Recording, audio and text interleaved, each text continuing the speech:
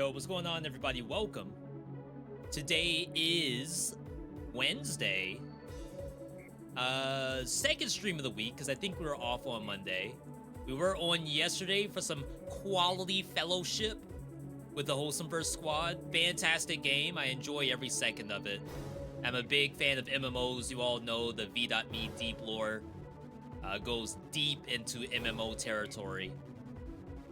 But today, we're gonna get back to basics after a quick just chatting segment because Steam Replay is out and I really like doing Steam Replay. We're gonna have two VeeDotVODs today. One was a 40 gigabyte install and the other one is like 300 megabytes or something. So very, very different games that we're gonna be covering today. But Steam Replay comes first. Definitely thank you all for tuning in today. Shout out to those who followed while we were offline, including, but not limited to, let me get the filter out here. Holy. All right, Cairo CS, Random Jess, K Yatoya, and Sheesh, excuse me, all following the channel. Welcome, welcome. Let's pull up Steam. Honestly, this is one of my favorite parts of the year. I always love doing this segment. Steam Replay. Oh, wow. And to be honest, this year in particular, I have no idea what I played the most of. I have some suspicions about what's going to be at the top, but from like an indie roguelike perspective, I have no idea what I played the most of. And it also breaks it down by month, so it's gonna be really good. I already can't wait to tune in. In the meantime, feel free to post your Steam replays as well. Let me pull up EbiBot too. We'll have in general chat on Discord where you can post your replays. I don't know if there's a way, like there is a share button. It'd be nice if I could like click and then pull up you all's replays on stream, but I don't think that's possible. All right, EbiBot.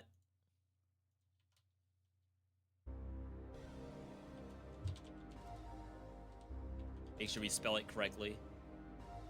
So I assume that Discord link still works. If it doesn't, let me know. Now let's change the docket too while I'm thinking about it.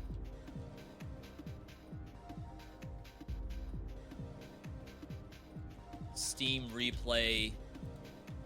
Let It Die Inferno.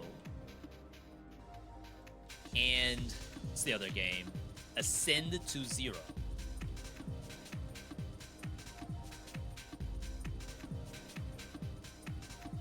Okay. So like I said, I am always super excited to do Steam Replay. I feel like the games that are going to be in here are going to be eye-openers. Like, why in the world am I playing this? But we will certainly see. The backdrop is interesting, too. There's also a good reminder of all the stuff that came out this year. All right, VeeDotMe Steam Replay 2025. I think I want different music. Because this might go on for a while.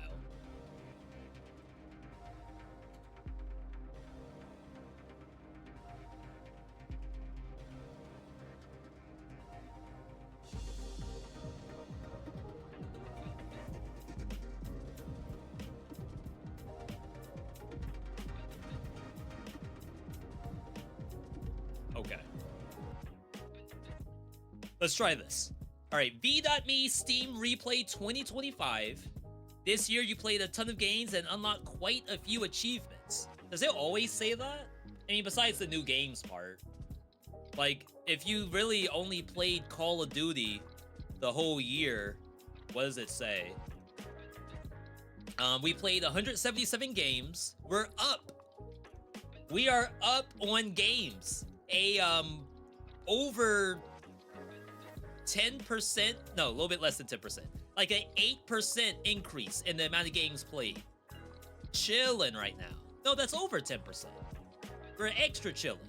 87 new games, 11 demos, which I rarely do demos, 6 playtests. No idea what those are. Over 1,000 achievements, which sounds like it's completely made up. 64% keyboard and mouse games, 36% controller games. Now that's interesting. Oh no, is this the number one? No!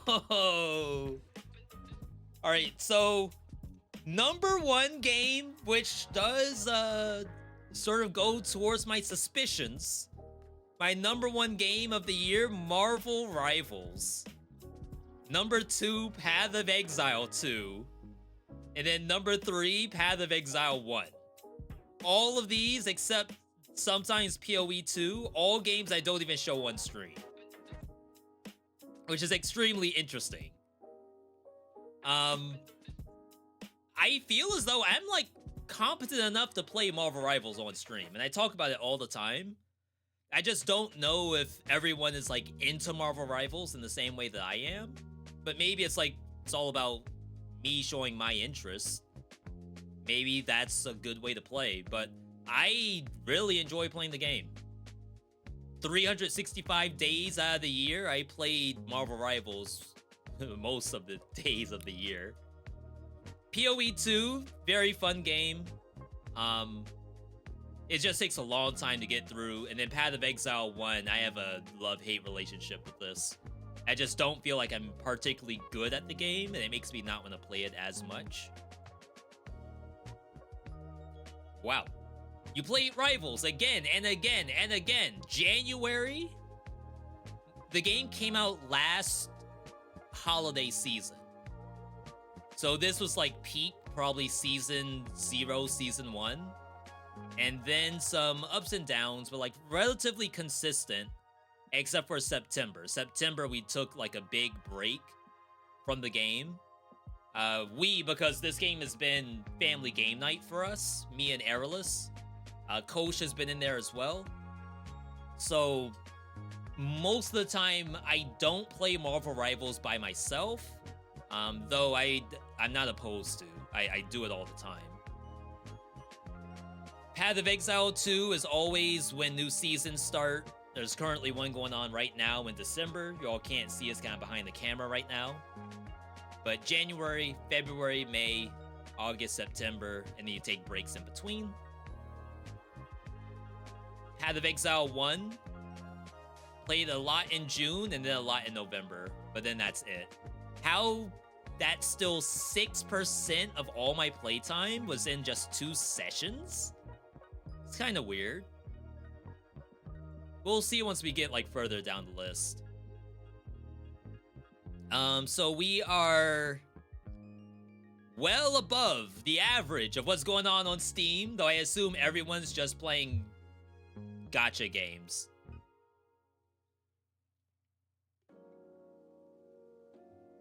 Most of my gameplay was new releases, a classic game, a game from 8 or more years ago.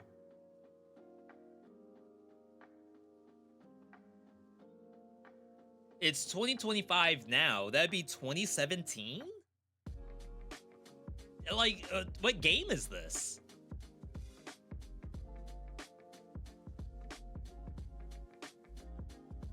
I wonder if Steam DB would help. Because I feel like that is not accurate. So if I go by release date, the oldest games in my library, but it doesn't show my playtime. That's the problem. So I can tell you that, like, all of these games here, I mean, I did play some Terraria this year. Oh, I guess Path of Exile is also seen as, like, an older game. So that's where Classic comes in. You are what you play. A lot of dark fantasy. Lots of action roguelike. That's true. Not debatable.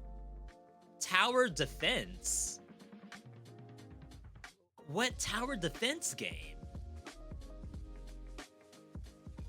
Let's take a look at your top played games. Number 1 on the list, Marvel Rivals.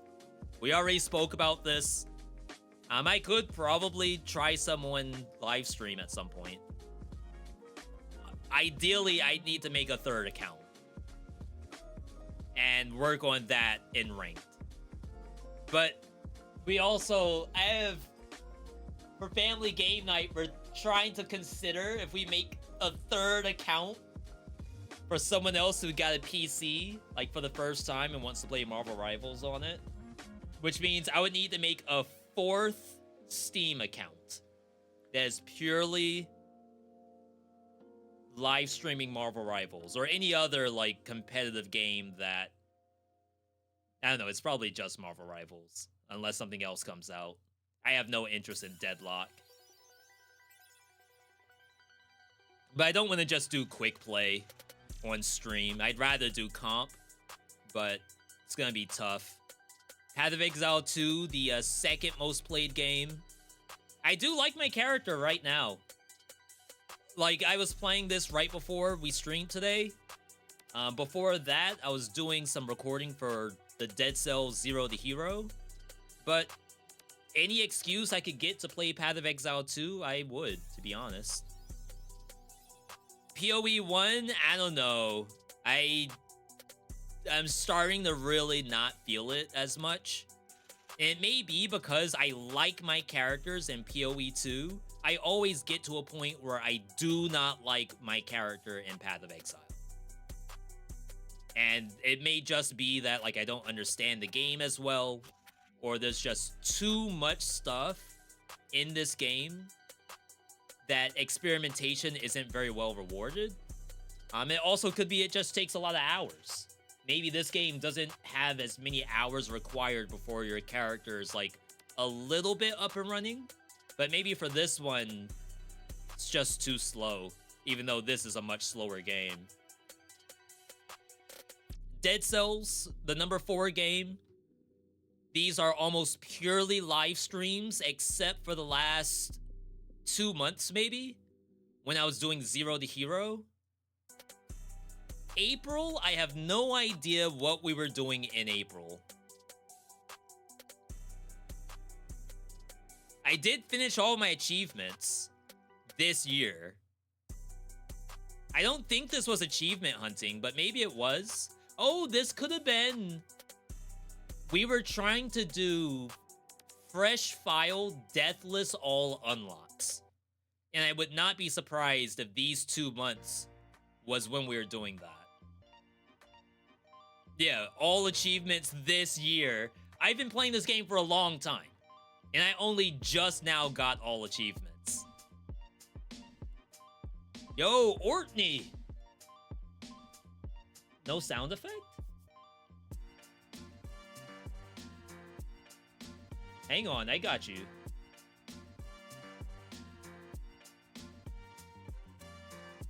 B, that's messed up. Where's my sound effect? Activity feed? Oh, wow. I don't have the Stream Elements version.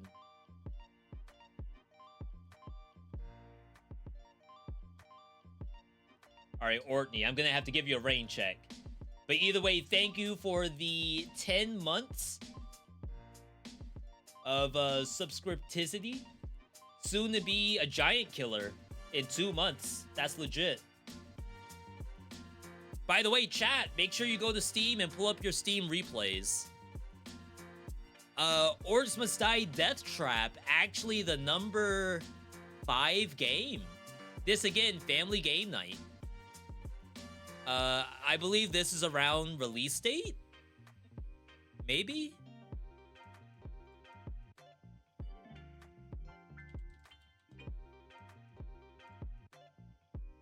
Release date was January 28th. So we played a lot of this game. Like, a lot. And we're still enjoying it. They haven't done any updates since September, but there's like a decent amount of stuff in the game right now for replayability.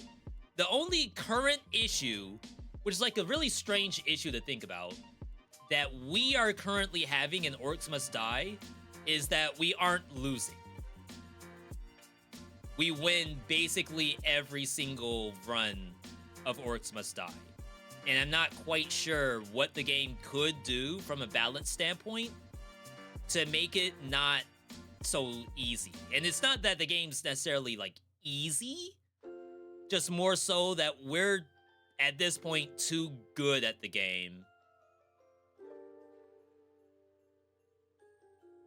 Reviews. It was mixed for a while. It's now at 87%. I'll do a quick thing here. Very good version of the Orcs formula that has you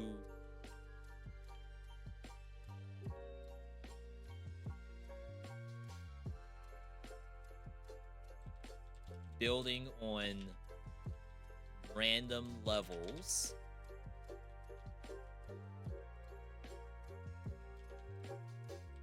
with bonus challenges.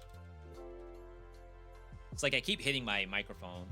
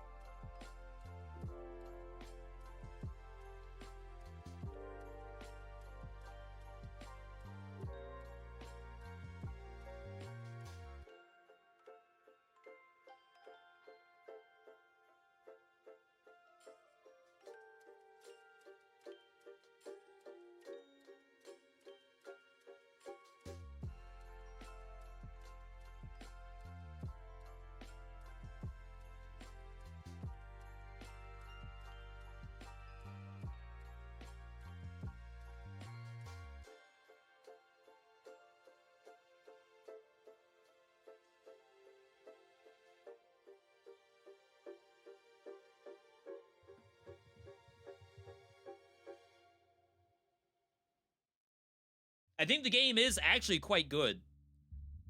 I don't know how it is solo, because I've never played the game solo.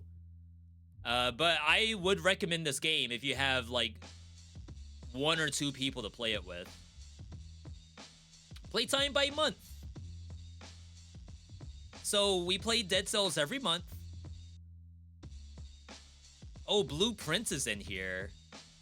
Only 13%.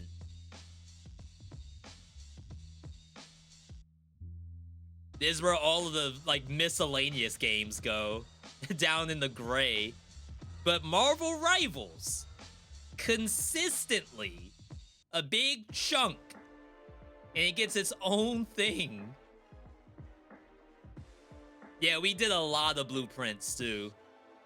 Alright. Let's keep going. Playtime with controller. Oh, yeah, Hades 2 is in here at some point. Longest daily streak. I'm surprised there were days that I wasn't on. Well, this may have been like one day I missed. And then I lost the streak, and then we maintained it for 300 days. We did some Dying Light 1 and Dying Light 2. And now we're doing Dying Light the Beast, but we haven't played the Beast in a while because I don't think we're burnt out. We put a lot of hours into it, and then other stuff started to see play. Sometimes we're weird like that, where it's like, we'll have a game that we dump hours into, and then the first weekend where we're not suggesting playing it, we end up not playing it again for months.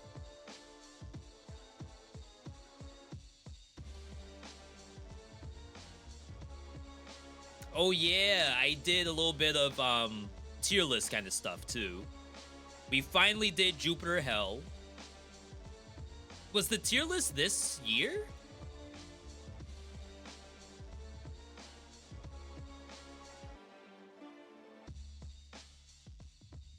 I played 8 months ago. So I guess like a little bit of a cooked list here, because it's gonna take into account like 100 different games I logged into for 30 minutes. What?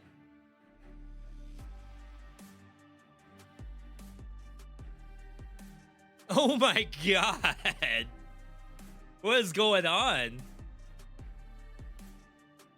You know, my biggest issue with this game is it was just laggy. Like, you would be playing just fine, and then there's a stutter, and it just removes all immersion. Season 2 launch patch notes. With Evangelion. Evangelion crossover. I mean, they're doing a lot of stuff.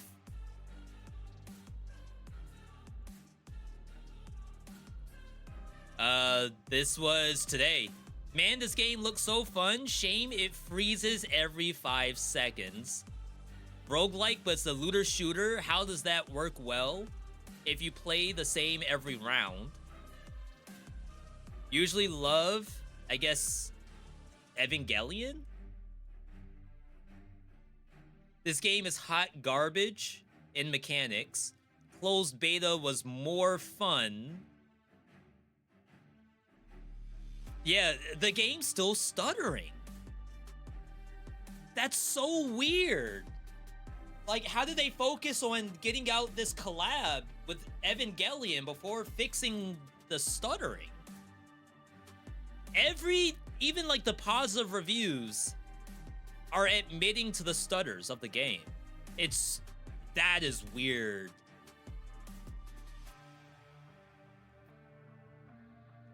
All right. So the games we played this year: Rivals, Exile, Dead Cells, Hyper Light Breaker was January.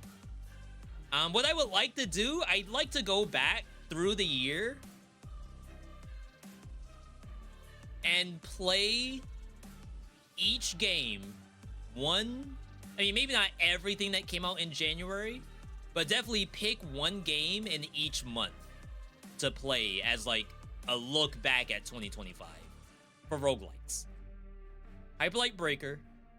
February was Raven's Watch and Orcs Die released, and Warriors Abyss.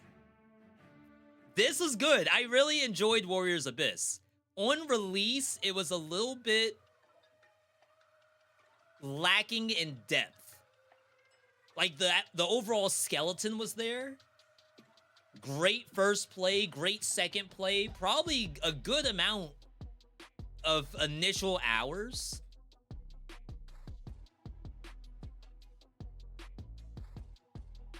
See if it has my playtime.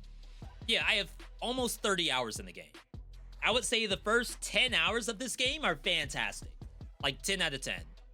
But then on release, after the 10 hours, you start to really do the same thing over and over again with no real means of progression. And then the game just completely falls flat. However, they did do updates, and they fixed the progression system. So now you can actually progress between different characters. Previously, each character, and on release, there was like 80. Each character required you to beat the game 5 times. And it did not carry over to the next one. So you could not start off with whoever this person is, Nobunaga. You couldn't start off with Nobunaga, beat the game on level 1, and then swap over to Ino, and then beat the game on level 2. She has to also beat the game on level 1. But they fixed it, so now the progression is cross progression with every character. Should have been like that from the beginning. They added multiple new game modes, so you would like make a build, win your run, and then test that build in a different game mode. I would say the only real issue I have with the game at this point is that the bosses are the same every time. Maybe they get like a little bit different based on difficulties, but I haven't gone that far.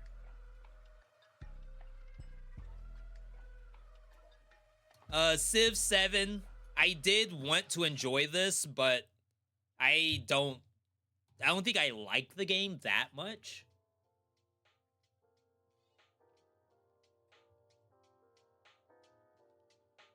March. We did Skull the Hero Slayer, all achievements. Windblown had an update. 9 Souls. I must have revisited this, because this came out last year, right? Huh?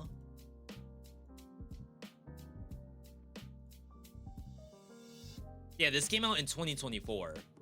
So I must have revisited 9 Souls, because I do really enjoy the game. It's a Metroidvania, so I struggle playing it consistently. Metal Bringer came out in March. Good game. Doesn't look very good on live stream because there's too many colors. Shape of Dreams demo, we did a lot of that. Revisit of Noita.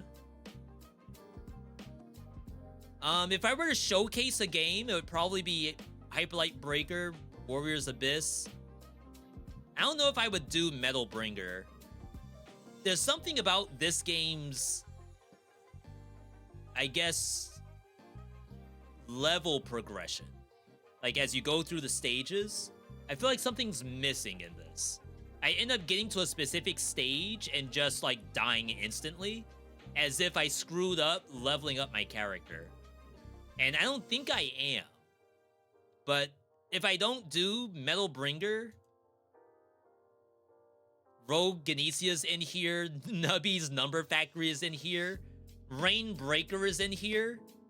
Rain Breaker wasn't all that bad. It's just that once you see all the God Boons for the first time, I think you've seen the entire game.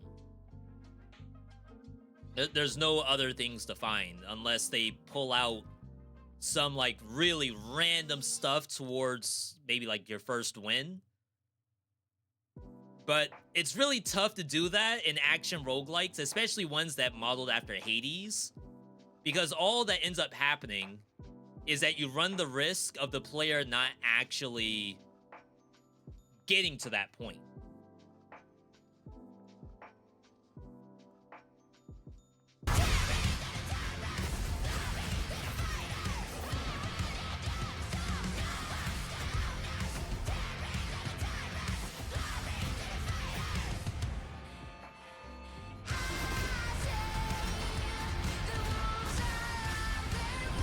Graphically, I think it looks great.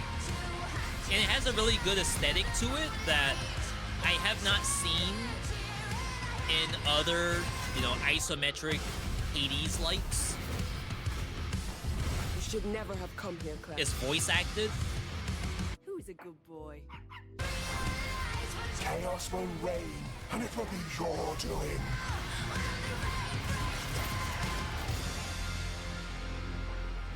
I just think the main issue with the game is that I feel like you see everything there is to be seen in about 4 hours.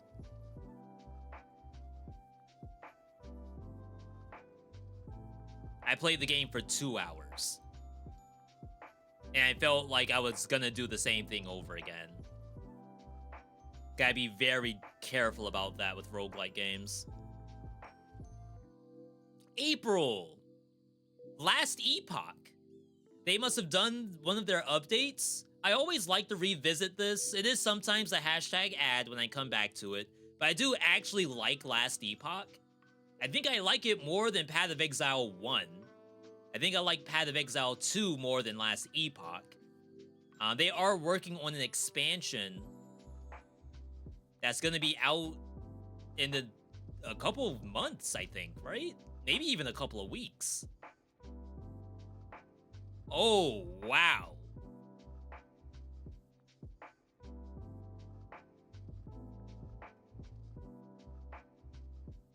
I don't care much for this game, but due to recent corporate decisions, I will recommend going to play Path of Exile 2 instead.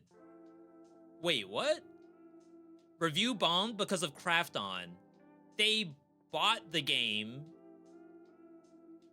but they haven't done anything with it yet, right? Compared to Risk of Rain 2, where Gearbox bought the rights to Risk of Rain 2 and then released the DLC, and the DLC was a flop. I don't think Krafton has done anything yet.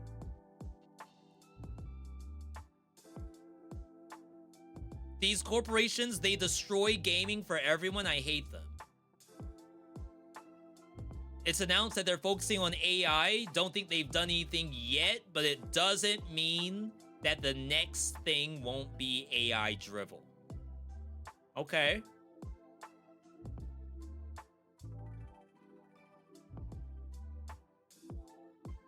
I have no problems with paid DLCs. I have a problem with broken promises.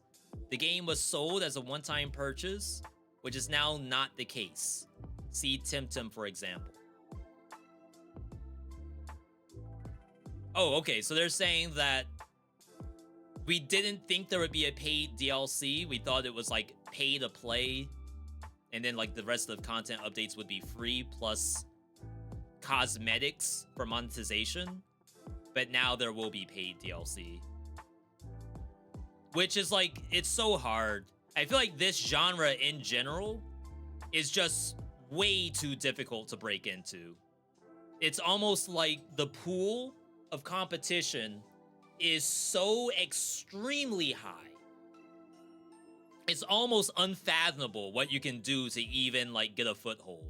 It's almost like you want to make a brand new fighting game, and you have to compete with Street Fighter, Mortal Kombat, Tekken. Now, of course, we do have your Guilty Gears, your Blaze Blues. Like, there's lots of stuff out there that does release that has a, you know, smaller player base. Even people still play Dragon Ball Fighter Z. But from the indie space, because that's all ArcSys, you're thinking, what? Invincible Versus? Maybe the Avatar game? Avatar Legends? All of this stuff basically relies on social media to see any footing. And a lot of times that does work. I'm sure like the sponsored segments for Last Epoch and YouTube videos showcasing Last Epoch, I'm sure it all helps. But at the end of the day, when you're making a live service game, you're now competing against the big dogs. And that is like beyond you sold the company to people who are investing in AI. It's such a hard genre to break into, just in general. Pagan Online tried introducing mouse and keyboard controls to the genre before everyone else, and people hated it. Now everyone asks for it. Pagan Online. Was that originally like a console game? Or was it always a PC game?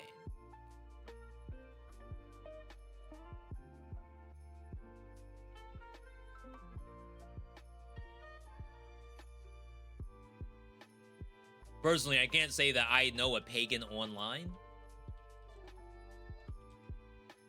I think my first ARPG definitely wasn't Diablo 2. I did not play Diablo 2 at all. It may have been Diablo 3 on PlayStation 3. And we were playing that duo, me and Aerolus, I think. Pagan Absent Gods.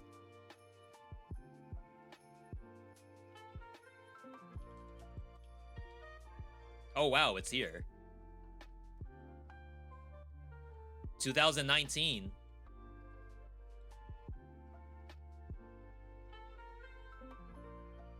Yeah. That's exactly what people want to do, is this gameplay right here. With loot. Oh my god, look at all that. Imagine having to mouse over all of this stuff.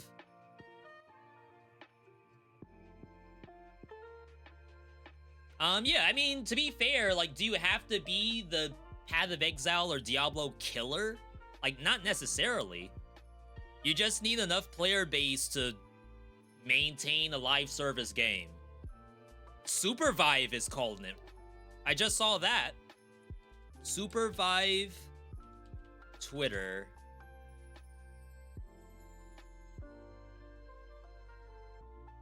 Yeah, they're ending service in February. This game was like barely out for the whole year, and it's already seeing it closing.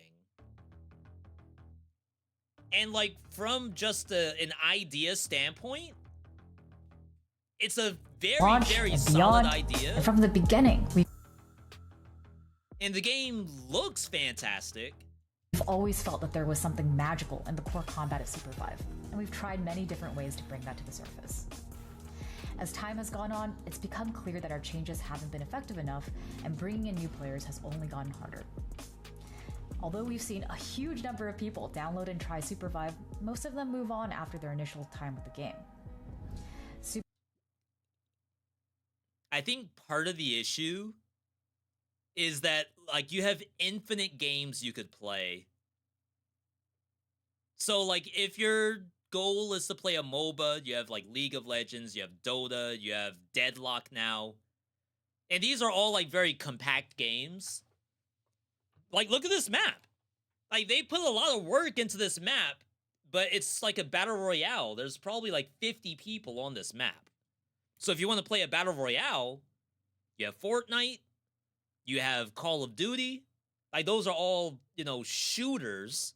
So like you try to blend together the MOBA and the shooter, but I feel like people who want to play MOBAs want to play a MOBA or like a roguelike. That seems to be like the next thing that's like a little bit close. To be honest, if they were to somehow turn this game into a looter, doesn't necessarily have to be a roguelite, but at least some kind of like co-op looter game, I could see it maybe being a thing.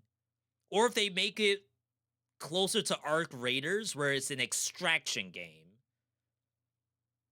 I think I could see that angle over the Battle Royale MOBA.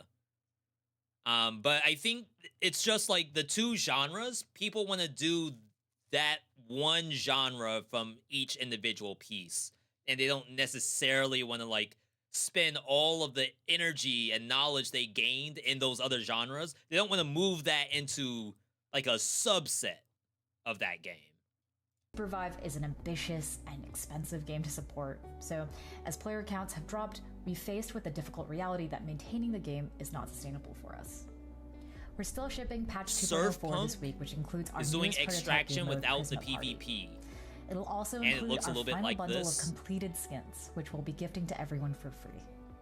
2.04 will be our last planned patch before SuperVive live service closes. I'm gonna cry listening to this. I feel bad because, like, this is definitely a passion project. I was on some of the initial calls where they just bring in a bunch of content creators and, like, go over their pitch deck for the game. And you could tell that they had, like, a lot of stuff in mind. I don't think I ever posted anything for SuperVive, though. I know Kage did, our buddy Kage Myth. I might be in some of those vids, but we were there day one, and it just ended up being where if I want to play a MOBA, I'd rather play League of Legends. If I want to play a Battle Royale, I'd rather play Fortnite. I really don't know how else you can manage that. That's why I'm not a game dev, I guess. May. Blueprints. Holy. That's game of the year right there. It did lose out to some stuff, though. Monster Train 2 also released. I think it's probably my favorite deck builder, to be honest. Deck of Haunts also released in May. And I guess I played it in May. I'm kind of surprised about that. I like Deck of Haunts. Oh, you all can't see. I like Deck of Haunts. I think it's a fun game. I think it's a couple of patches away from being, like, in a very good shape. Like, they just did... Yo, shoutouts to Girl DM. They just did a winter event where they added a Krampus and probably some other stuff. So I wouldn't mind revisiting this at some point.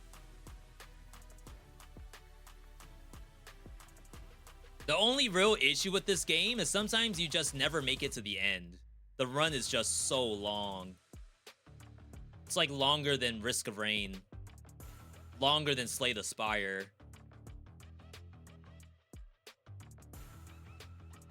It does have mid-run progression and mid-run saves. It's like, technically speaking, you don't have to do the whole thing. But for me, it's a little painful. Like, from a streamer standpoint, right? You have to dedicate that game to be, like, your only game of the day, or you're streaming for 7 hours. 4 of the hours are dedicated to Deck of Haunts. If they could figure out how to make the run 1 hour, maybe an hour 30, it'd be a little bit easier, I think. June! Path of Exile came back. Rival's still up there. Blueprints, and then Elden Ring Night Rain. 13% of my playtime.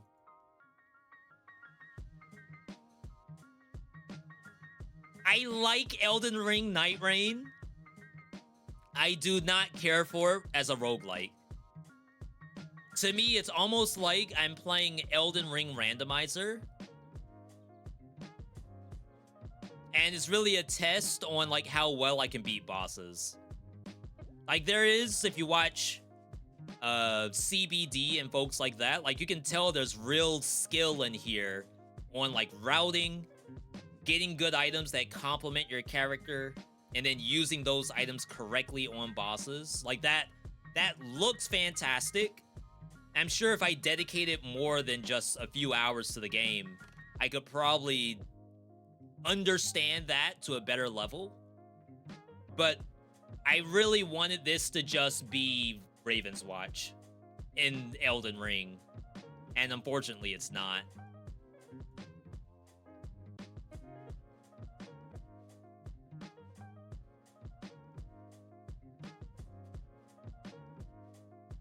That's our first play of Hades 2?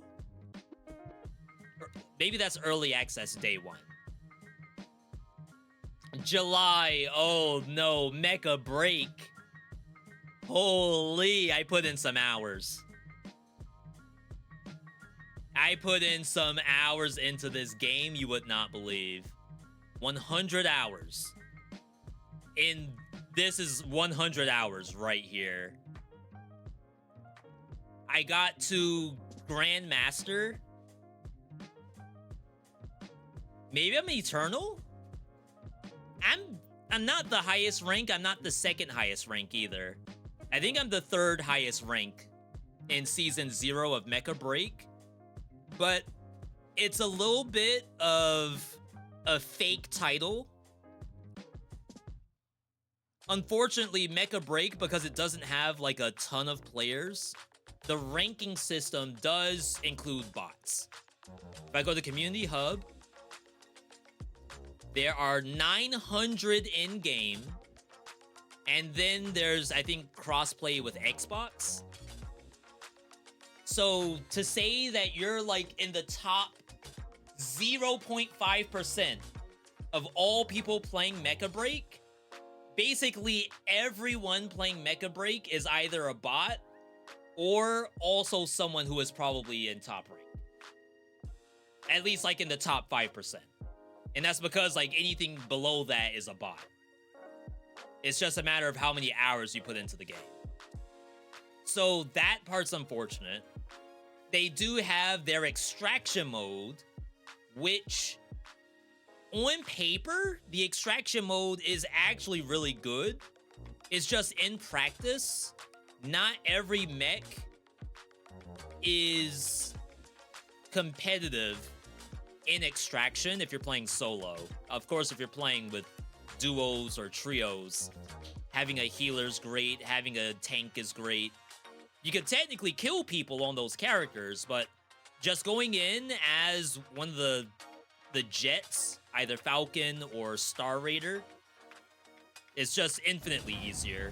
Almost as if the game is designed around being Falcon, like in that cutscene just now. And doing the extraction. Or Elyseness. At least Elyseness has a little bit easier time. All the screenshots are Falcon. That's so funny. This is one of the support units. So, like, could the support unit kill this thing? Yeah, it can, but it'd be much, much easier to just do this on a DPS character with some health pots.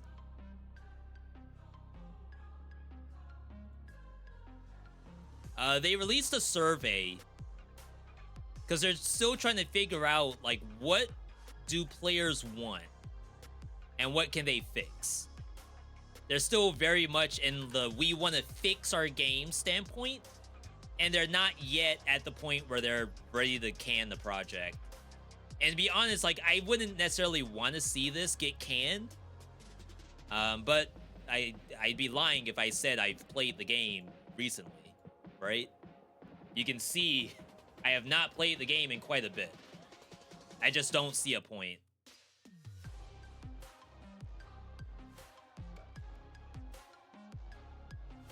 Hell Clock also came out in July. So again, if I were to do, like, visiting every roguelike I played in 2025, Hell Clock for sure is gonna see play. August, Rogue Prince of Persia 1.0. Was that August? Yeah, it was. Wow. Okay. So Rogue Prince of Persia, we dumped hours into August. But keep in mind, I played this game all throughout early access. So 1.0 for me was the final area and true ending. And it didn't take me very long to get true ending. As a fresh install, it's going to take hours just like it would for Dead Cells. They do have content updates planned. I did see, yeah, free content coming in 2026, which looks like it could be, you know, new weapons. But right now, like, I feel as though I've done every build I want to see in Rogue Prince of Persia. As someone who has 50 hours in the game, I don't necessarily, like... You could even say in Dead Cells, like, I've probably done every build I would want to see, but that's not true. Like, I sometimes find stuff organically and then are able to, you know, cook with it. But I think I've done every build I can think of in Rogue Prince. After being it the first time, don't think I unlocked everything and you loved it. Yeah, it's a fantastic game. Not every roguelike has to be a 2,000 plus hour roguelike. Especially for a Prince of Persia game. Like, I don't think people have 1,000 hours in Prince of Persia Lost Crown. And this game is also, like, fantastic. It's just, like, you get your experience from a Prince of Persia title. And then if they do updates later, fantastic. So definitely shout out to the team. They did a fantastic job with the game. If they did, like, a major update, I would play it in a heartbeat. Blaze Blue.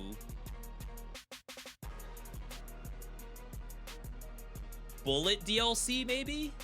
In August?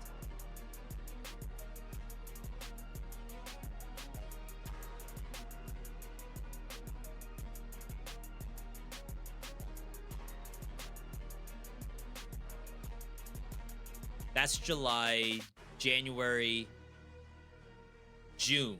Yeah, so I probably played Bullet DLC. June, July, August, and then September was the Dead Cells character. My birthday was around here. I wonder if they did that on purpose. Dead Zone Rogue came out. Another pretty fun title. I don't think it's, like, getting samey, but I don't really have, like, a ton of interest turning it on, because I think I'll do the same build. it's a little bit different than Gunfire Reborn, right? In Gunfire, you have multiple characters, and then each character has its own sort of like skill build it could go down, and then there's guns on top of that. I think Dead Zone Rogue is just guns, and then the relics are maybe closer to Risk of Rain 2. Yeah, I think I would put Dead Zone Rogue closer to Risk of Rain 2 in terms of like how the roguelike works. And like, I guess historically, I've never been a fan of that kind of stuff anyway. Striving for Light. Funny enough, I have some hours in this game. Not a lot. 8 hours, you know, respectable. It's an...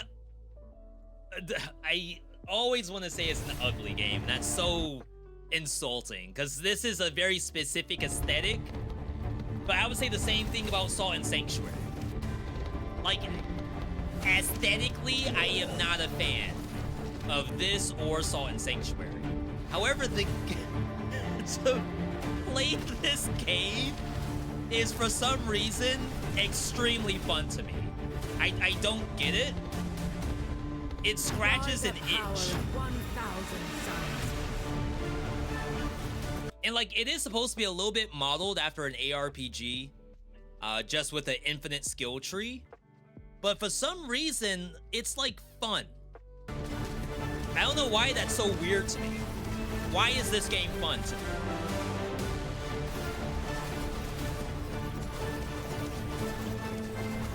I think it has like really good progression in the beginning, because it shows you all these different gameplay mechanics.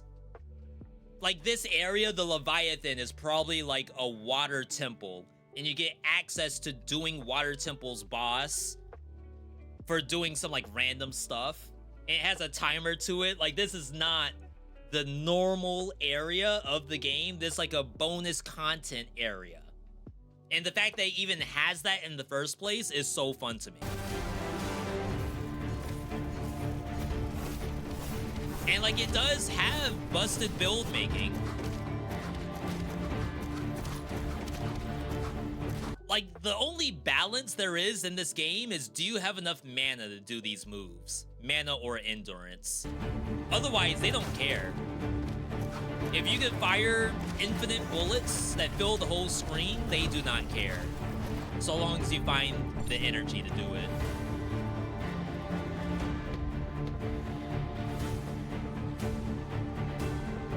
There are different classes. I've only done like 3 of them. My hope is that Hellclock gets to this point. Because there's like, technically there's a lot to do in this game. It just like, it doesn't look like it. And there's leaderboards too. It's extremely interesting how much fun I was having playing this offline. I think I played it one time on live stream and was like, all right, I gotta play this offline to see, like, is it really that fun? September, Path of Exile 2 came back. Shape of Dreams 1.0, what a banger. Sheesh. And they just did an update too that I'm gonna have to revisit. It's probably nothing I need to say about Shape of Dreams. If you all have seen this channel at all, you have seen me on Shape of Dreams. Hades 2, of course. I don't need to say anything about Hades 2. There's been enough said about this game. Well, now that Game Awards is done, maybe not enough has been said about Hades 2. They only won 1 award, I think. October, more Hades 2. Absalom, another giga banger. And like, to be fair, I wish I had dedicated more time to Absalom. I really did not think this game was that deep. Just because it's a beat 'em up. I thought for sure that this was like a one and done. I'll beat the boss on like my 3rd try and then like never play the game again. But in reality, it took me like probably 20 runs to get to the boss for the first time, die to the boss, and then get back and get our first win after 20 hours in the game. I did not get my first win in 20 hours. And that's not to say that I was just slamming my head against the wall, doing nothing, but spamming the same run over and over. This game has like some of the best progression I've seen since a Dead Cells. Multiple biomes. The biomes have their own little things to them to find, that you'll maybe go to a different biome and then come back and fulfill whatever that quest was. Different characters, of course. Couldn't be a beat 'em up if it didn't have different characters. But then actual like build making. You're Carl. Yeah, you're saying, all right, it's just flamethrower, but maybe you have flamethrower that puts down thunder shocks per hit, which is a lot different than just apply burn. Very, very different. I have not gone back to play this since I got the win. So I know there's like true ending and like all of this other stuff to it. I have not seen any of that. Then Ball Pit came out. Ball Pit to me was fantastic. I think they may have gotten some nominations for awards. And this is like as like indie as indie gets, besides it being published by Devolver Digital, of course. But this is indie. From a dev that has like a couple of games already, but none of them were like as viral as this one. The only game I've played from Kenny's Sons is Mr. Sun's Hatbox, which I think is also a fun game. It's more like an extraction game compared to roguelite. But this game eventually turns into an incremental, almost like an idle game, where like you can have characters kind of just do stuff, and you really just need to watch. You don't have to play the game in late game. I didn't get the hype. It was fun, but I don't know how you got in for Indie Game of the Year. You didn't get it for Balatro either. The Balatro one's tough. Because I feel like in probably like 10 hours of Balatro, the game is going to try to show you everything it can to get you invested. Ball Pit maybe didn't do that as well. I think it does like a pretty decent job of like each time you go back and forth between the main area and the actual run, it's like teasing you with stuff that's gonna like make you think this game's actually good. Balatro does that very well because I think some of the first Jokers are scripted, and then like the first time you see this Joker interaction, the game clicks, and now all of a sudden it's not just like play poker for score. Now there's like I have a goal in mind to make these Jokers do something special. Ball Pit maybe doesn't have that kind of stuff to it as much. Gunfire DLC I think was in here. Fellowship, fantastic game. We've been playing this every week. November, Moonlighter 2, Hellclock 1.0. No, that's July. Why does it say first time? Oh, maybe it's... Okay, this just... I played it for the first time this year. Moonlighter 2, I think is fun. It's still early access. I'm not done with the early access, and I don't think I'll be able to finish it without playing it offline. So I think I have a goal where I need to figure out how to play some of these games offline without, like, live streaming. Most of the time, like, if people were to ask me, V, how have you not finished Absalom? It's because I'm only playing it while I'm live streaming. It's unfortunate, because I know those games do deserve some play. Last one, December, I played more Hellclock. Just like freaking Striving for Light, just something about this game just like tickles a special spot for me, I guess. Maybe it doesn't do that for everybody, and that's okay. Like, if you don't really vibe with the game, I'm not saying you have to, but me personally, this game just clicks for some reason. Especially with the updates they've done. They have a ways to go before it's perfect, but I like it the way it is right now. Of course, Pádhraic H 2 is back. And then, not a lot of other first looks. Because really, all this month, we were doing TFT, Hellclock, and Dead Cells.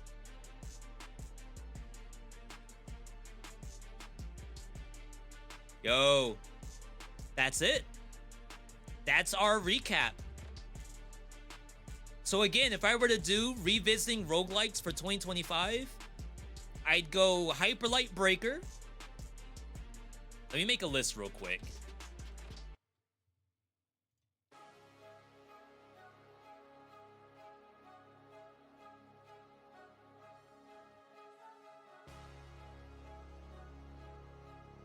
I'm on Windows 11 and the new notepad is awful.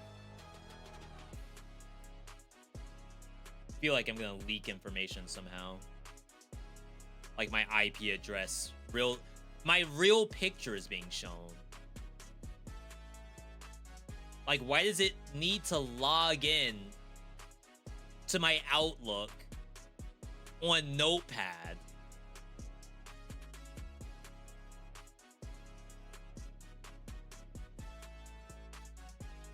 All right, let's try this.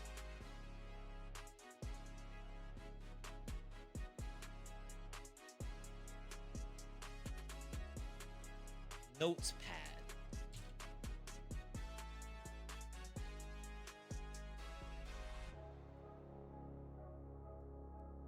It already looks broken. All right. So revisit roguelikes, action roguelikes of 2025. January, Hyper Light Breaker.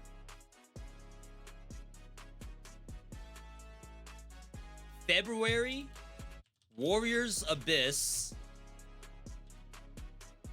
March is tough.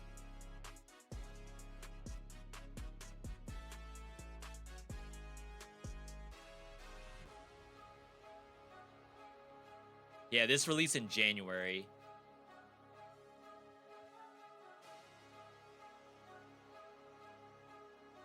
Rogue Ganesia?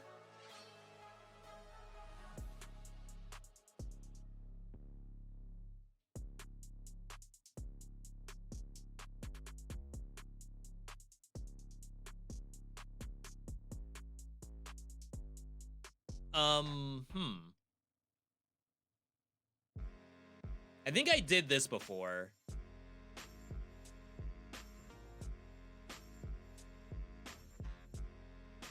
View peak in a specific month.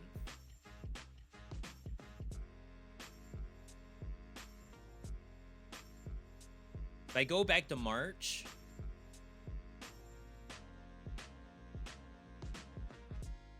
this is April. So March, yeah, Rogue Ganesia. Spell Brigade, oh, this came out in September?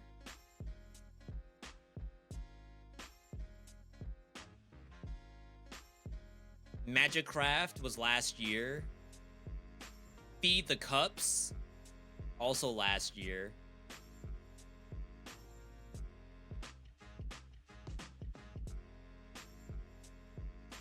Sworn, September. Chat, I have no idea what to show for March. Like, ideally, it's something that came out in March.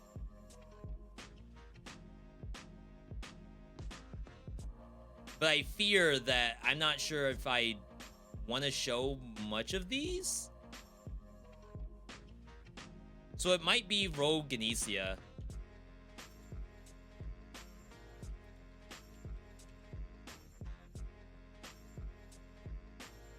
Alright, April. I don't know how to show blueprints without risking my save file. Cytheria. This is early access, though. The game's not actually out.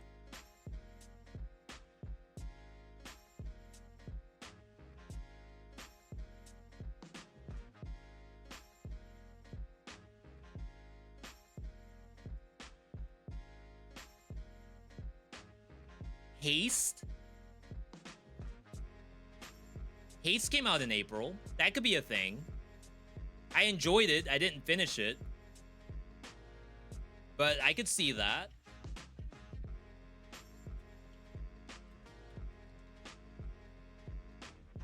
May?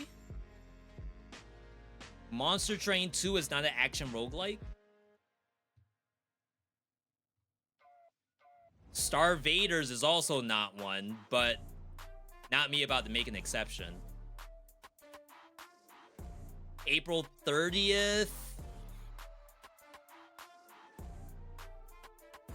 Hordes of Hunger.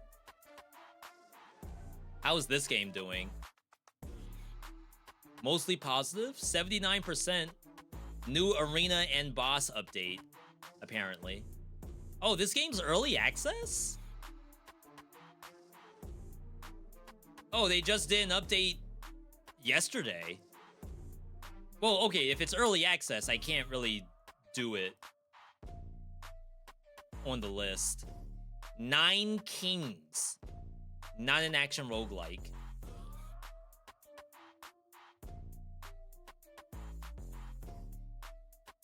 It's an auto battler.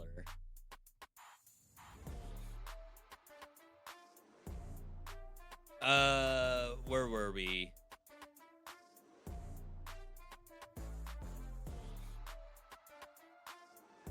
We're on May, right? Wuthering Waves? No way. Tower of Babel? Spell Brigade? Dead Zone Rogue? Cytheria? It's that Ubermosh stuff again. It's interesting. It's like not a lot of new games being played under the action roguelike umbrella. And maybe that's why I'm having so much trouble trying to figure out what I'm doing here.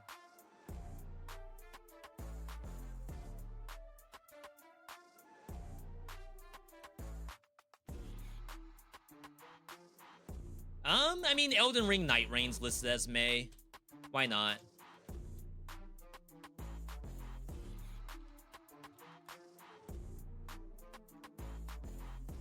June. Lost in Random.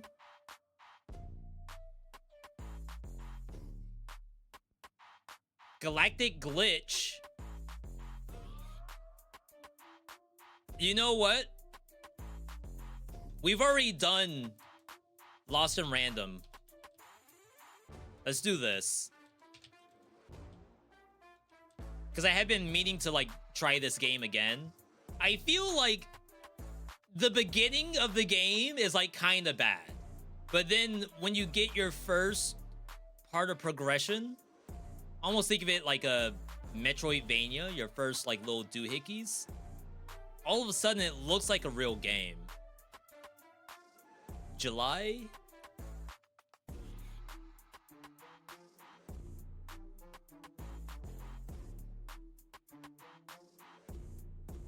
Did Peak come out in July?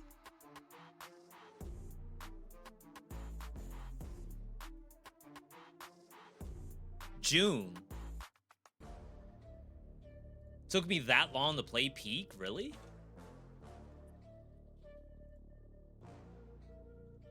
This is November, I think we said. Oh no, this is July. Okay, yeah.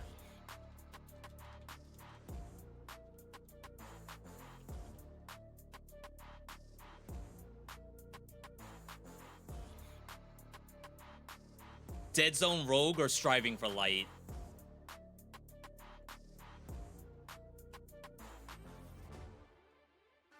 No, this is old, right? Did this release into 1.0? July.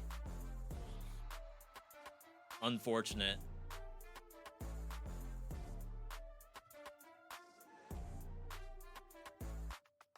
But then I assume this came out earlier too. August. Okay. Sure. Because I don't think there's anything else in here.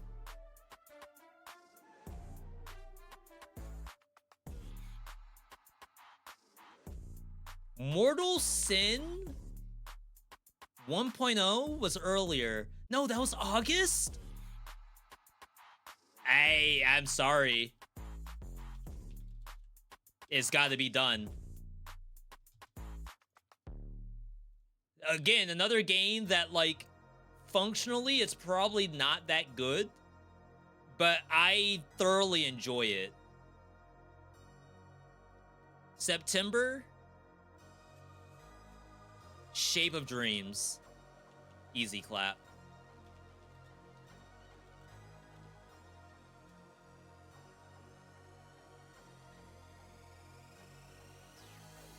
October, Absalom. We don't have to do Hades.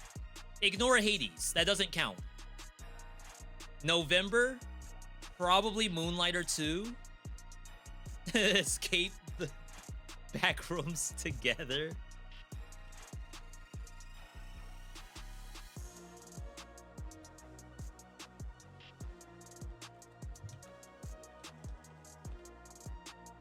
All right, and then finally December, probably gonna be just up in the air in case some other stuff comes out, because I haven't played really any new roguelike in December. So question marks for now. But at some point, I would like to revisit all of these games. Could even like start next week. Start Saturday, I have no idea. Start with Hyper Light Breaker and see what's going on there. But anyway, let's go ahead and do our V-Try meets for the day. Starting with Ascend to Zero. Chat, Steam replay, make sure you take a look. Let me know what was your most played game of the year. Cannot believe that mine was Marvel Rivals. But here we are. Alright, change the game, change the title.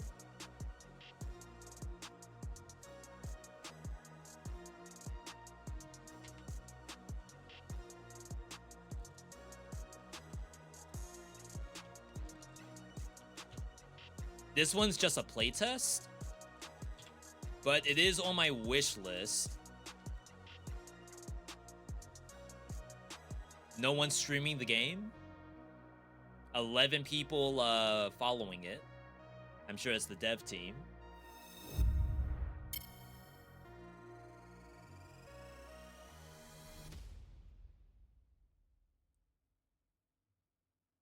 Kill the music.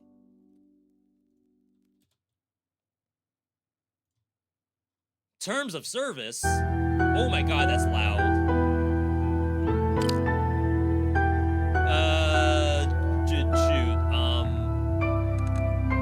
Settings. Holy crap. Sheesh. Controller? Not a controller game?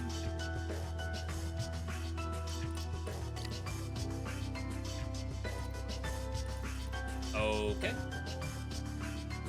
I played Shape of Dreams keyboard and mouse, so maybe it's fine. I have no idea what I'm looking at. Select the timeline.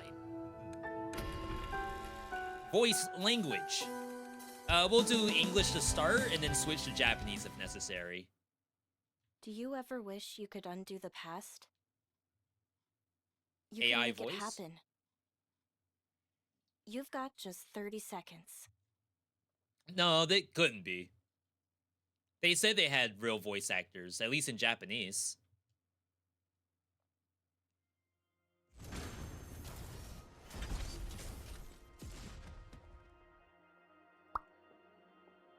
You finally arrived.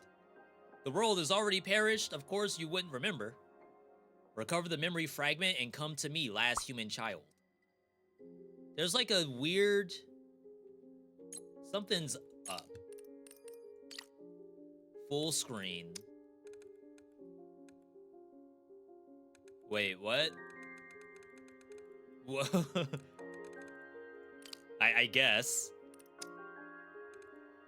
Very high. Desync on.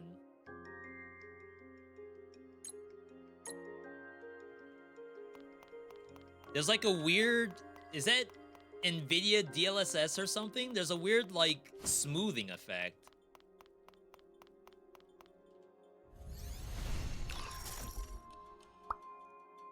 That memory just now, it was the power that only you possess. The ability to stop time is the last hope for saving the world.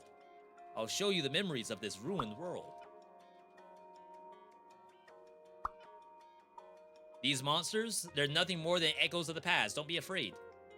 Break through using time stop. This is my memory. Spacebar to pause time.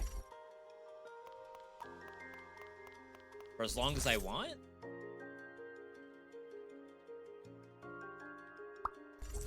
You made it out safely, just like before. You're the only one who escaped. The others, though. Keep moving forward and recover more memory fragments. You didn't like this game enough to wishlist it? I instantly wishlisted this when I saw it. Uh-oh.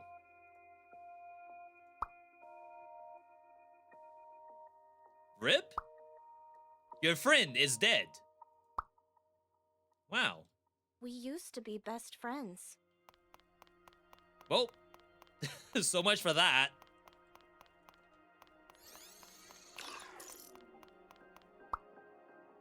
We're trapped. This is how it ends. No! Your guardian, surrounded by monsters, is dead. Until the monsters ruined everything. I see.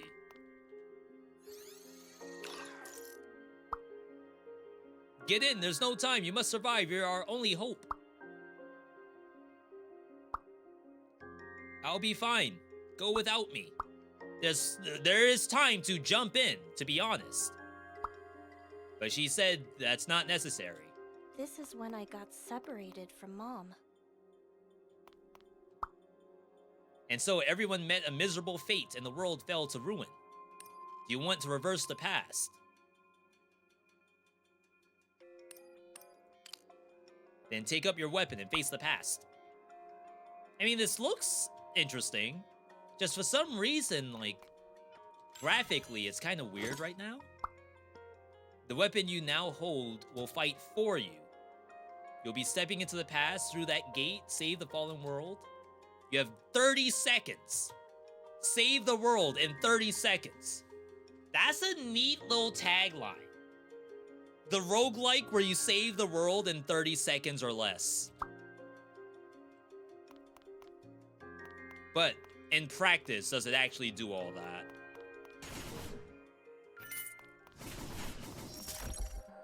Time stop. When you use time stop, nearby enemies and weapons will freeze. You can move freely without consuming limited time during that duration. Safely collect items while enemies are frozen. Use at the right moment to turn the tide of battle.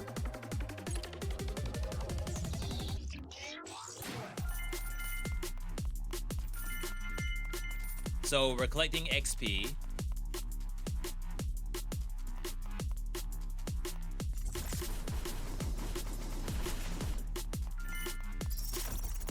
You have to stop time to make sure we get the XP. Oh, wow. Stop time is a cooldown. You can't just spam it on and off. So what? I'm already dead because of that?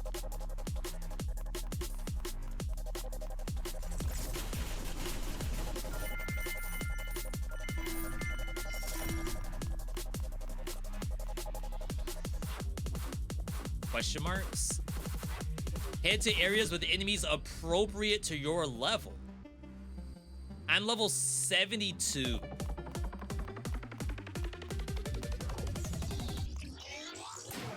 So what, from like an MMO standpoint, I have to fight enemies of the right level?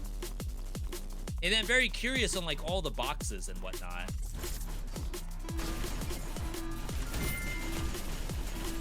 Use aim mode to focus on the boss. When time flows 1% faster, defense increases. Raise 800 levels? What?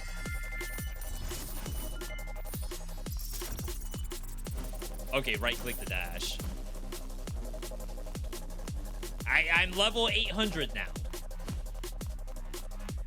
Is that not that good?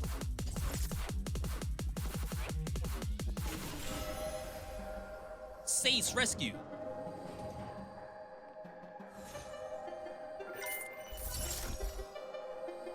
Slower time. Move speed's interesting.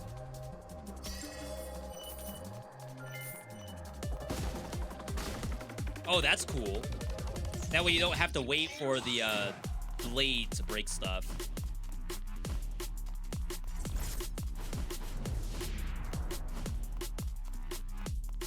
Time is not paused here. Activate upon defeating a nearby enemy. This is a level 280 monster.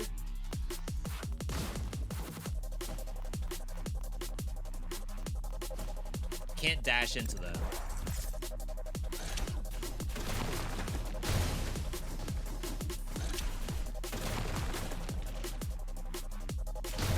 I mean, I'm so grossly over leveled, right?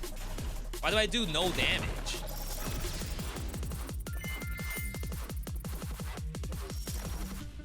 Each time you defeat a boss, gain a maximum time limit of 2 seconds. Time stop maximum usage up. Increase time limit. It's a cool system. The plus 200 levels was kind of weird to me, but I assume I'm gonna get new weapons.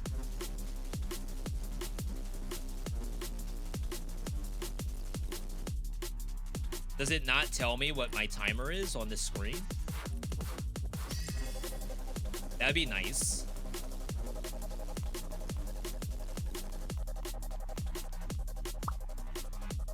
I looked around the bathroom, but there was no sign of anyone.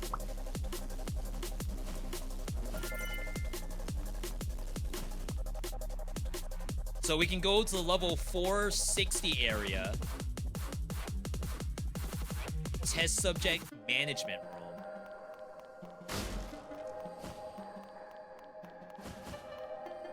I guess if you had tech for bosses, you want to kill the bosses. Oh, we got free the NPC.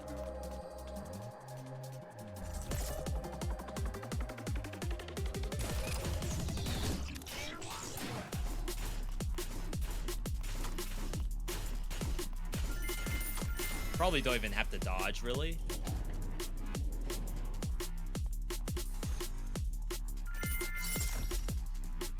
Max limited time increases.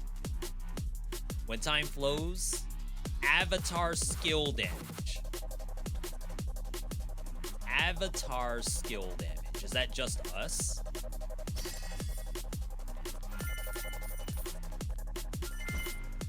I assume that's a cube that's about to explode.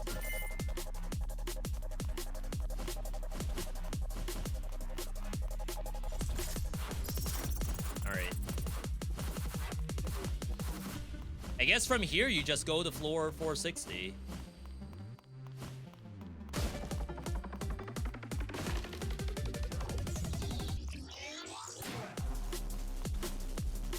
To me, it's like, when will I get a new weapon? That's the thing I'm most worried about.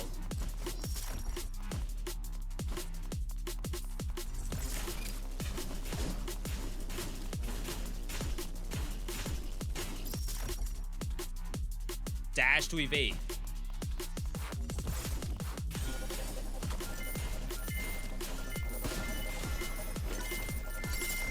Guess I have to kill stuff. Gain a shield equal to 10% of HP recovered. Permanent item drop rate.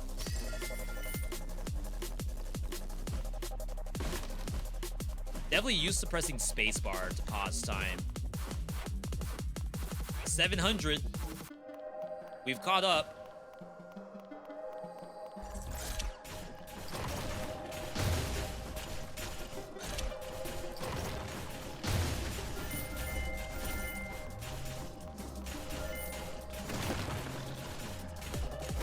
It's like, can I kill this in enough time?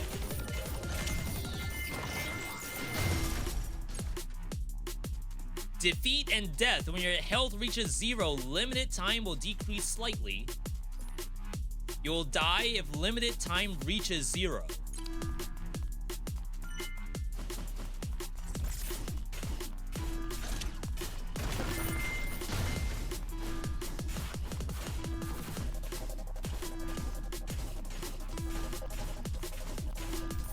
I think we failed. Is that too short of time to save everything? You're not done yet. Get up. Interesting tutorial so far.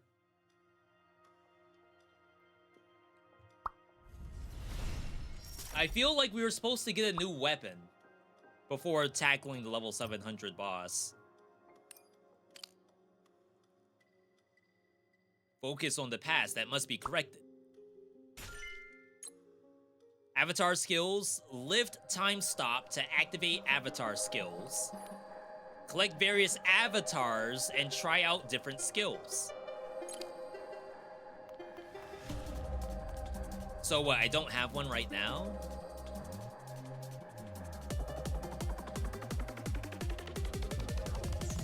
I'm level 1000. So I guess I'm still in tutorial and it like kind of started this area over again. I didn't mean to do time stop.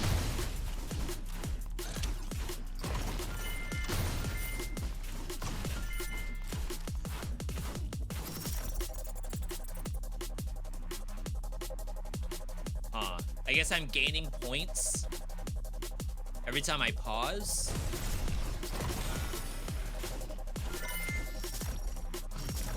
So, like, do I not want to pause that much?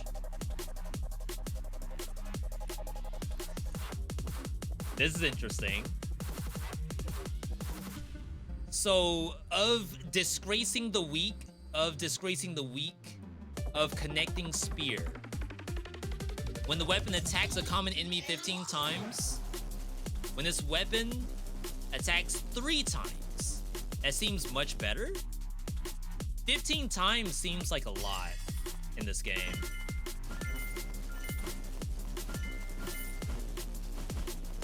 Kind of wish there was pickup distance, maybe.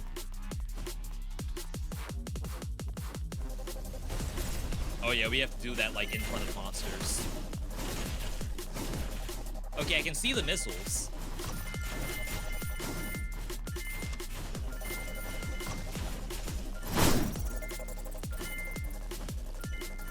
I saw a pause effect happen, which kind of like sucked stuff in. I don't know what this unlock is on the side.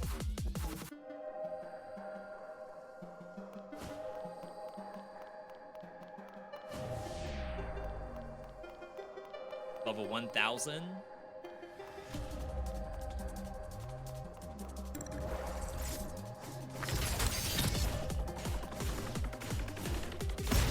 Oh, I was stuck on a cube.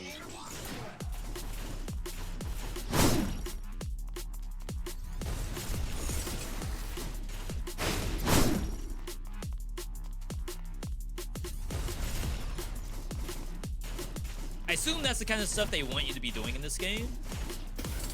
Using stop time to dodge AoEs? Did I get hit? No way.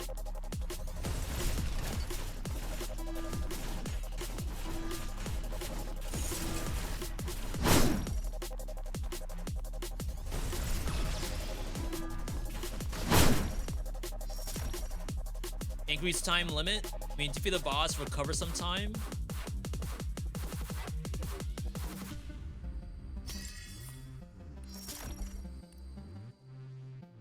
Recovers 30 seconds worth.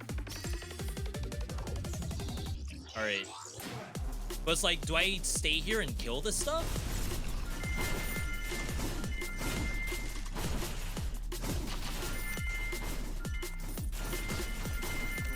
I'm definitely curious on how much I would want to do stop time and not. It's like I get points and levels based on stopping time. It's like you collect and then all of it kind of cashes in. I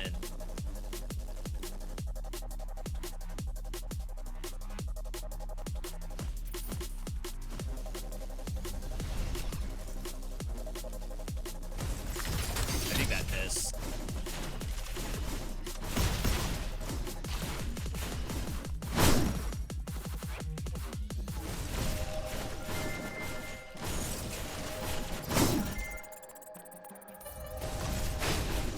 Wow, it still had target on me. I feel like that doesn't make much sense.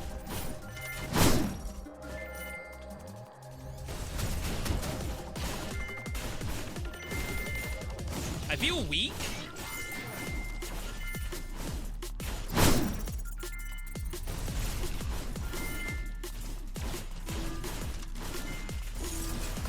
Rip time.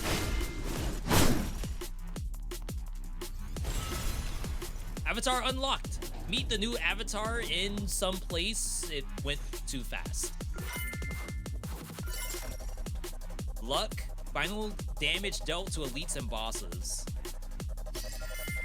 We're getting coins too that we don't know what to do with just yet.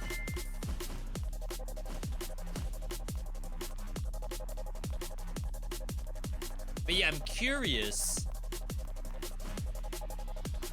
if I'm like doing the structure of the game correctly. Because I think when I watch the trailers for this, they don't stop time that much.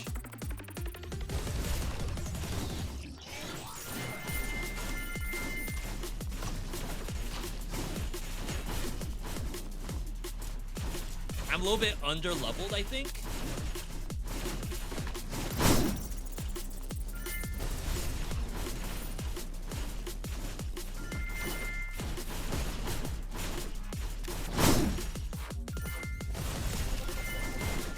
It's like I almost have to watch the trailer for this game to see how it's supposed to be played.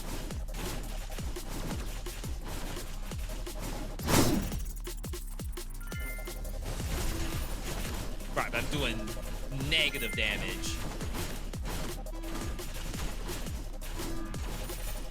Okay. There's a bunch of unlocks here, but I feel like I can't click these. Clicking them does nothing.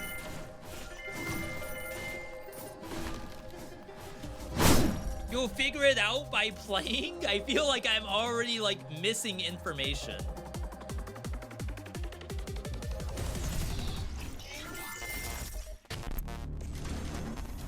All right. Surely that's a tutorial. Okay. Or maybe we don't have these yet because it's meta. Avatar tech chip leveled up from 1 to 2. Maybe this stuff is better? No, these are new tech chips under Avatar stats.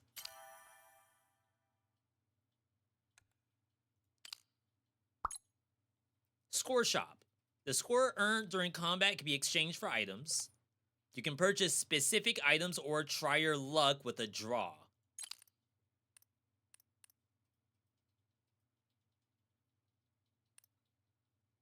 Can't see what this is. Is it just attack 25?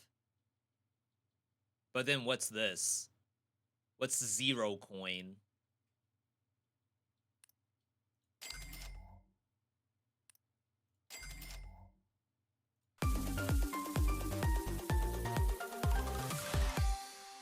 Budget health core.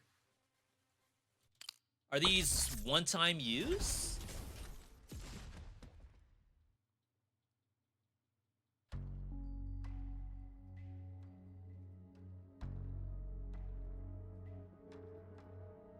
All right, lots of stuff to see. Just wait and see. I don't know if these are like assets or what. The last time I've seen these models or something similar to it was Esports Godfather. But I don't know if that means that these are like Unity assets or something, or if this is just like a style. Watch for an exclamation point. Examine the area to unlock new content.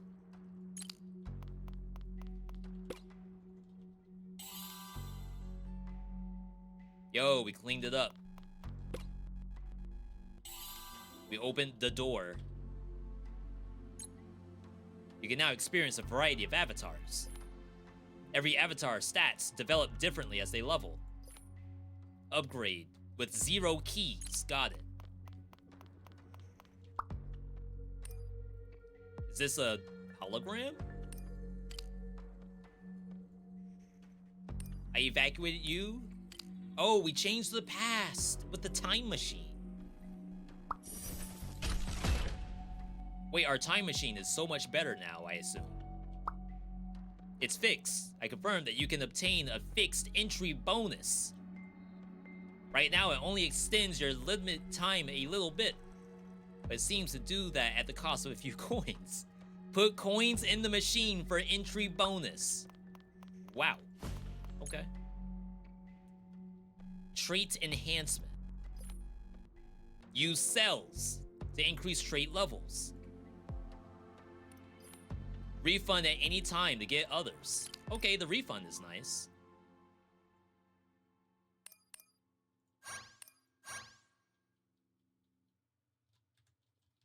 Can't do much else.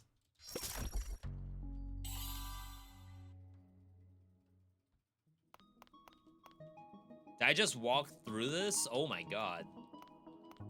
Rip immersion. Freeze! You're safe, thank goodness. I saved you. I reversed the past. Okay. So this uses both currencies, actually. Crowbar? Reset rewards after each session.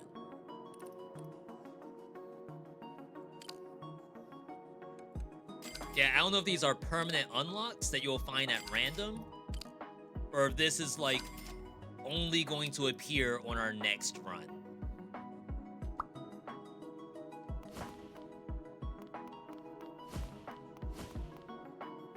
Okay, so we don't have this stuff yet. Defeat level 20,000 enemy.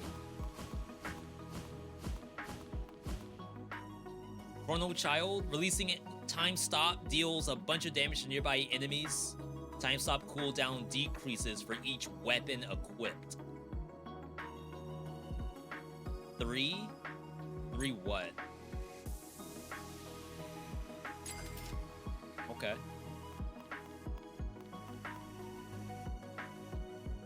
This is Blossom Blade. Unleashes Bato Jutsu, advancing forward and doing a bunch of damage. Attack speed increase for each sword. And then all the different gadgets. Okay. For the time machine, invest in entry stats. Did I not do that?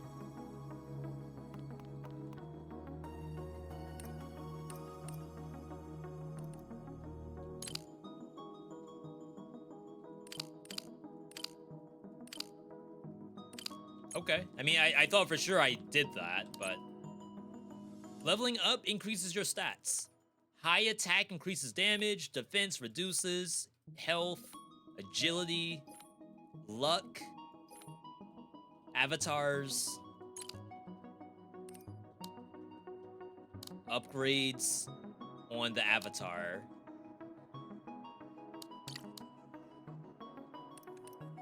Okay. I'm picking up what the devs are putting down. And it looks like I can just equip this stuff.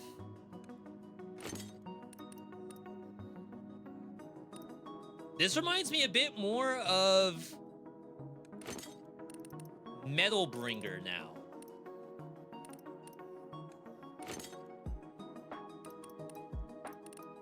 Armor. It's almost like, not quite extraction, but you go in to each run with a preset build that you set like before you went in. So you almost have a starter build and you try to make it through as far as you can and then buff your starter build as much as you can.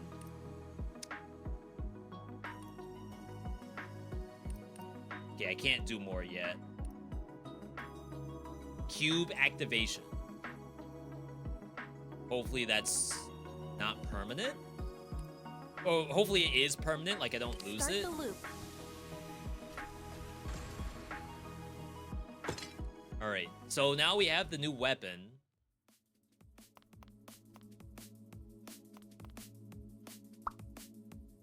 You've already changed the fate of many people. Can't believe how quickly you altered the past. The future of the world is now in your hands. You have to choose one possibility out of many. Check the chest.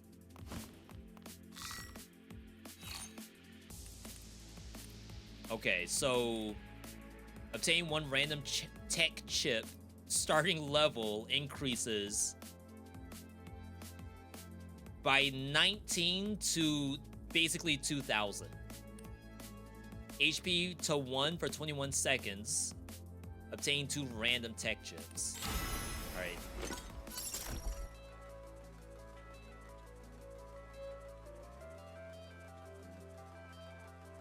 Max time is fixed to 60 seconds. So I can't go above that? Or can I only, like, collect that much more time? When using a gadget skill, it deals damage to enemies within a radius. Receive 1 additional random gadget. I guess I would like to see how these gadgets work.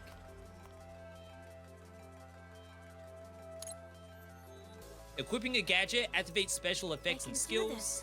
I'll make it happen. Select an empty slot. Permanent gadgets can be reused, but non-permanents are destroyed when you return.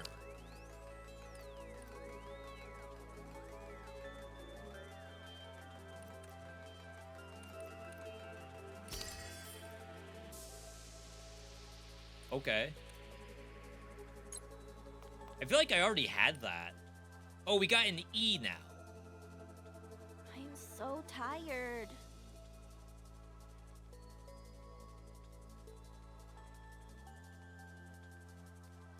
Huh. My chance.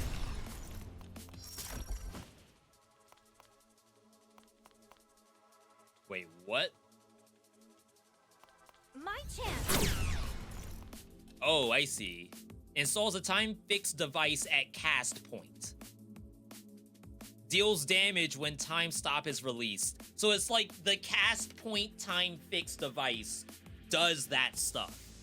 I almost thought this was like just part of our time stop. I've made it to the past. Alright, level 25.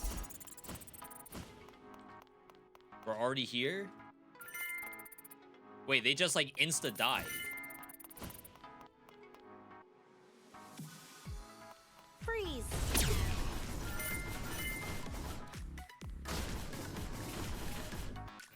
I thought I equipped new weapons. Where's my gun?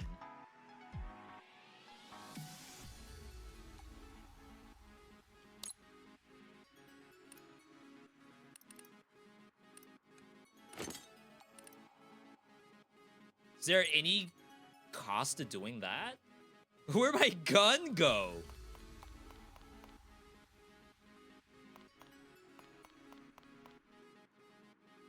Freeze!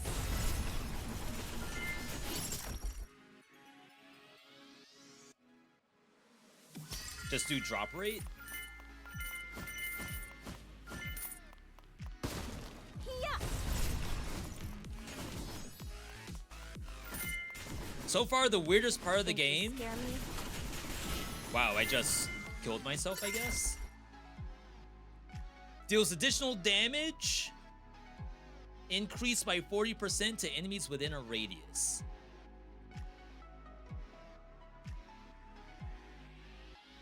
Like, what deals additional damage? Me? Or is it like put something on the field?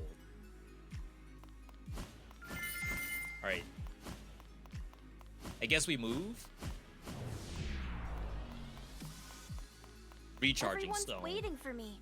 Let's do this.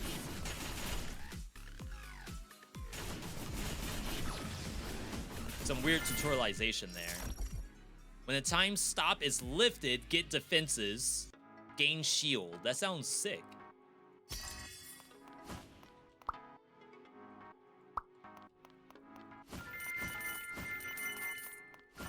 Alright, so we're 400. I guess in some ways you would like skip that first boss if you think you couldn't do it.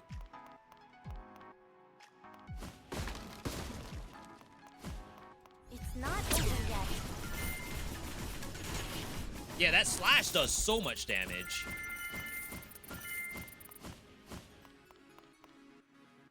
Faster! Think you scare me? Bleed chance, poison burn. Lose half your current health every 7 seconds. Final damage is increased? Huh. Wonder how much healing's in the game.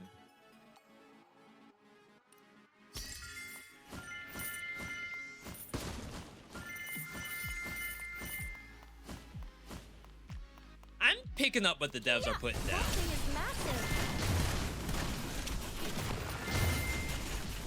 Oh my god, but for some reason that boss just absolutely destroys me. When this weapon attacks 3 times, throw a spear. Summons lightning that deals damage equal to X amount. 5% chance to reduce melee. When attacking 6 or more enemies at once.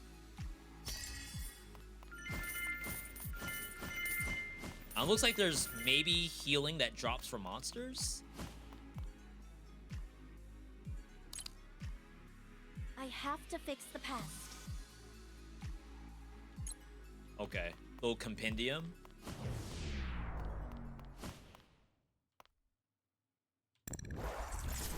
This might be... Oh my god, like, I just die. I don't know what my problem is. Yeah. I thought it would be that easy. Every 10 seconds, recover 5 seconds.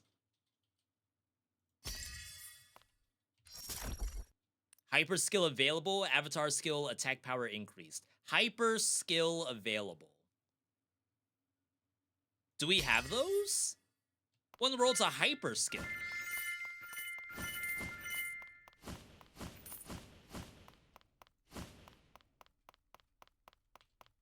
Yeah.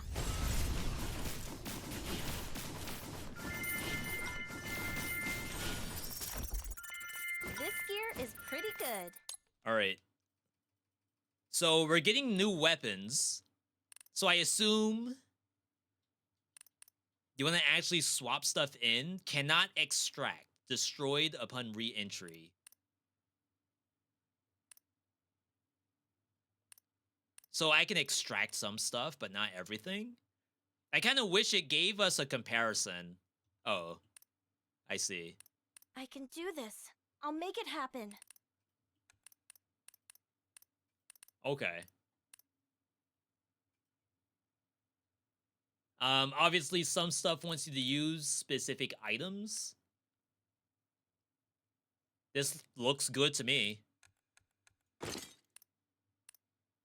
double gun. Though this sword has been, like, kind of sick. For some reason, the used to it slash attack now. on it is, like, incredibly big.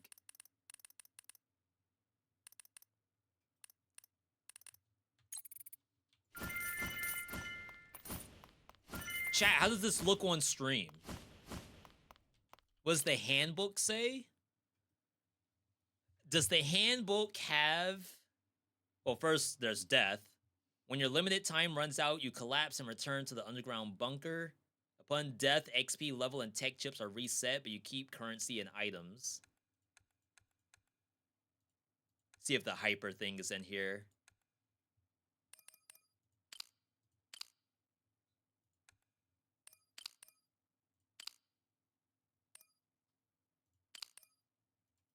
Content.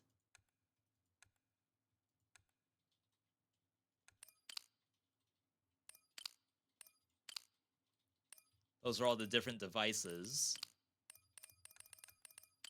Yeah, I don't know if hyper skill is in here.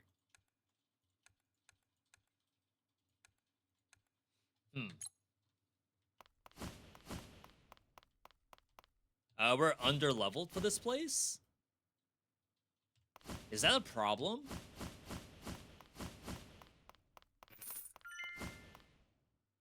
There's nowhere else to go. Am I supposed to, like, farm this area? Yeah, this might be a tough fight. Yo, I did it. Ranged weapons up, melee weapons down. Unlocking slots. You need to unlock slots to equip gear. Choose a locked slot, pay coins to unlock it. Unlock multiple slots. Oh, okay, so I just couldn't do this before. I can do this. I'll make it happen. Faster! I think we have to farm here a little bit before we move on. We lost the music?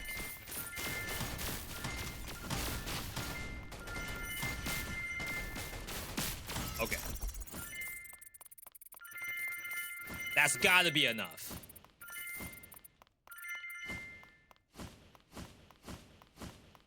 And I have my E back anyway.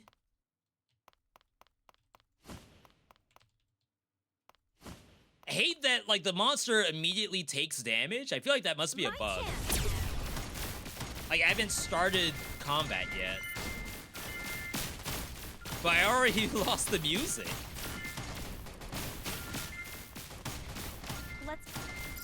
Alright.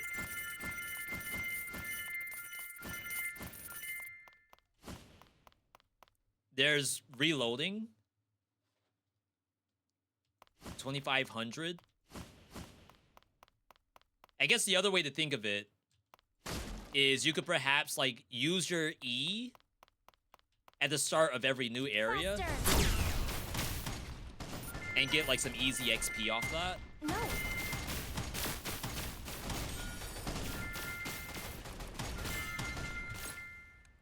There was a dash to cursor thing. This gear is... I want to dash towards, like, the Wazda location, I think.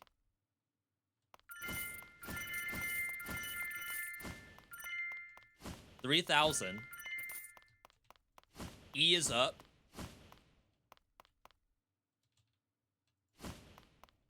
I'll change the future. That's new.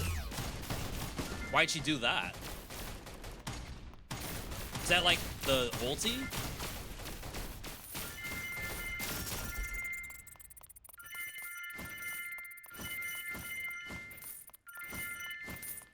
Hyper skill. So I guess I am gaining some kind of, like, ulti meter. Dang, I'm like 1 second off. Yeah.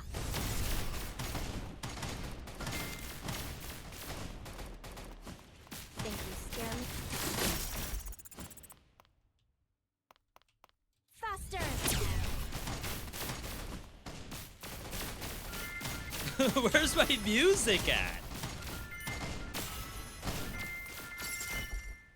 Attack speed. No, that's regular attacks. Weapon damage up, melee damage down. Again. Time stops when idle and flows again when moving. Cannot be stopped manually. It's kind of interesting. Deal a bunch of damage to enemies with the most health. Projectile count up. Big luck. Big agi.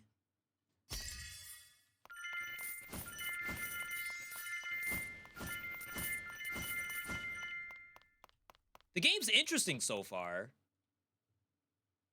I do feel like there was a flow issue in the very, very, like, first 10 minutes, but maybe that's, like, just me.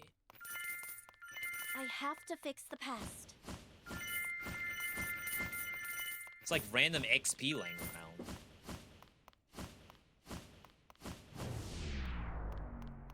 Alright, so we have to kill this.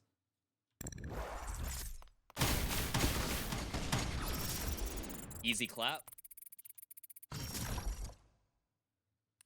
This is slash. This is ranged. Summon a turret that fires a bullet every 2 seconds. Happens every 1 second. When this weapon attacks 3 times, fire 8 bullets in all directions. Has a chance to slow enemies. It's like, am I doing this correctly?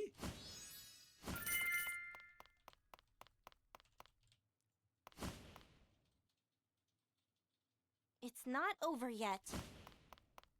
Yeah.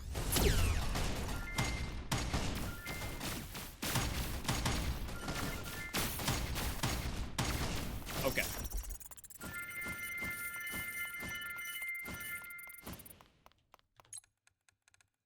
Where's our music? There's like no music. We play our own music, I guess.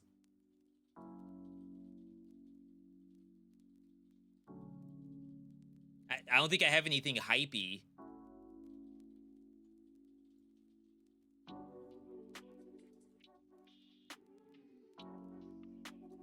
Restless?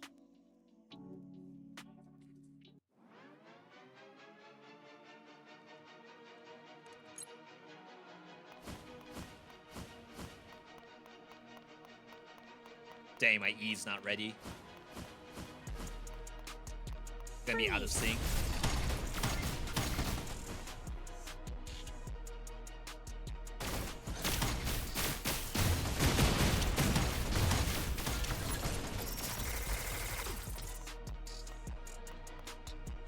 There's no escape.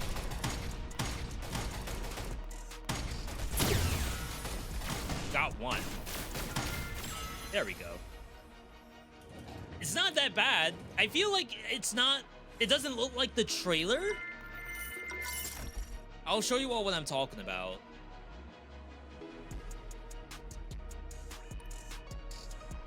Oh wait, music's back.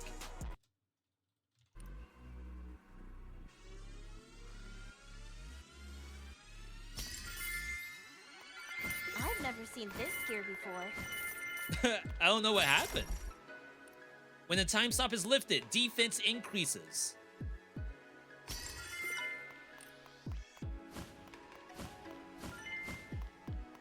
Okay. I'm gonna pause this for a second.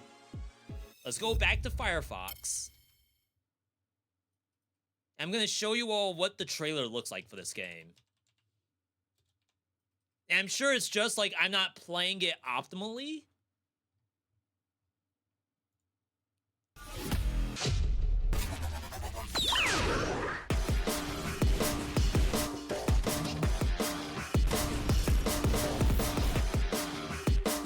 Infinite growth, wow.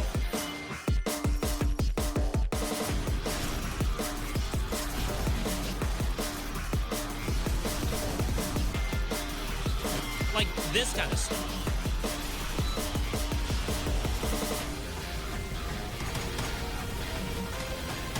Yeah, maybe I'm not that far off. off when it comes to regular gameplay like this. They also happen to have two buttons. They have a Q and an E.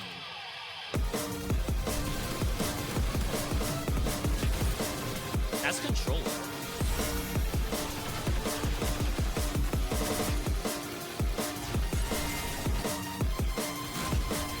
Like, kind of weird. I feel like I'm thinking too much.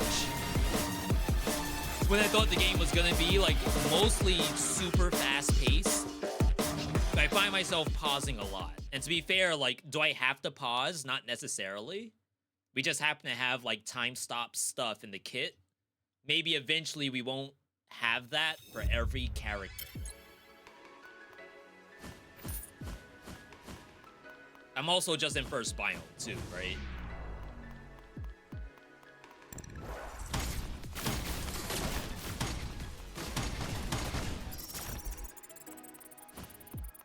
I don't know why time stopped just then. I don't think I pressed spacebar.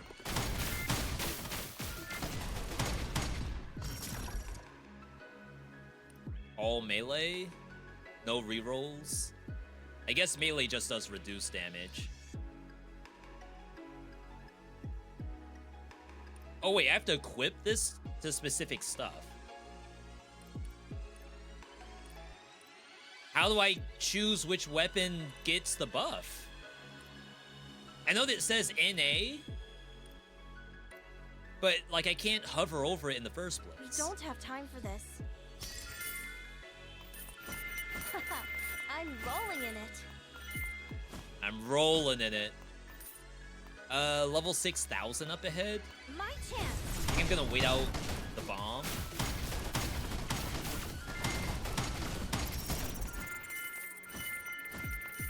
Yeah. Messed up.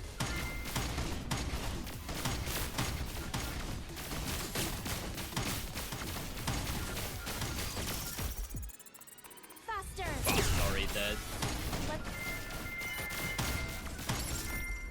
Legendary.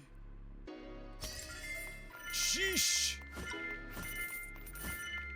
I mean, I guess I'm applying fire I'd better dot. check my inventory. Faster. Let me out. Level 7,000. Level 10,000 up ahead.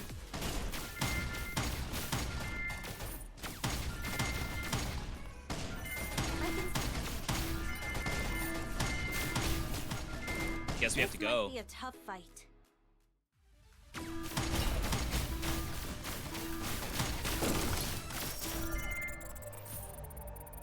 I don't have the There's DPS for this.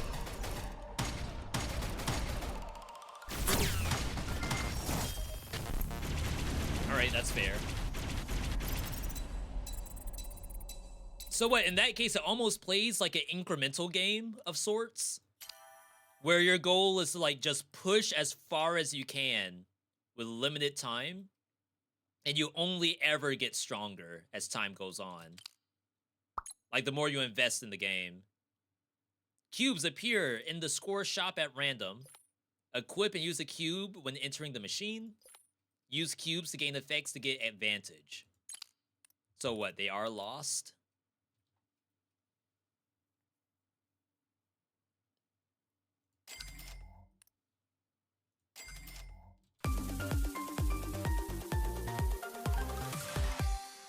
Supernova Nano Shield.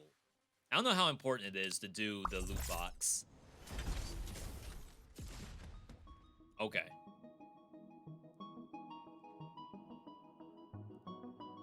Couple new NPCs.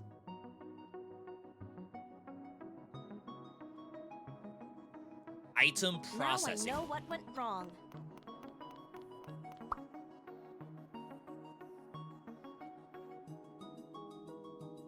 We can get more entry bonuses. Raise maximum achievement levels to obtain level points. Unlock and expand various time machine entry stats. Distribute your level points wisely. It's like a gigantic roguelite with a T. It's like everything can go up. Almost like Rogue Legacy 2.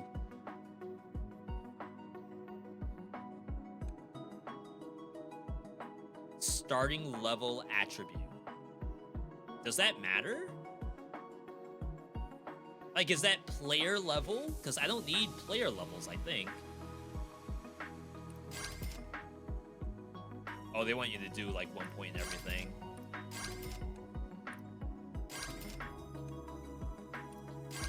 Attack power stat by 1, maximum 3.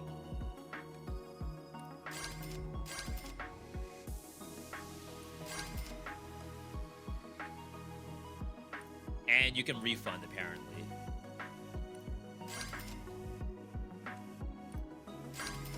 Okay. Chat, what do you all think about the game so far?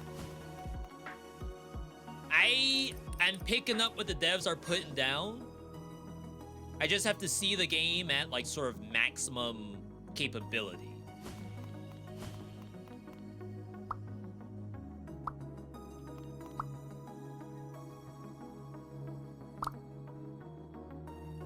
$130,000. It does remind me a lot of Metal Bringer, where it's like, here's this roguelite run, but then there's all of this stuff about like collecting resources and then upgrading them outside the run to bring into the run.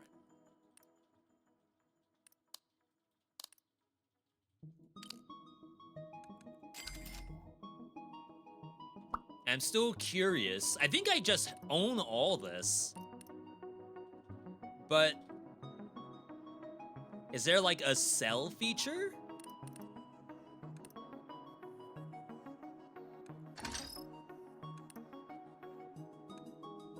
I fear I have duplicates in my inventory. Perfect and exceptional. You can discard, but not sell?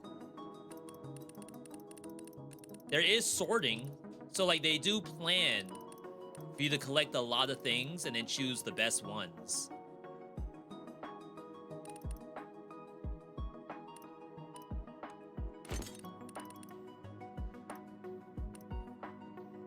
And then some of these are destroyed when you go in. So that one I equipped might get destroyed as soon as I walk in.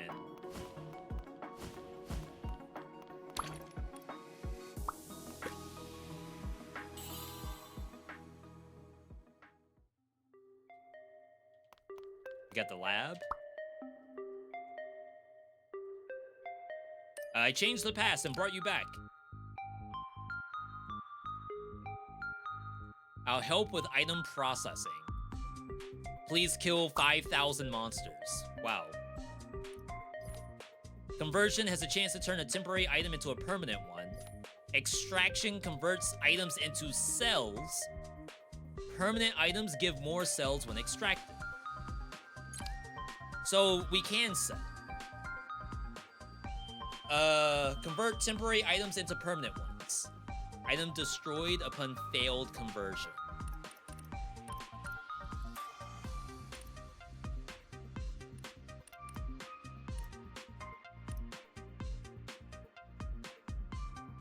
That's expensive.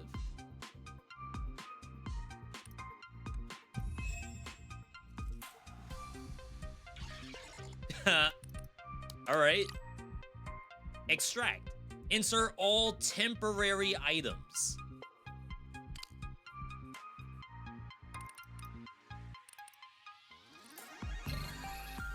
Okay, this is definitely Metal Bringer. It's not the same dev, right?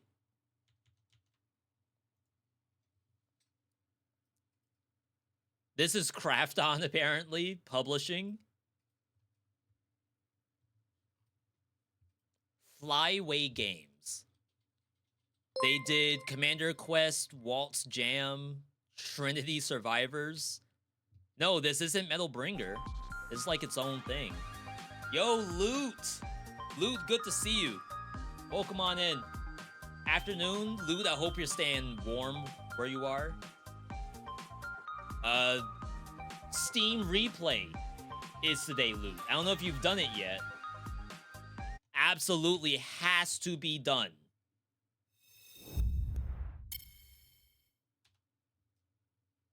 Steam Replay 2025. One of my favorite times of year, where we get to see how many freaking games we played over the year. You'll never believe what my #1 game is for the year. Like, in a million years, for $1 million, you will never guess my #1 game. I had suspicions of what it would be, but I was, well, my suspicions were well-founded, to be honest. But I didn't really expect it to be my #1. And I did vote for it for a couple of awards, for Game Awards. But my #1 game ended up being this one right here. I hate to admit it. If I could play Marvel Rivals right now, I would. But alas, we'll have to save it for next time. There's just something about this. It just, like, I love competitive games that I feel, like, relatively competent at. But that's not what we're doing right now. Right now, we're trying some VeeDotVODs. First one is Ascend to Zero, which is a time stop action roguelike incremental kind of deal. I say there's some extraction elements in here, but essentially it's like you do a roguelike run, you have 30 seconds to do the run with time stop. You get a bunch of items, like tons of items, and the game expects you to sell items and, like, infinitely level up your character. In which I would say, like, I wouldn't be surprised if there's really no end to the game. It's just, like, one gigantic leveling, like, big number game. Combat is... It's not survivors, but basically I auto-attack based on the weapons I have equipped, and I have to do the dodging myself. We have to farm for levels, and then each little area we go to has a level recommendation.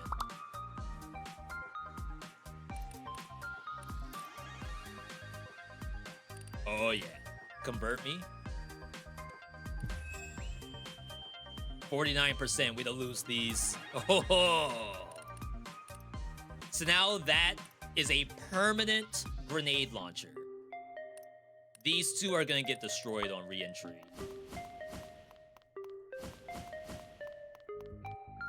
We have new characters. Golden Gunslinger, fire 16 bullets in all directions for 1 second during time stop. Almost said time slop.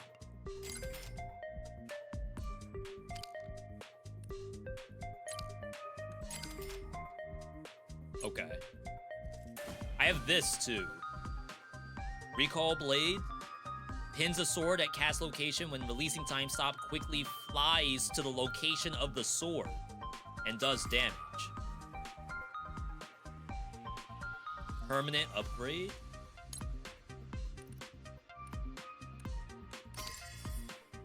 So that's a Q. I can put down Q, time stop, reactivate, teleport back, slash around me. That's, like, super interesting. I feel like that's the gameplay I saw from the trailers.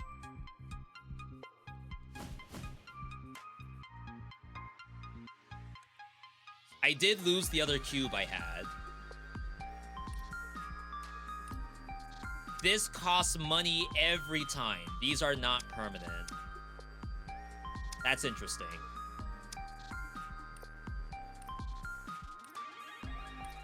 Huh. I don't know how I feel about that. I assume, like, when you're very, very high up in levels and, like, gold generation, that's chump change. Like, that 10,000 I spent, you could get that in your sleep. Need a hand? Choose. Starting level 900.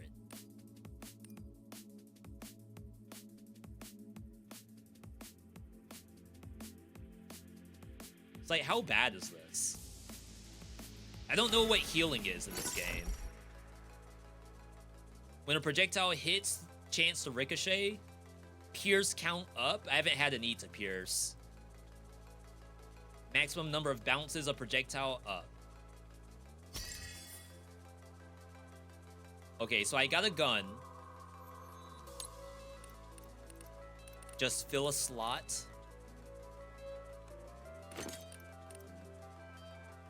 Agi. Max HP. Don't have time for this. I mean, the game said I was gonna lose HP, but it doesn't seem that bad.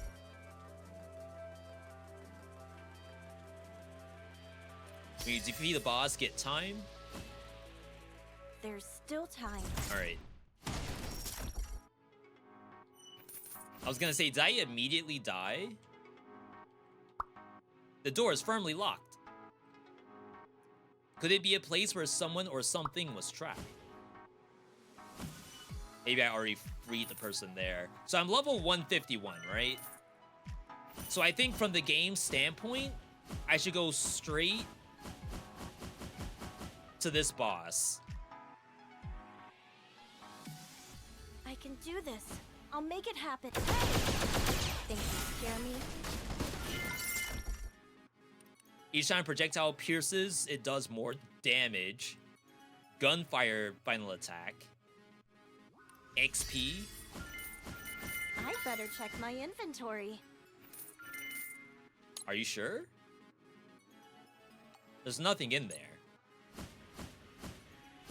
Alright. 236. I have to fix the past. Maybe I do want dash the cursor.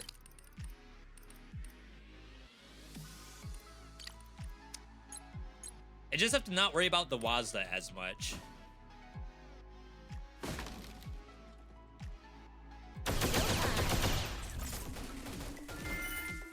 Time's almost up. That thing did hit me, I think. Didn't I break that already? And what she mean time's almost up? We're fine. Think you scare me? Time's almost I think I'm up. using the dodge too much. Recover an extra 4 seconds of time on defeating an elite or boss, but no longer get XP for it. Picking up the XP is a little bit awful, in my opinion. I don't know if, like, progression-wise, that's another vertical that you could level up. We don't have time for this. Oh my god, alright. Fine. We're level 700. That one is dangerous.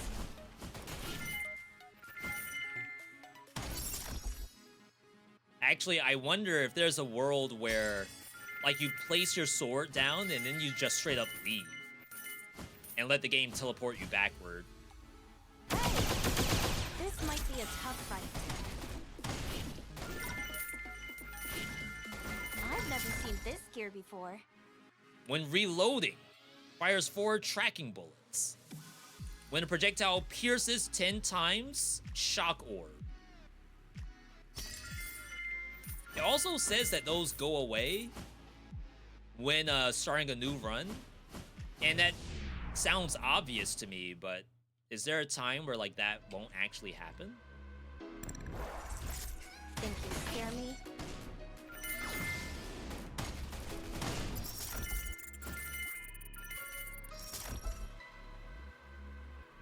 Hyper skill available.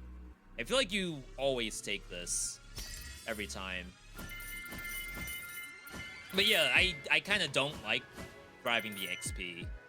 Not gonna lie. I'm level 1000. But if I start time here, do I go all the way back to where my sword is? Yes. Oh my god, you do. Wow. Time's almost up. I see the vision. That one is dangerous. My dash cooldown is awful.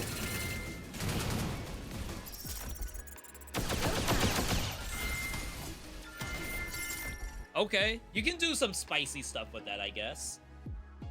Deals radioactive damage. I guess that equips to your avatar ability. There's stamina? This gear is pretty good. Oh my god, I didn't know there was stamina.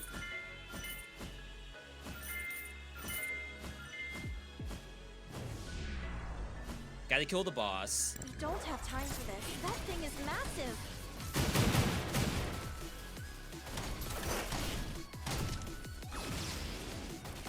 Time's almost up.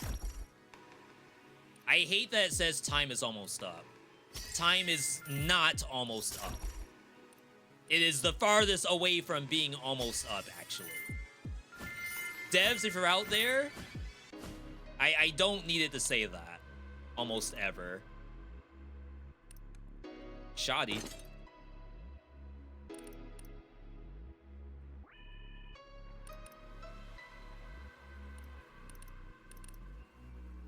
Budget pistol. Everyone's waiting for me. I'm level 3,300. I think we can skip. I feel strong.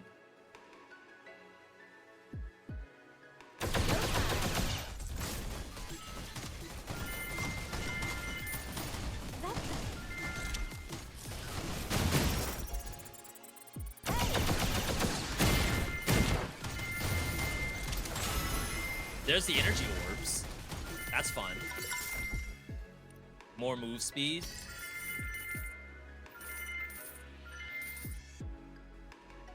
Shard controller scatters 4 dimensional fragments ahead, which deal damage when time stop is released. All fragments return.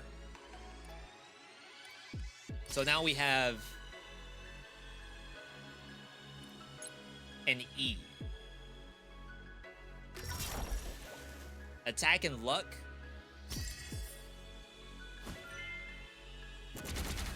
Oops.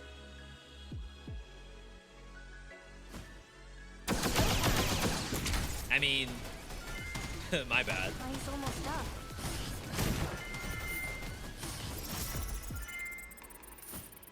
I'm gonna teleport backward.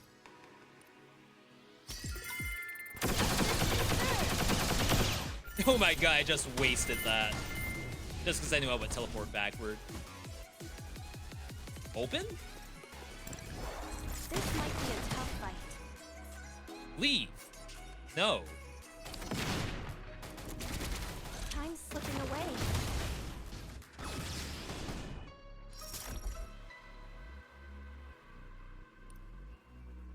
Time stop maximum uses is interesting, but I did do that before. We already have this.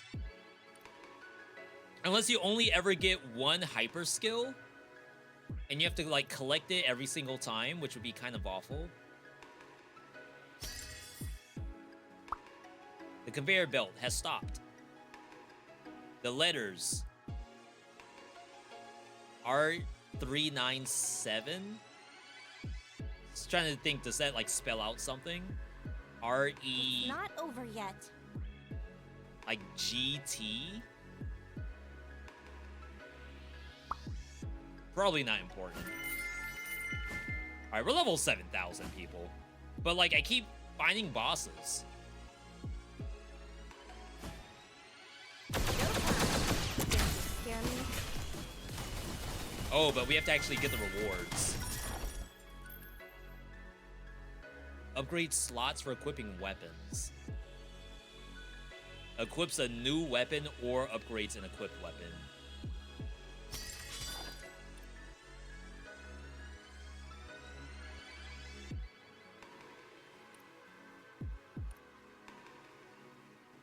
Wish I could see the stats of these. Devs, if you're out there, I would love to see the stats. Everyone's waiting for Like, me. I can't go Let's over to do the this. left-hand side and read these.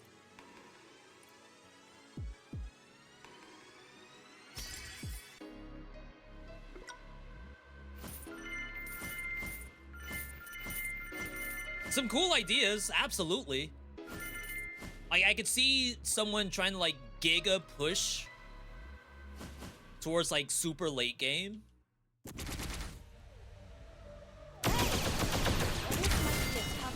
Oh, that did no damage.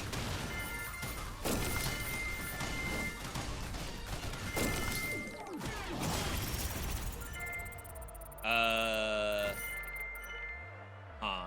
I have no idea where to stand.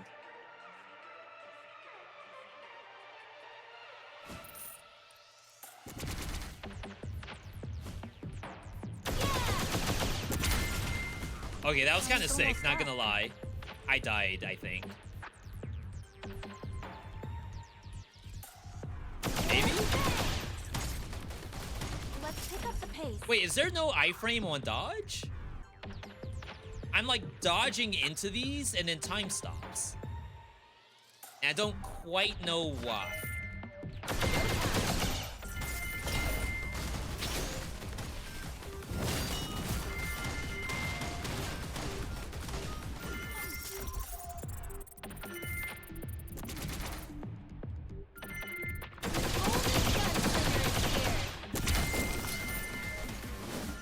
Oh my god, that really hurt. My rescue. Okay, like layering the different skills is actually sick.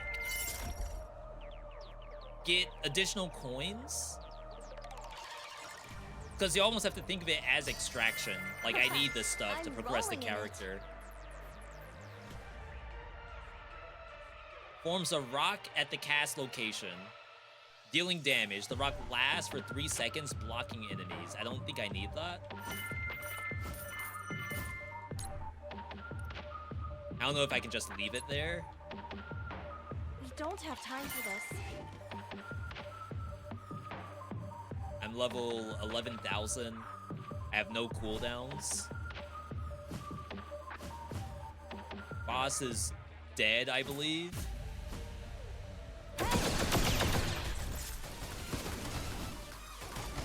No, there's not enough time. Yeah, I think I'm dying. Like, I get hit, time stops, and it's red.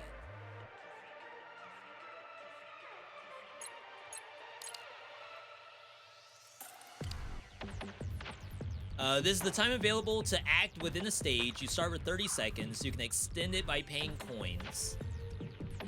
If your health drops to 0 while limited time remains, a portion of time is consumed to fully restore your HP. The amount consumed scales with remaining time. Like, is that what I'm seeing? Yeah, and time stop is automatically triggered. But am I really dying in one hit?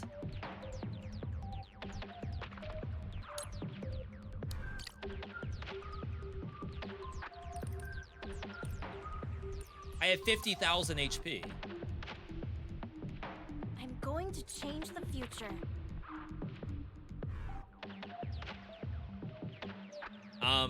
My health is in the bottom right. It's kind of behind me. You all can't see that.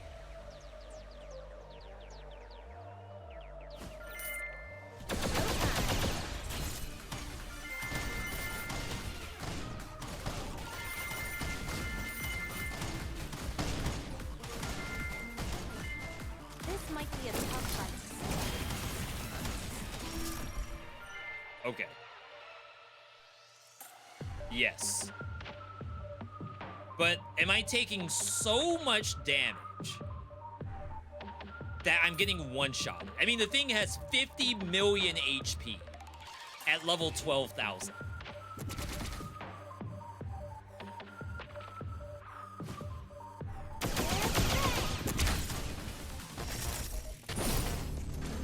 Okay, I think I think we need to, like, not try to dodge through bullet hell and actually, like, stop time and then walk through it, which is kind of weird.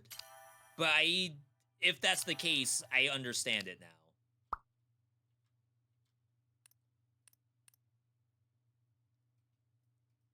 Just get a bunch of money.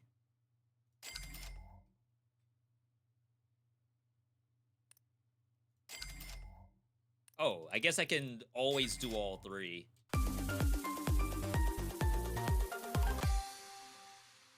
Okay. All right, we'll do one more. now that the game's starting to click a little bit.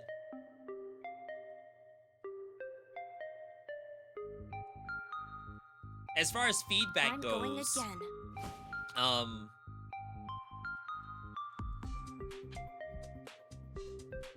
I kind of wish I knew how much damage I was taking on those like big hits. Like, it's already like very video game aesthetic. So like, I don't think I have damage numbers on my own body. I'd almost have to like look at a VOD to even see that. But it would be cool if like, if you get hit, there's a big, like, you took this much damage that killed you, essentially. I don't see why I have to guess that I was dying to the bullet.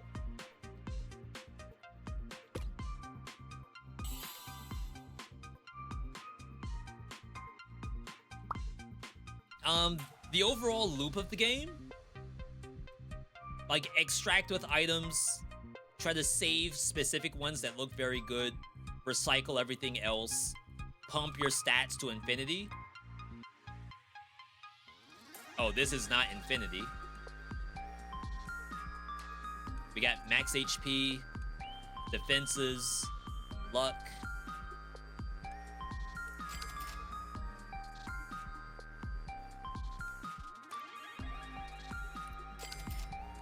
Definitely need move speed. Oh wow, the loot range is actually here.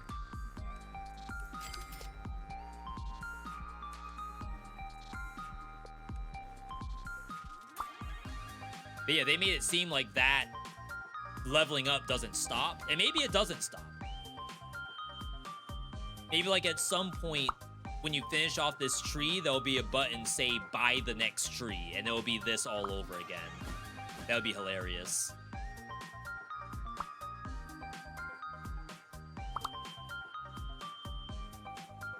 So, sort. I don't know, like, how to tell what items. Oh, I guess, like, there's green borders and then gray borders. So, everything that's red is a temporary item. I have one green temporary item. So we can try to convert this. No. I don't have the money. So I need to extract.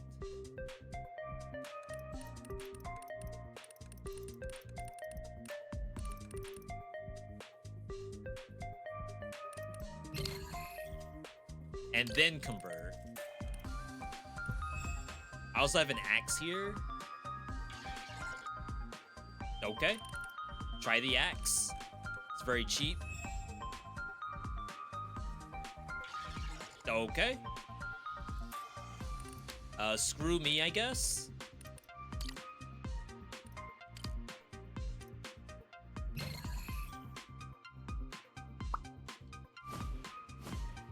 What else?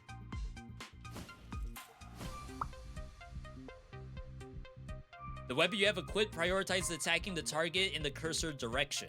It performs a directional attack, ignoring weapon's range, allowing you to attack distant enemies. The cursor's shape changes in aiming mode. It helps you identify the current state. Enough explanation? Try it yourself. I think that's holding down left click or not.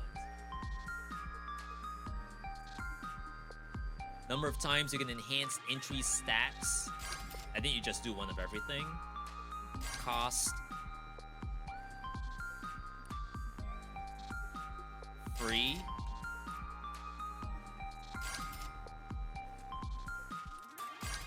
And then cost reductions.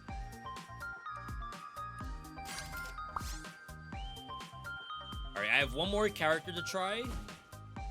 Just this one. This one, Blossom Blade. This one advances forward. And then does a slash. Quick slash. Okay. It's not rocket science.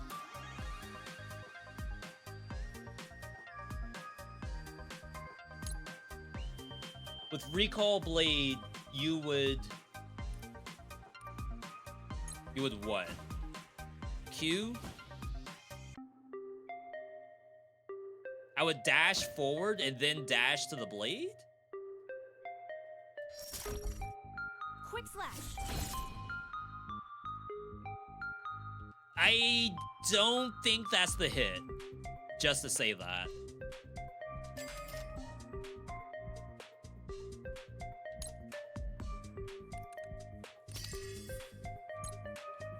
Okay.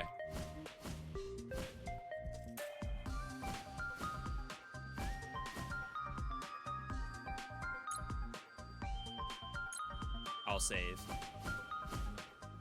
All right, so inventory. We need melee stuff.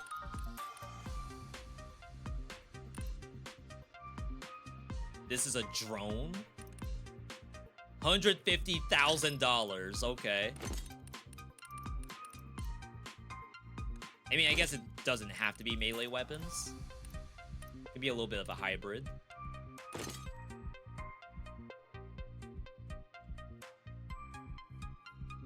What happened to my rocket launcher? I thought I had a rocket launcher saved. Nice to see there's presets, too. Okay. Let's try it. The rest of your money goes towards installing upgrades. First one's free.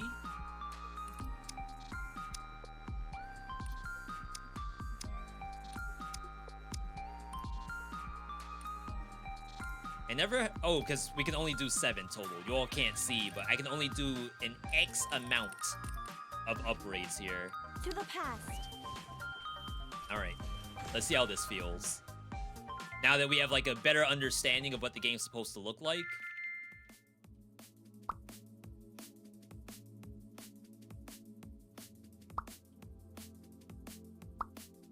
You've changed the future that was supposed to end in ruin. Impressive. My name is Mimesis. You have one final task: defeat Terre Motus, the monster blocking the path to the desert. Taking it down will not only save your companion, but also open the way to the next zone. And we have been getting progress every time.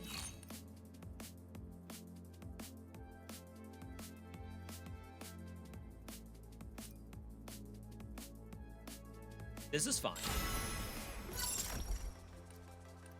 When reloading bombard weapons, consume 5% of current health to load extra rounds. Bombard weapons. I mean, this looks fun. After dashing, the dash cooldown is reduced. If you avoid damage for 3 seconds, attack speed goes up. We don't have time for this. I think I saw like a freaking warm snow effect at the end. I can do I'm it level this 500, time. by the way.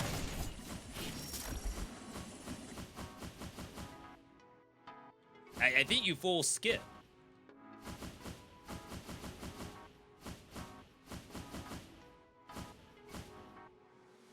Huh, that one looks dangerous. Bleed chances, melee damage reduction, and melee damage up. Oh, time is stopped.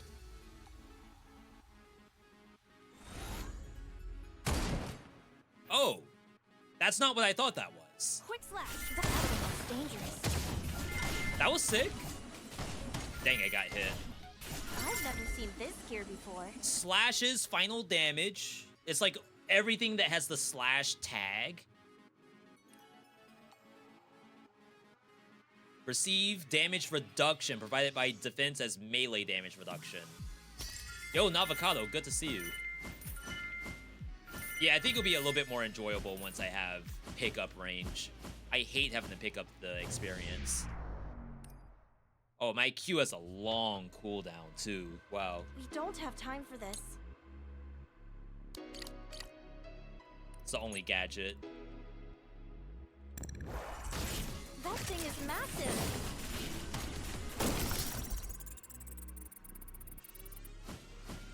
Quick slash.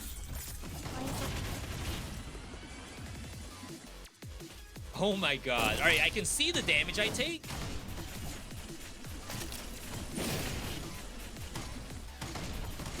But it's definitely a lot harder than I thought it was.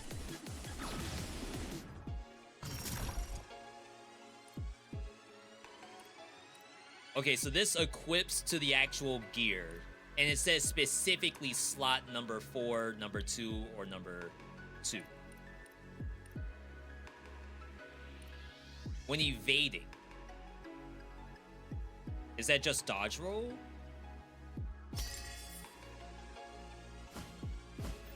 I don't think it is.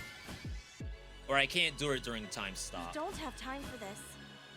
We're 1337.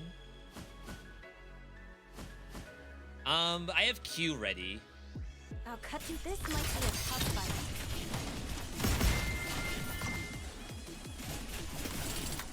Good bleed.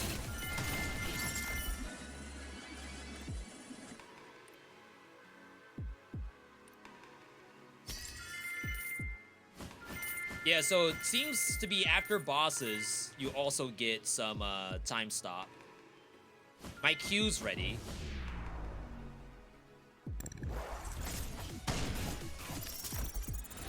I think this is a one-shot. Huh.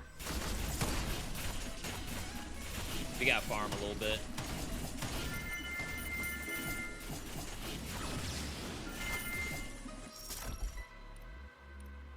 More defense. And we have like defense equals damage.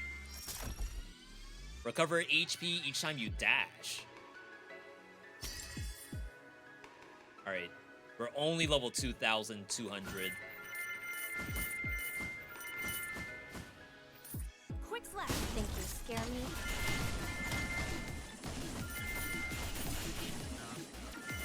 I don't know why I got that time bonus. If that was a time bonus. Maybe it was like, oh, by the way, you have 40 seconds left. Yo, Conquer, good to see you. I'll cut you down. We can probably go in. I need stamina. That hit me. That's unfortunate. Huh. Not a one-shot?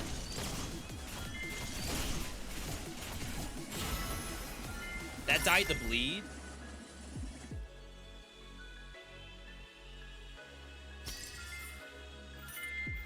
And then we get another time stop. Huh.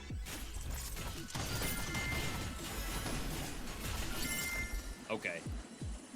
More melee stuff? Yeah, devs, consider making the pickup range stuff cheap. We want to get that ASAP. Spray forward, dealing damage, pushing the user backward. On skill hit, restore stamina. Really?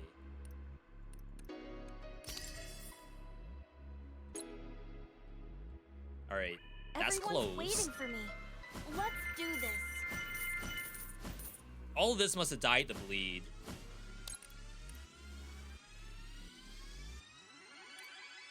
Exceptional Lance.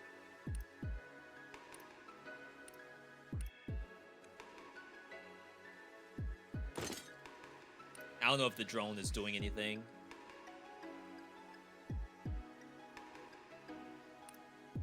I do have one more. Why am I the only one who can stop time? It looks like the freaking axe is not that good, right? Base attack 400 compared to base attack 71? Is there like some kind of attack speed thing I don't know about? That's a perfect unread axe. I'm on your YouTube and I didn't know you did a full roguelike tier list. Yeah, that was our premiere content for this year. That was 8 months ago, actually. We just checked it today.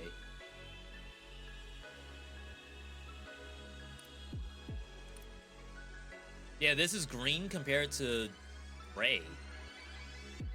I don't know.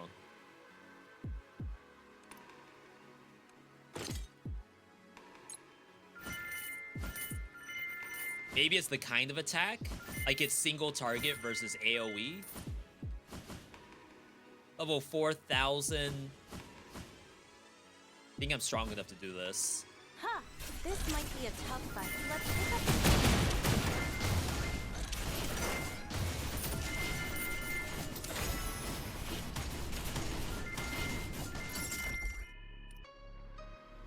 Deals area damage whenever you do a dash. Time stops when idle. That one's tough to use. Huh. When limited time is 60 seconds or less, damage goes up.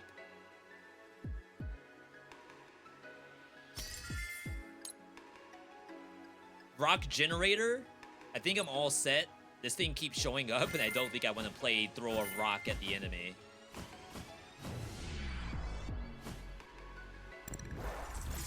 That thing is massive. Yeah, there's no iframes on dodge. From the look Everyone's of it. waiting for me. Let's do this. Quick slash. Oh my god, I almost killed myself. I did not mean to go into the effect. I'm rolling in it. Time stop +1. This is some seconds right now. This is more boss recovery. Increases time limit by a maximum of 10 seconds. Maybe you do that instead. If that's like maximum time. Because we're recovering from bosses. 666. Huh. That thing can scare me.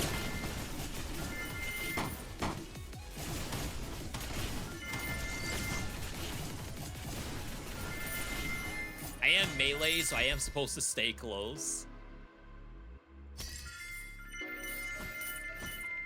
But it's like some of the tracking on these monsters is ridiculous. Like, it sends out a line for where it's gonna attack you from, and it's just permanently on your body.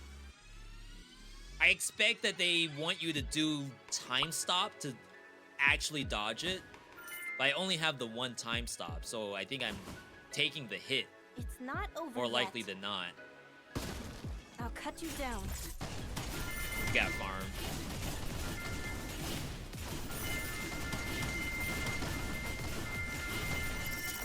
Alright, this should be enough.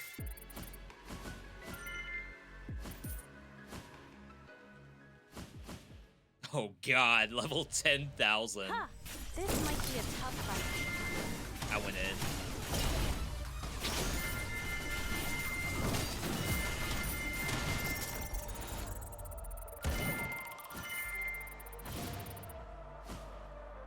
Quick slash.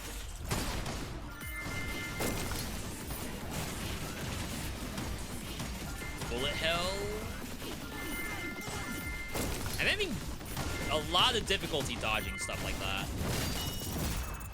Quick slash. I don't know if I'm Never seen bad this gear or before. what, but it's like, it's very tiny little orbs that to me should not be that difficult to dodge.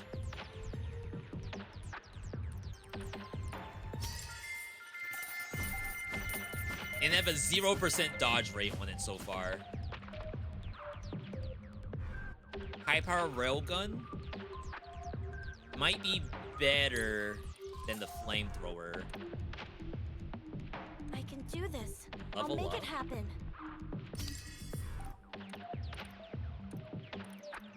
Oh, maybe I can like put one gadget into another gadget to level it.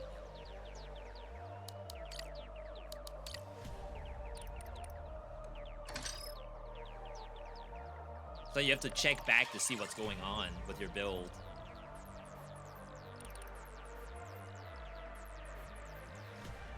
I'm going to change the future. Alright. It's level 12,000 up ahead. I think we can farm for at least a little bit. Oh, I can see the spear. Like, spear's attacking, like, directly in front of me. Whereas Axe would maybe actually do damage. I'm not getting much XP here. Maybe we do this room and then go back for the boss.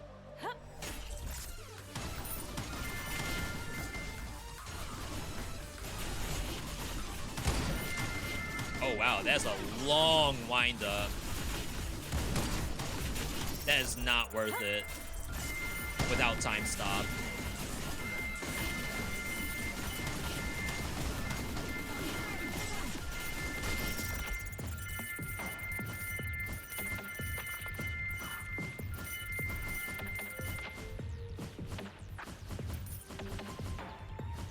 I'm scared. Quick slap. This might be a tough fight.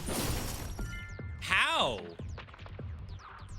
There's no way I was in that AoE.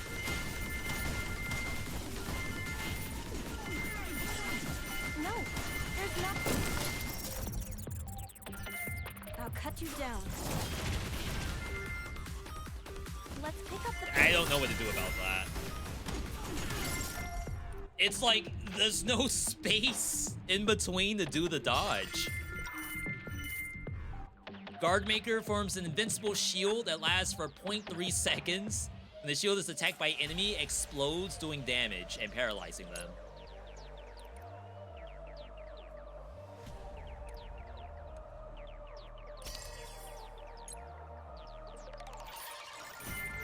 Maybe that's the secret. We have to do Sekiro to survive.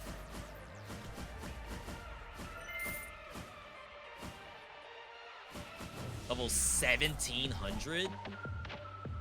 I can't go back. I think I screwed up.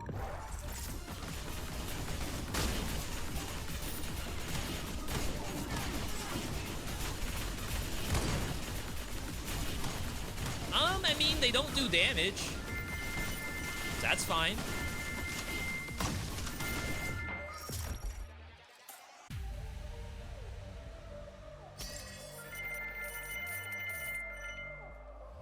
It's level 20,000 up ahead. Have 30 seconds. Nope. All right. 30,000, well, 3,000 deficit. That's not that bad. Not that bad. Huh. That thing is massive. Bullet hell. That instantly killed me.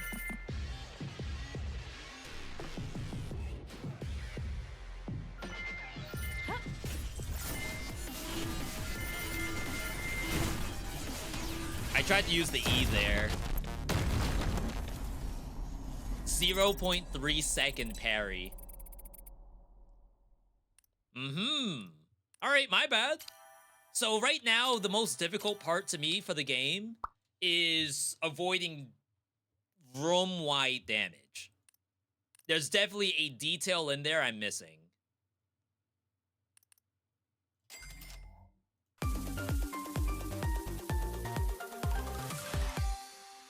$100,000. Wow.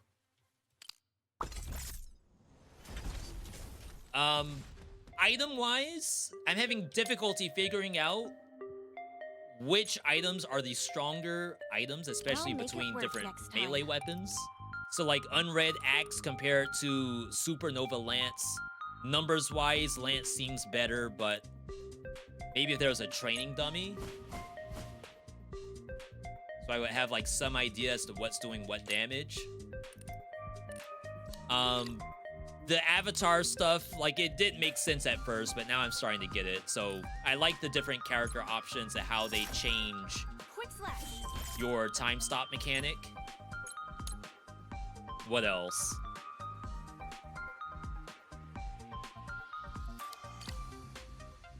It's about it, really. I think it might actually be a good game. This is just a playtest. I'm definitely curious to see, like, the first zone is the same zone, and you have to get to the desert biome after you beat that boss. So it's a roguelite in the sense that you would pump up your character, buy new items and whatnot. It's like all of this kind of stuff. Like this giant shock $4,000 sniper rifle. Limited time purchase. So like you'll probably get to be stronger based on this kind of stuff, based on doing this over here, which are all upgrades, stamina, max HP, damage, like all of that's in here. And then each individual weapon that you find, some of them are temporary, but you can make them permanent. But there's a failure chance. You could also just extract all the temporary items. I only have 2 right now. So yeah, I think it's a pretty fun game. I'll definitely take a look at this. As it develops, I'll probably play the playtest offline. But otherwise, I think I liked what I saw. Anyway.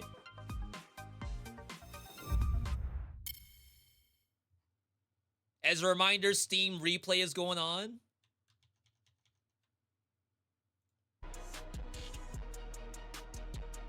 We've been live for a good 3 hours. I think what I would like to do is the next VeeDotVOD, which is Let It Die Inferno. There's probably going to be a little bit of dialogue to get through and tutorial, but if we can get like a good 1 hour of it. Right now, I think it's in mixed, which, as you all know, it's every game nowadays is in mixed, unless it's actually a good game. But we'll certainly give it a try.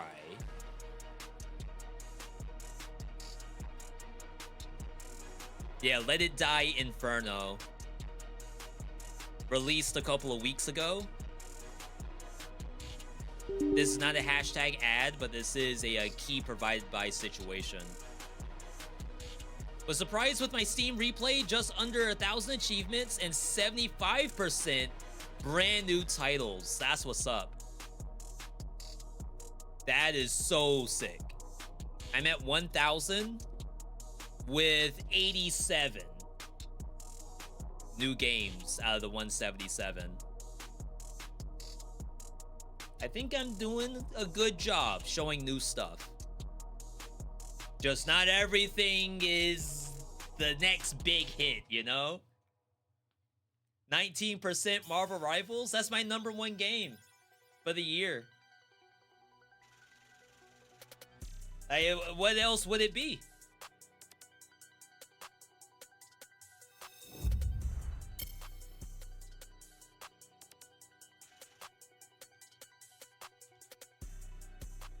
Have I streamed Rivals?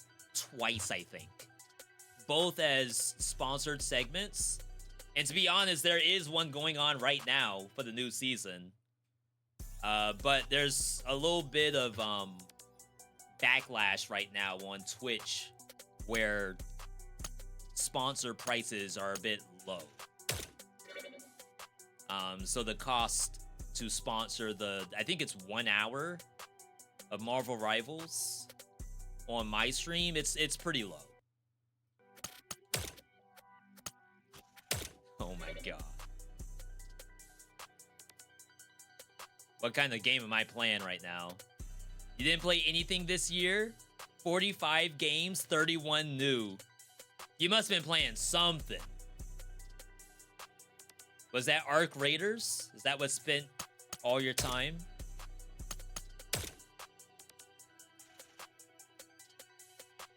Most played game was Corner Pond. One of those games like Desktop Defender. Oh yeah, an idle game. A couple people in Discord said they had idle games as their #1s. Corner Pond. Backpack Battles was your top played. Avocado, are you playing the toy game? Toy Mayhem or whatever it's called.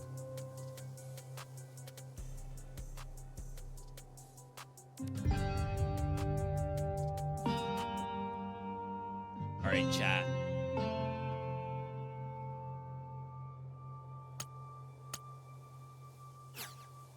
Before we get into it, let's take a quick 3-minute break. Run an ad at the same time since it's gonna pop up in 5 minutes anyway. And then we'll see if this game is mixed or if people are just blowing it a little bit out of the water.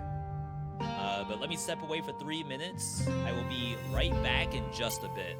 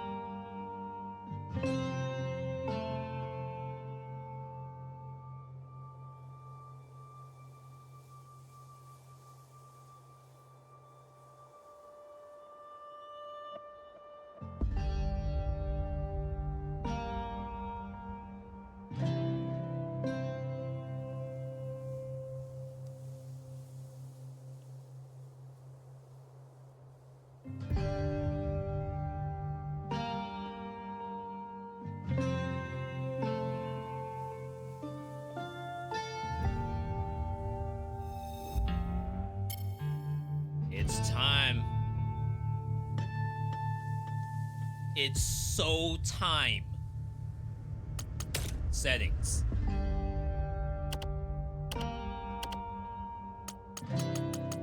Bring it down. Graphics.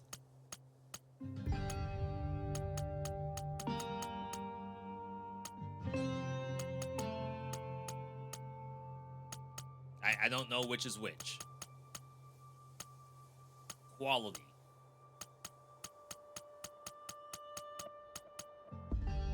We don't have any DLSS options.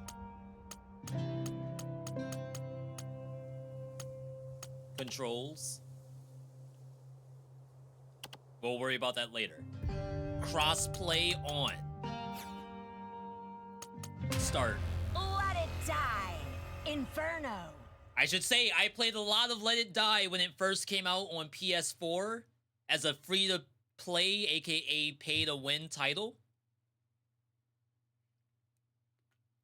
I thought it was fun.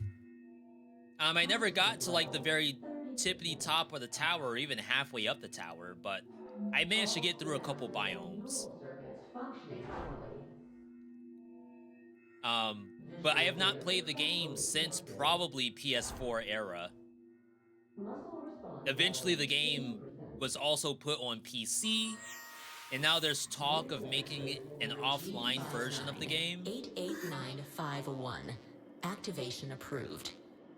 Oh, are you awake? I don't know if this is going to be like literally Nice Let It to Die meet you. 2, My name is EM. or if there's going to be a different kind of gameplay here. Call me Mom. These games are How was your basically first switch? Did it hurt? extraction Souls-likes. The surgery was a success. You have died once. And the team does usually do a good job about like world building and whatnot. You thought this was PvP? I think it is. So extraction Souls-like PvP. And I think it's getting mixed reviews because of that. But we gotta try it You ourselves. A new recruit? Ha. Here's your pledge. First of all, Yo, give me your free signature iPad. here. Raider name. Register.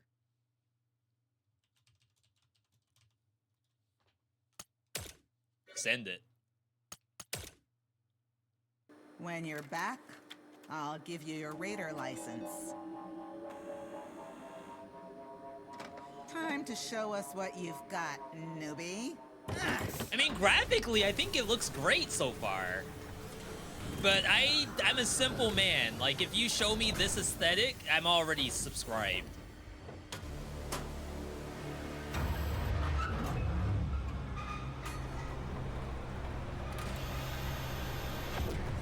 It's like, it's got so much sauce to it, right? Just style injection. Just oozing. It could have been anything, really. I will explain the rest later.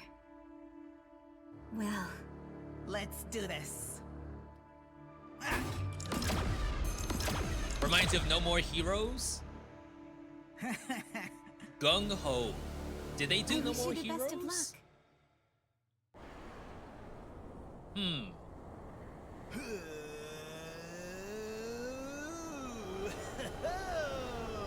Yeah!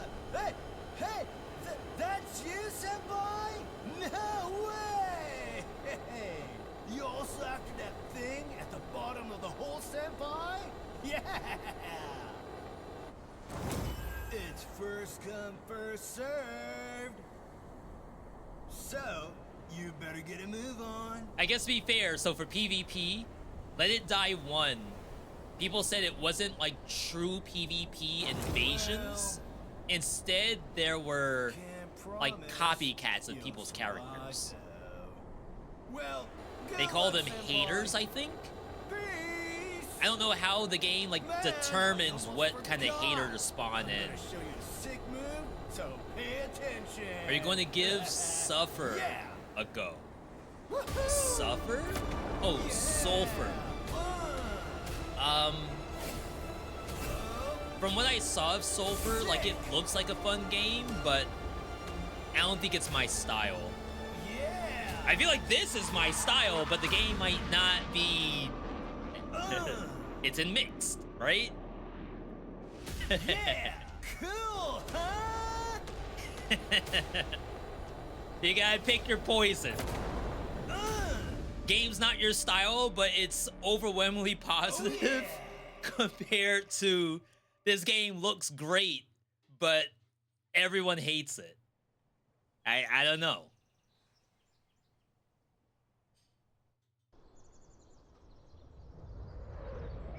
Yo, Pogo, good to see you.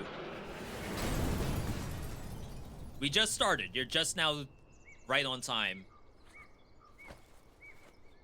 We have to get through tutorials still.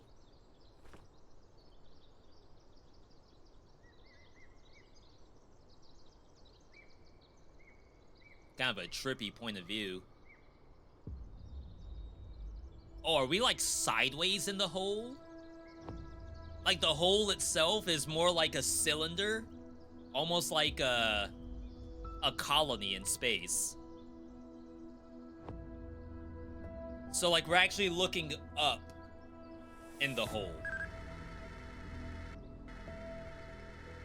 You made it back safely. What a relief. First things first. This here is Hellgate. Your workplace and your grave. Kind of toxic. Why does it have to be my grave?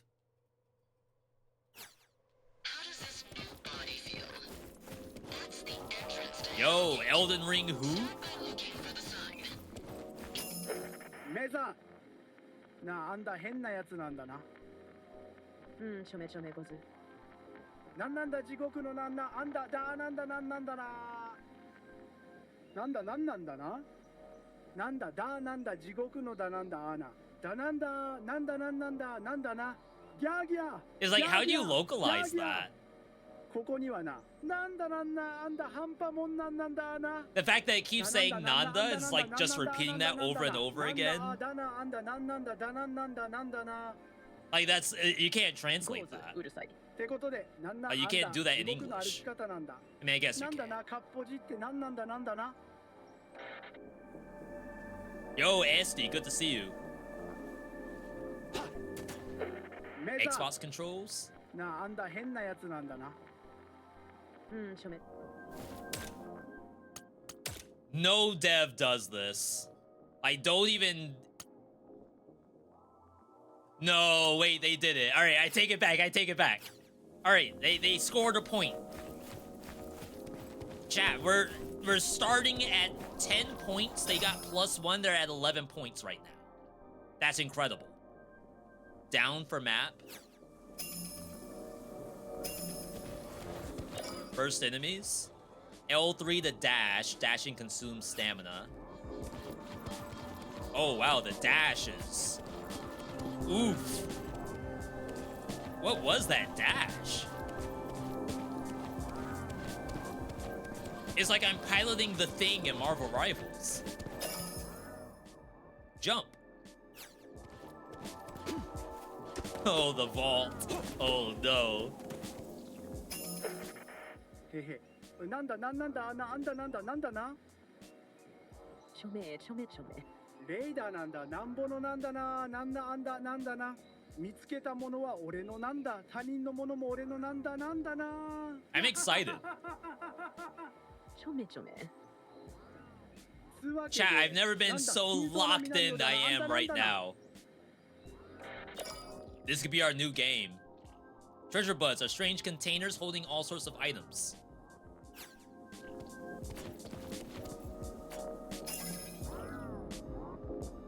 No pick up all.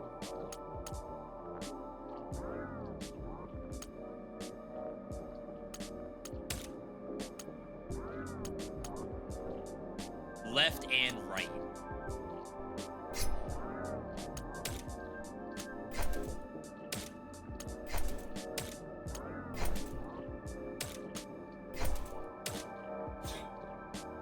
Okay.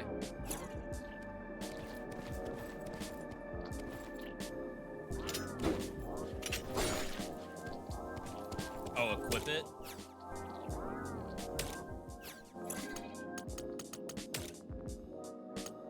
Oh, it's equip both hands. Okay.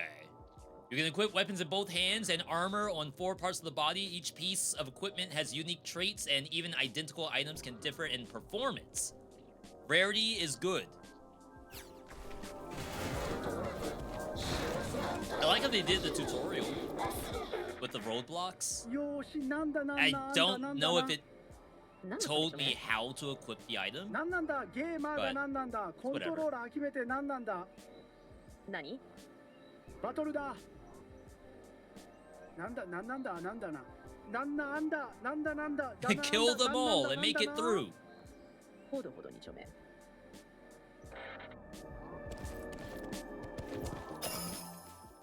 R1 and L1. Yo, this is Elden Who indeed. The creatures inside Hellgate Yuckies are protected by exoskeletons that block attacks. These barriers break for a limited time after several hits, leaving them exposed. Higher rarities can shatter stuff easier. No R3 lock on yet.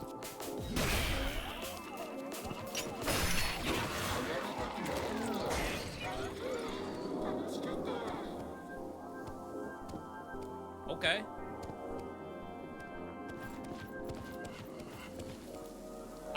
The aesthetic of Let It Die, the first game, was basically like this. Almost like a hodgepodge of random Japanese stuff inside post-apocalyptic hellscape. So we haven't lost that.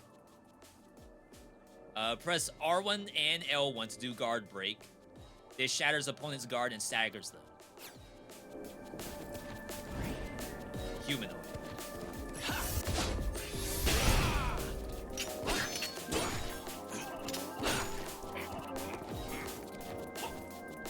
Oh crap.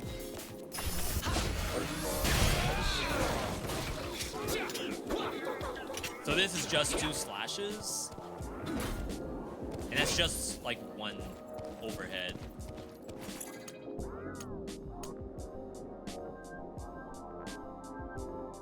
So same attack power. This one has plus 15 somethings. Maybe it's worth $15 more.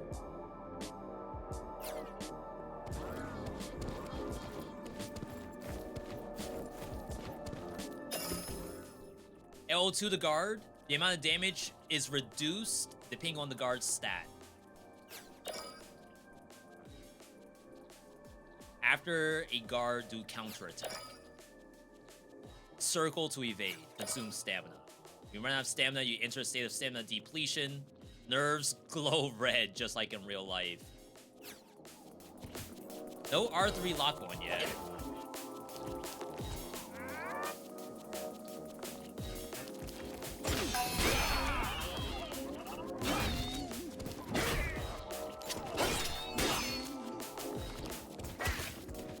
Oh, both hands.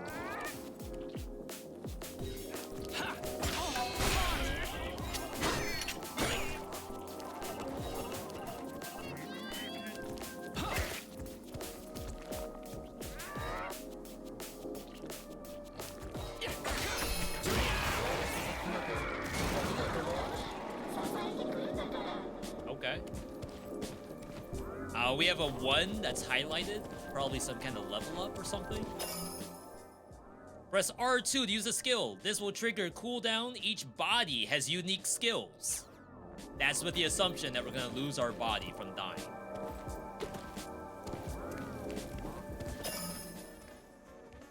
Use bushes to hide from the Yuckies and slip off other raiders' SP radars. This won't make you completely invisible, so stay sharp. When rage gauge is full, triangle R1 or triangle L1 for death blow. So...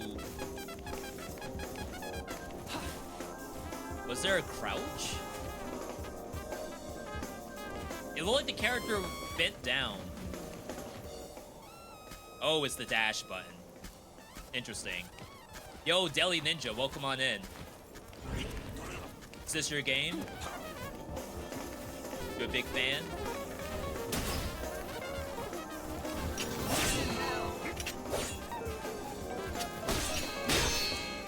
I already forgot how to do the guard break.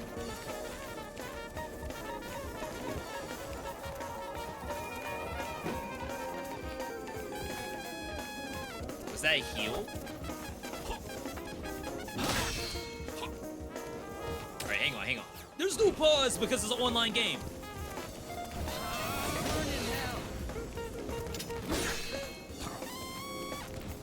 Chat, what was the guard break?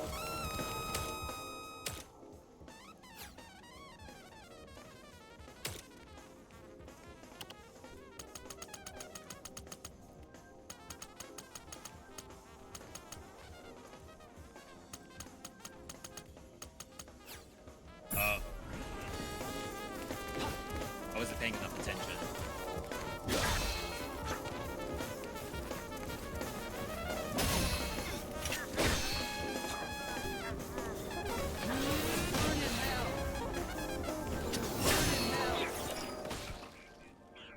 Judgment gates allow you to reach the next area, but they often are guarded by Yuckies. They must be defeated to proceed. Some gates also require a certain amount of SP lithium.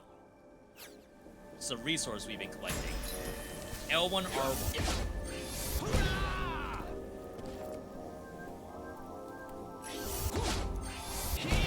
Okay, thank you.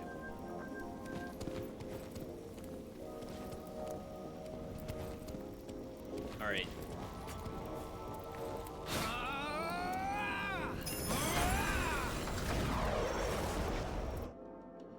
It's like, it's a good feeling to the game, but it is mixed, and I'm sure it's mixed for a reason. Come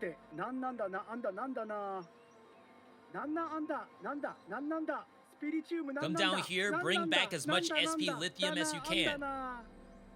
どうやってちょめちょめなんだなんだなんだあんだなんだなんだだなんだな素手でちょめちょだなんだなどこにちょめちょめ爆発ちょめちょめちょめ爆発ちょめちょめちょめいいから取ってきやがれ L3 to crouch.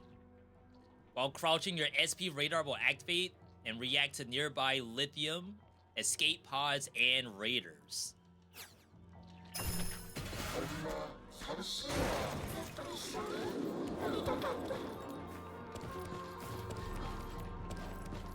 Kind of odd to have that on the same button as dash. Tanks infested with explosive mushrooms, they react when raiders approach and self-destruct.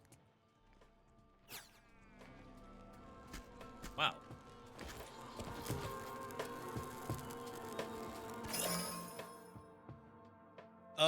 There are single-use items. Some restore health, some do rage gauge. A consumable item can only be purchased with death metal. Special construction gives it 0 weight. It's not lost on death.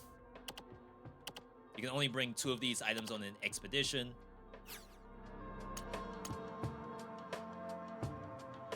Health pot. Both are health pots.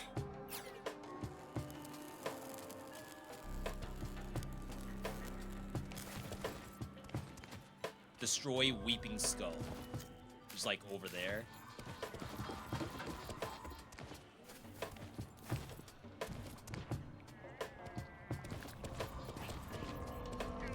Just this giant thing here. Nicknamed for the way leaking SP lithium crystals resemble tears, these containers hold highly concentrated SP lithium. Attack them to get it until destroyed.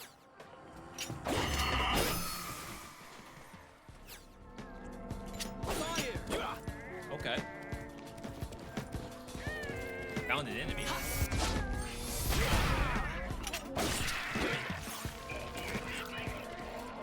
The traps are probably gonna be the worst part. They did the same thing in Let It Die 1, where there's like random traps that will delete your entire health bar if you're not paying attention or if you're rushing. よしよしよしだなんだなんなんだなんだななんだあなんなんだだなあんだなんだなんなんだな頑張ったね。なんなんだなんだなエスケープポッドで Evacuate. なんなんだなだなんだなんなあんだなんなんだだなんだなんだな都合よくちょめちょめちょめちょめ。なあんだなんなんだ Yo. だなあんだスピリチウムがなんなん Arc だ Raiders なんだ who? なんだだなんだななんなんだだなんなんだなんだなデイワークちょめめちょ。レイダーはなんなんだだなあんだなんだなんだななんなあんだだなんだな Hellgate is spatially unstable, limiting how long a raider can operate inside. If you overstay your welcome, the space will begin to collapse, causing you to take continuous damage. Survival in these conditions is extremely challenging, so make sure to reach the goal.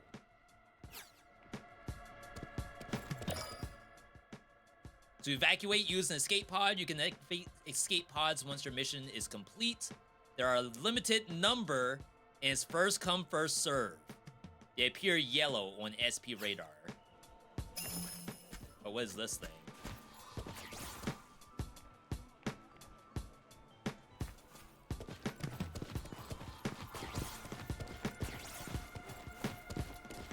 Oh, it's the path to go. Alright, not too complicated.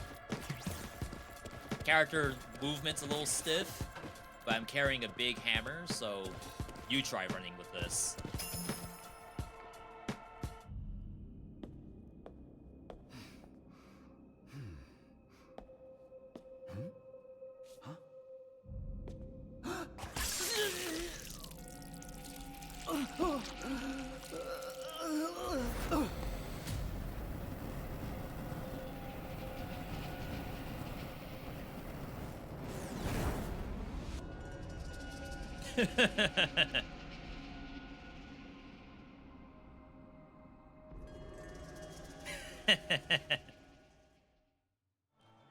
See, they could have done everything.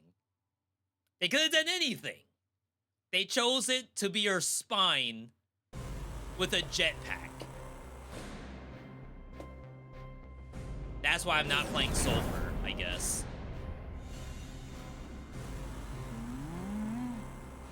Huh? This sword wound. Yosoyama's work, no doubt. Kriko, call Mom. Newbie here has died and come back.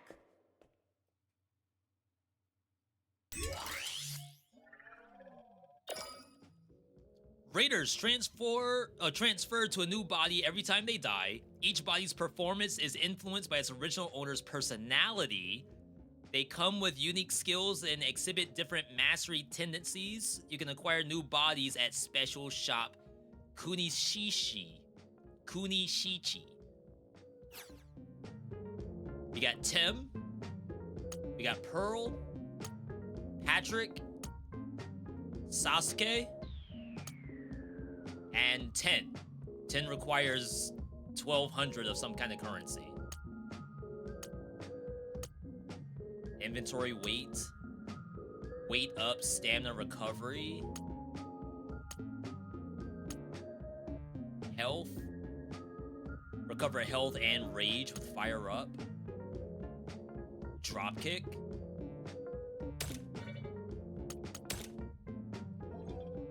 Dropkick sounds impressive. I wonder if like the character models are gonna change. Now, let's apply the soul brand, shall we? That means you have the deluxe, because Sasuke is also behind Death Medals, but included in deluxe edition? Yo, I got the good version of the game. And to be fair, I should mention, it's not a hashtag ad, but it is a key provided by Situation. Shoutouts at the team over at, was this one Dotemu? Let's see here. Wait. Back. Upper.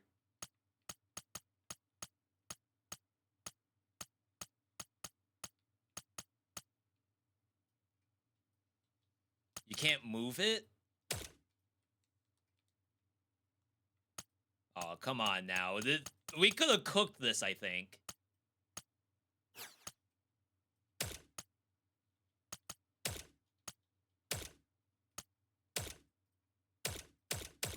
It's just 2 sets. Where was the open parenthesis I saw?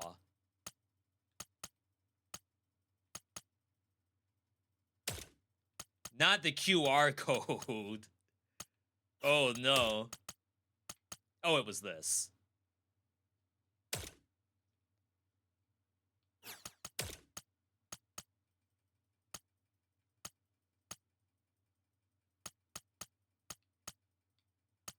Like, maybe change the size, too?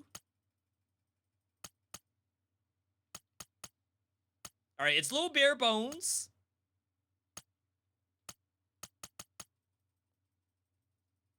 Mojito?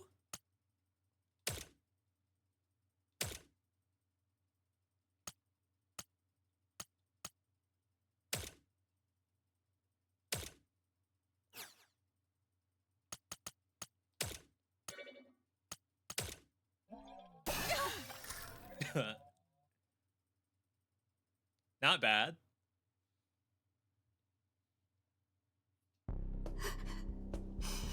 Everything I'm seeing so far is not mixed. Not yet. I'm sure it's gonna happen, though. Welcome back. My apologies. I do not know what came over me. Shoot. I wasn't expecting this. Yotsuyama fooling around in such shallow waters. I'll come up with a plan. Clicko, you take care of this one. These games also are not supposed to make sense for a while. This way, please. If anything, trying to make sense of it might be a mistake. Thank you for your patience. You're in for the ride. Here's your Raider license. You are now an official member of the Raiders Association. First of all, dear Raider, your mission. Mom will explain everything. Leave it to me. Your main objective as a raider is to search the hole and get your hands on the Eye of the Reaper. The Eye of the Reaper is an extremely concentrated energy source. They say that whoever owns it has the power to rule the world. Our rivals, Yotsuyama, are also looking for it. If they manage to get it first, they will have power of life and death over us, and make us their slaves for all eternity. They must be stopped at all costs. Sounds the bad. The Raiders Association was founded for that very purpose. The race for the Eye of the Reaper is on.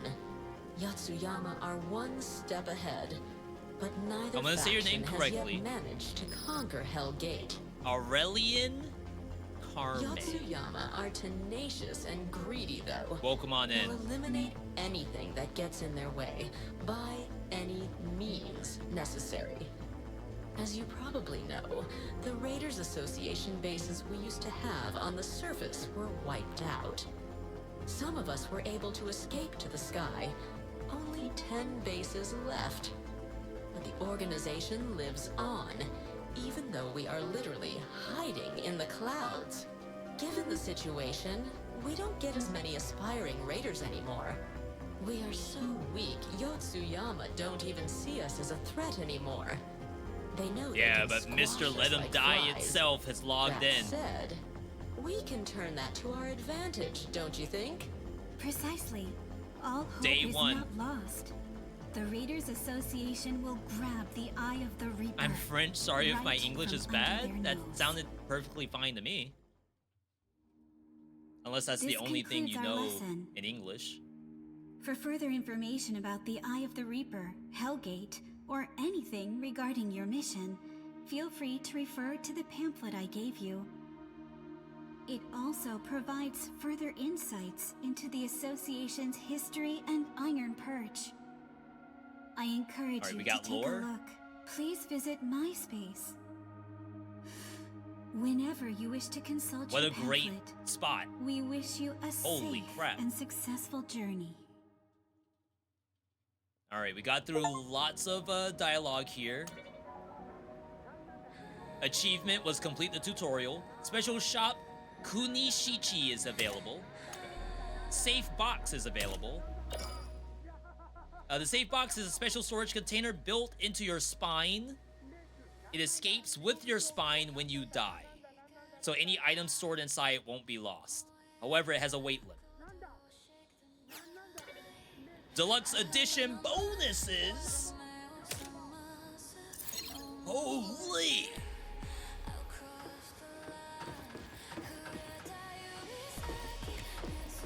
Y'all hear the music though?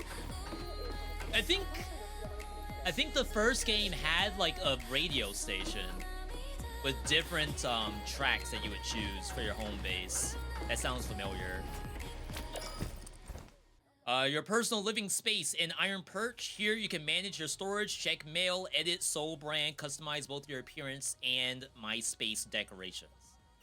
Customize appearance. Emotes.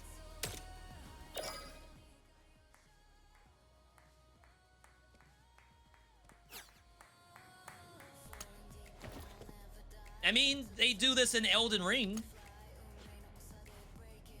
Same thing, right? TikTok dance?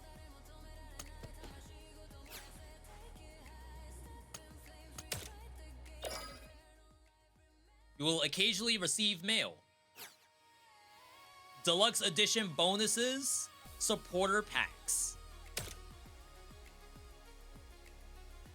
I assume I already have it. Records. You can change your backpack you bring on explorations. Changing the backpack won't affect the weight limit. So it's cosmetic.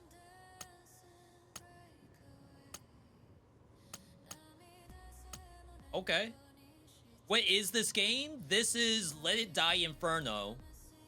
Brand new release like a couple of weeks ago. This is our first look of it. We only just now got through tutorial. You can change the charm attached to your backpack. A new charm might change your mood during exploration. What in the world does that mean? Can't do anything with it. But we have this one.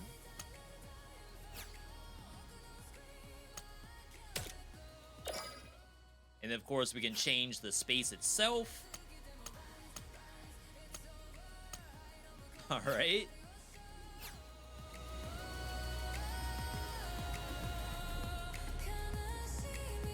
There's a bunch of people that want to talk to me.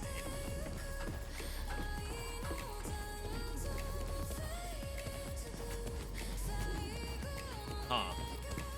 Yo, congrats on your 1 cell.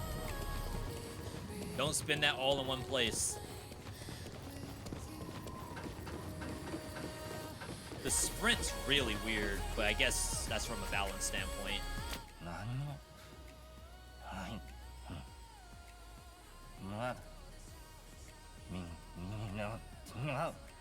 You have some of them, the rest comes in after you play and progress. Yeah, I'm seeing a lot of cosmetics here, funny enough. Special shop run by Gamio Kamiji. Using death metal as currency, he offers rare items you can't find elsewhere. New bodies, backpacks, charms, etc. He also sells death metal. He sells death metal. Oh, snap! Chat, that's a USD. 500 death metal for $4.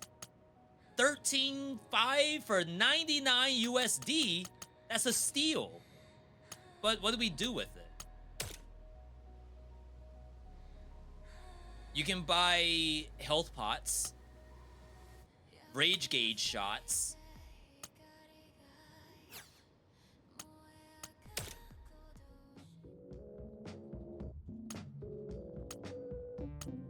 It says I can buy bodies, but I think it's only this one.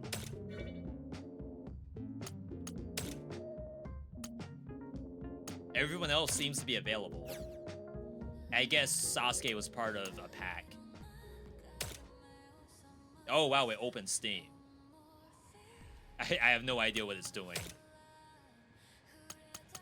Okay.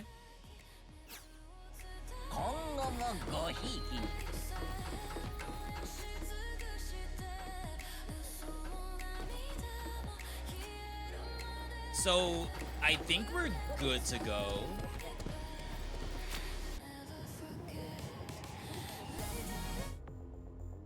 I mean, we just have to drop in and see how the game plays. Here you are, newbie. Hand me your license. Good luck.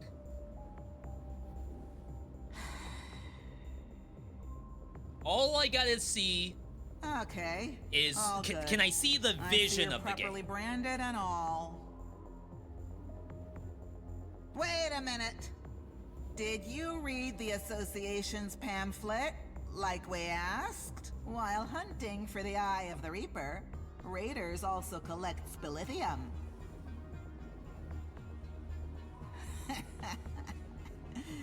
Spilithium is a very versatile energy source. This airship runs on it. It fuels the monsters in the hole. You raiders wouldn't have functioning bodies. Have you ever tried to take on every boss in Boss Rush? To spilithium. That's a Dead Cells question. I have a video on an invaluable fuel. Boss Rush while cursed. And I thought that was like a little more interesting than just fighting every boss. The more you deliver, the higher your raider rank will be. In other words, higher ranking raiders are our best assets, bringing back the splithium. Try to focus on leveling up your raider rank first. You'll get stronger in the process.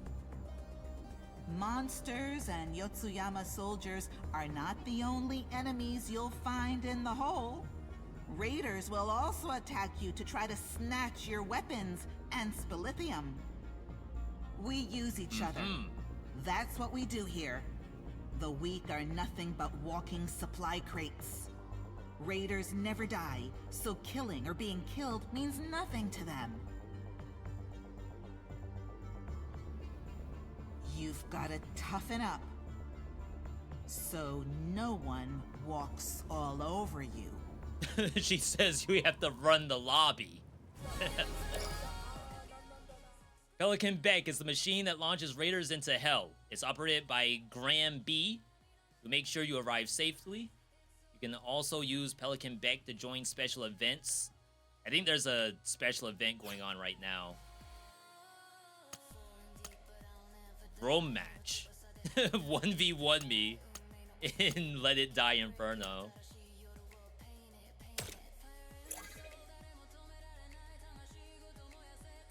I guess like I'll always have this stuff. And then we could take stuff out of the backpack. This is our Raider license. About to leak my personal information.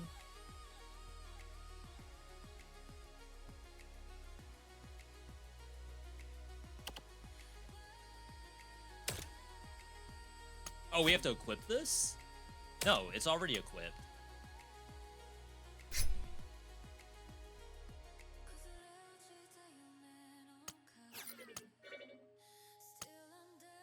Evacuation cost. It costs 500 lithium to get out. The event's already over. The kill match sports event, Let It Die style. It was only for the weekend. Okay. Yeah, I thought it was just like join teams and do the regular game. I didn't think it was like Let It Die where it's like faction versus faction. You're gonna head out? Yo, Aurelian, thanks for stopping by. Glad you were able to catch a stream. Make sure you follow the stream. Anyone in chat right now, make sure you follow. That way you get notified when we go live. It's about time you learned a thing or two about defeat. Alright, we do have a weapon. Nothing near me? I'm still kind of weirded out that there's no lock one button. I can't guard break on this character.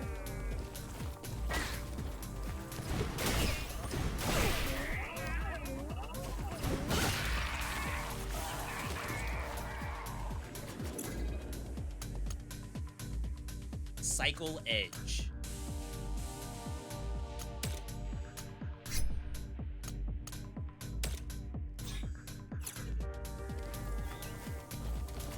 So now I probably have a guard break.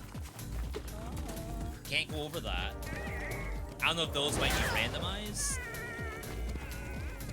Guard break needs a weapon on both hands. You can still break guards if you use Rage Art with empty hands.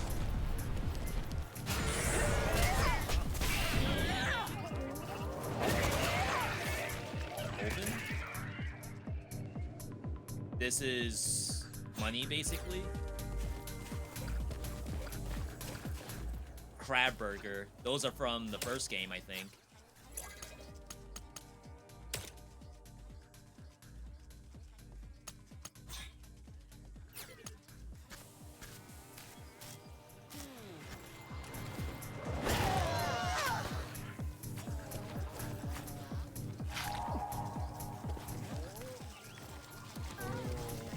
Yeah, I'm hitting R3 trying to lock one of this stuff. So unfortunate.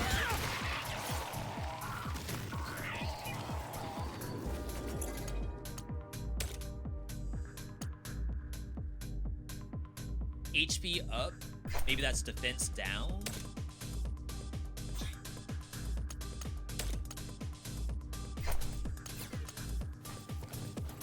So remember, there should be people on this map.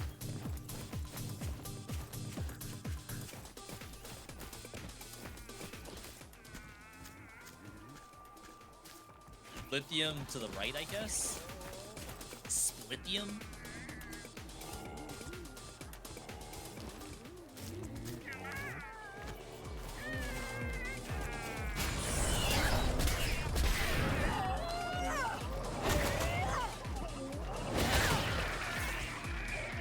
I'm very curious to see, like, the first time I see a player character. It's like I almost have to play and not extract.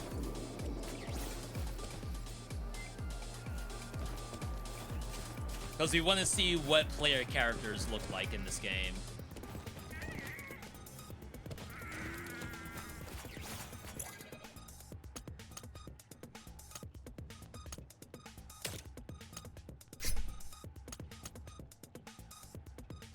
Wish there was a like easy way to put stuff like straight to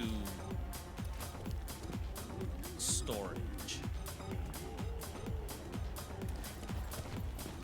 Do not know if there's fall damage. Oh wow. Found stuff.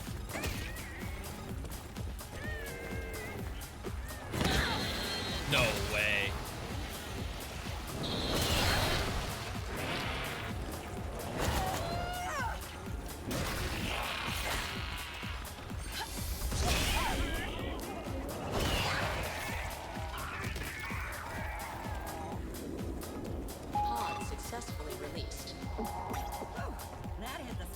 So someone... No, that's a pod drop. That's not someone actually evacuating yet.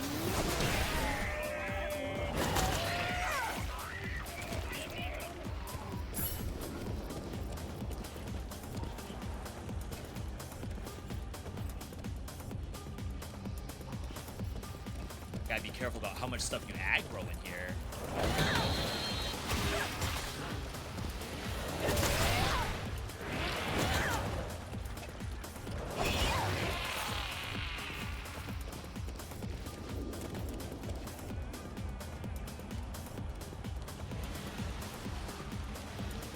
The way the music goes, it definitely makes you feel like you're on edge a bit, which I do appreciate.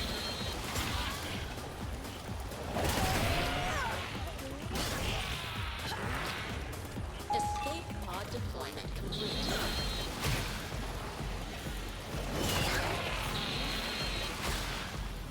18 minutes.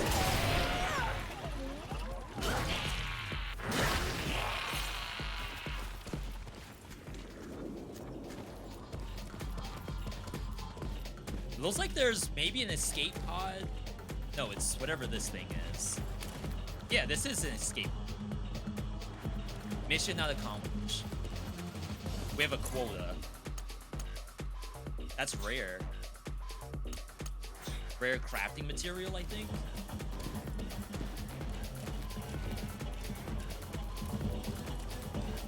There's lithium right here.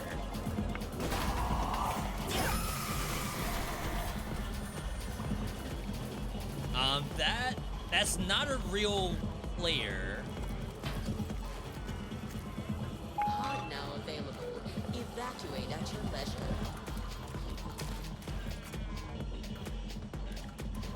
It's like I don't really want to leave.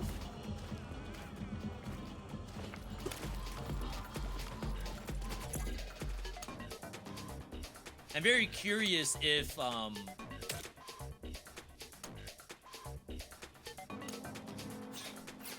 do that stuff's worth picking up.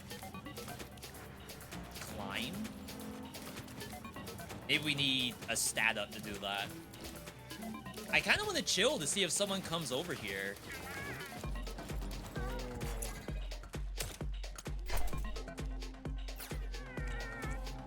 Weight limit?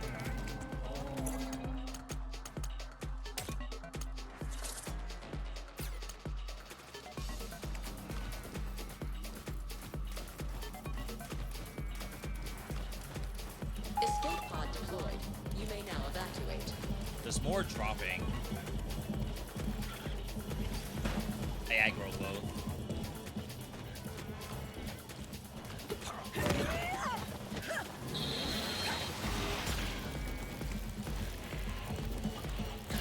I think I messed up.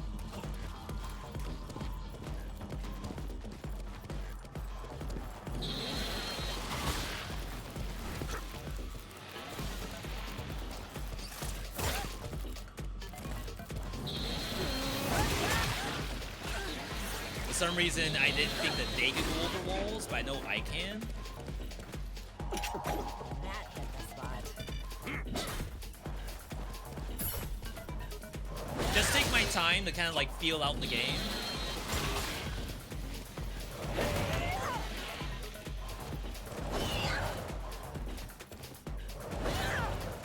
Bruh.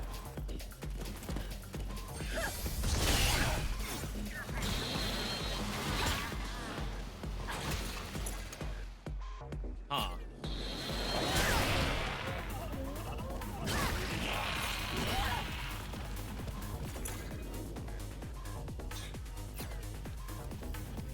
So it's interesting that this has a drop.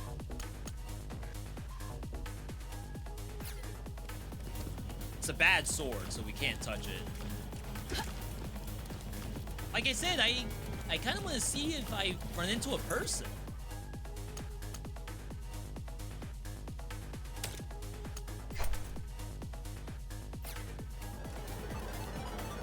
Before I just immediately peace out, right?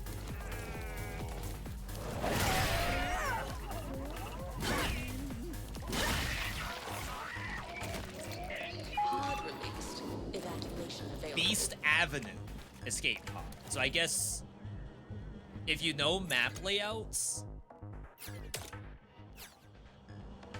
I don't know how you would open the map though. Oh, what's the triangle button? Oh, that's to do your special attack.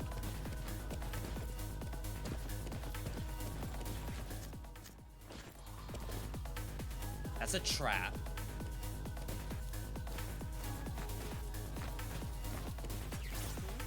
Down is map. And then we can go to the next biome from here.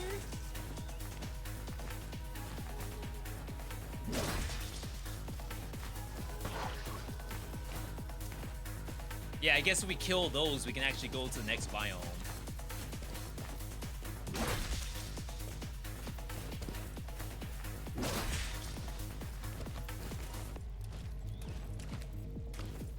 I mean, to be fair, maybe it's still very early on.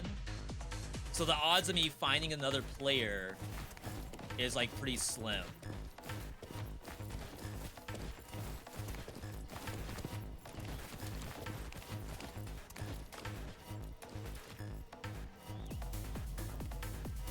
Trying to gauge like how far they aggro.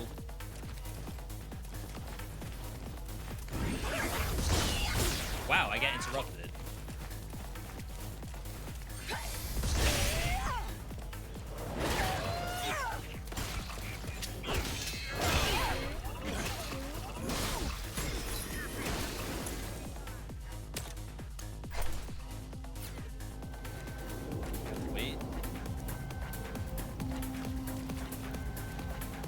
Can do this after I go to the next area. Interesting. So, am I gonna spawn into a brand new instance?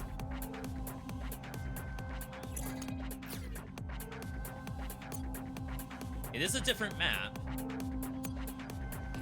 The timer's 12 minutes right now.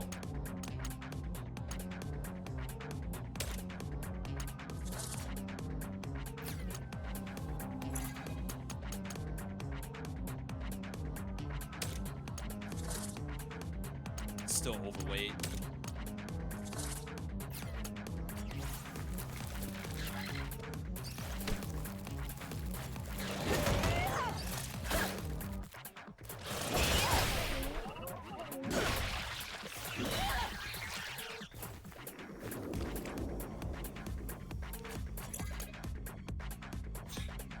That's rage gauge.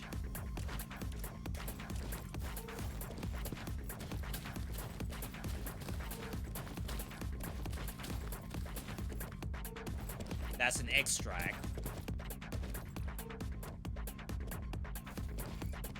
I don't know if that's stuff like zoning in front of me or what.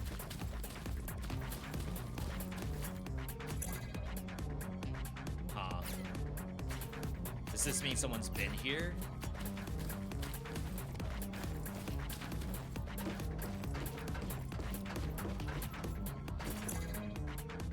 Uncommon.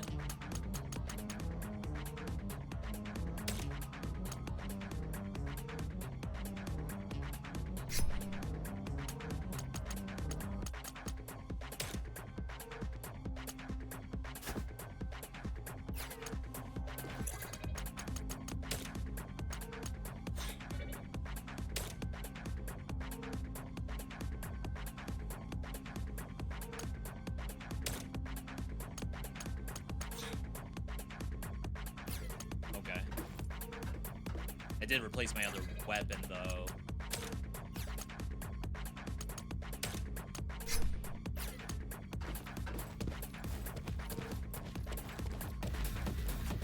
Alright, extraction's here. Quick fall damage check.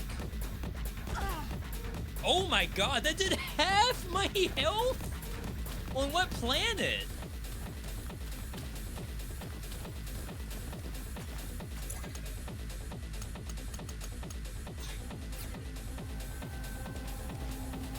Pod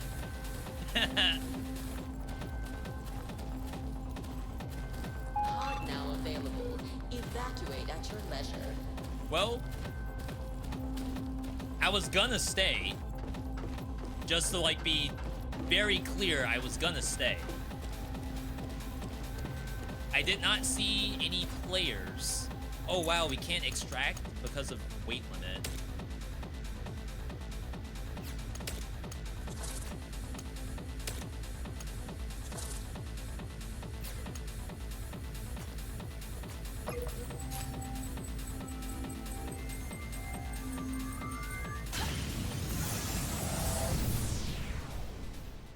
Okay.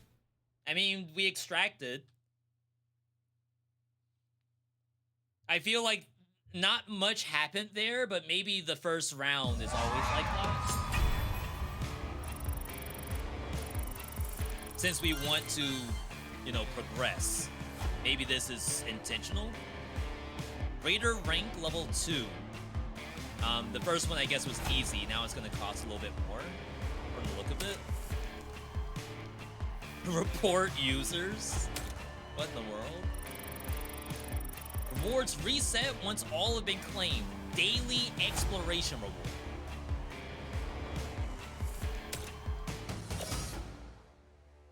Each time you survive Hellgate exploration, your body rank increases with each rank. The association grants you cores to enhance body's performance. Oh, wow. The higher body rank allows you to equip higher rarity gear, but also means being assigned more challenging missions.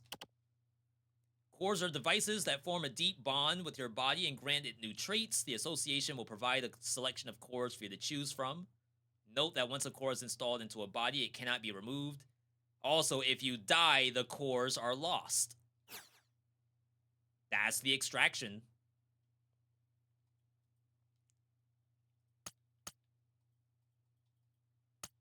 Alright, so there's dodge cologne, which is health and dodge count.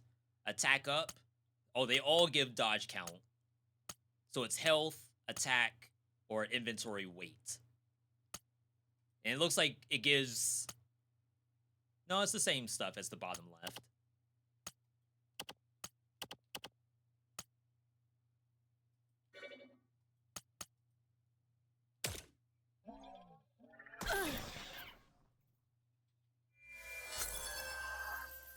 Okay.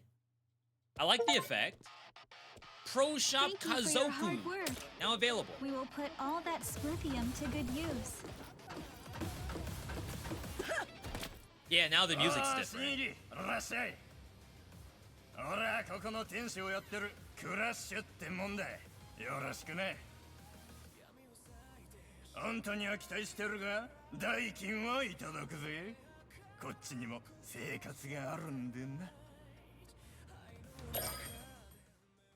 General store run by Crash, where he sells weapons, armor, consumables, and other useful items for exploration.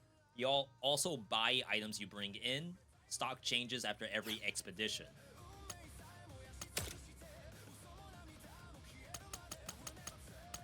Alright, so he's got common and uncommon gear, but I guess you may as well buy health pots.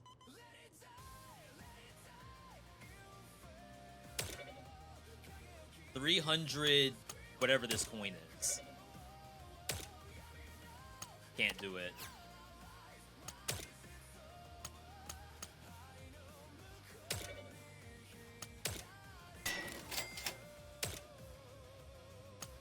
Oh, multi-select. I was about to say, please don't make me do this over and over.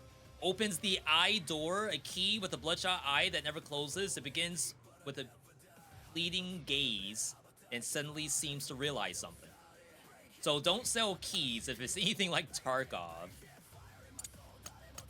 Keep every key. Sell rings. Crafting materials. Huh.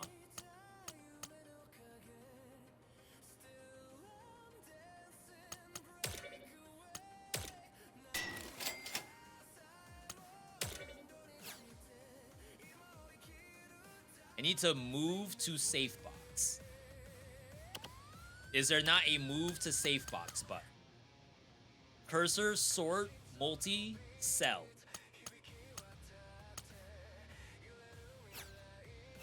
Okay.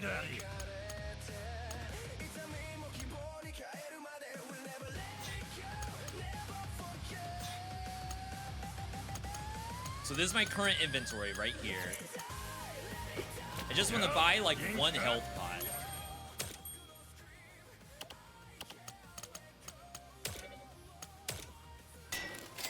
My god, maybe I should have gotten carry capacity. This is awful. Alright,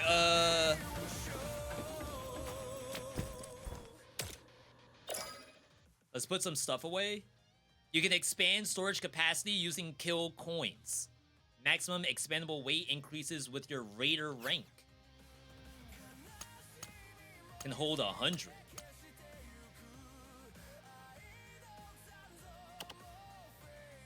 Oh wait, safe box. Yeah, this is right. Okay. So that's done. If there is crafting of some kind, I'm sure the game's gonna tutorialize it and make me do some crafting. This music. I think we go back. So far, I would say, like, a lot of nothing happened in that first attempt. But it's probably because, like, we have no Raider rank, like, we have nothing to lose there, and it's probably still tutorial to some degree. Here you are.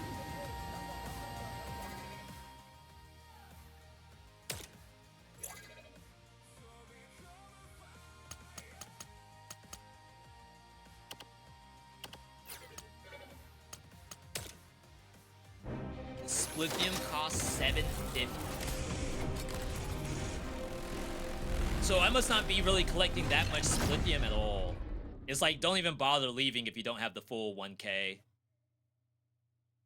I don't know if this is like different areas where you're spawning in from, or if that's just a random screenshot that they decided to use. Corpse City 3. It's about time you learned a thing or two about defeat. Alright, we'll see if we find people this time.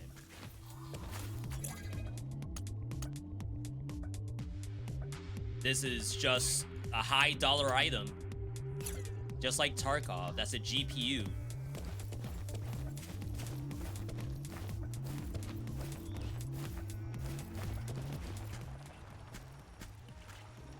I don't know what the white is. Red is definitely this kind of stuff. I wonder if I can just block these attacks. Or it misses me. Yeah.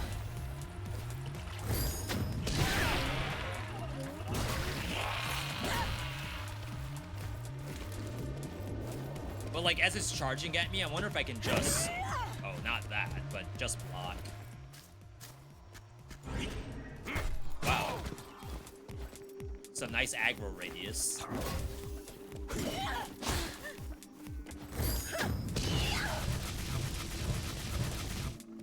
Huh. It's a weird move.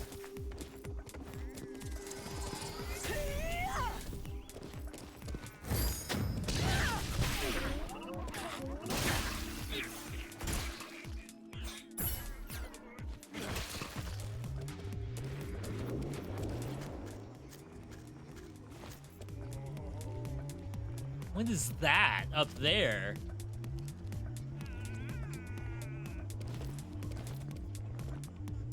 There's one over here we can get a better look at.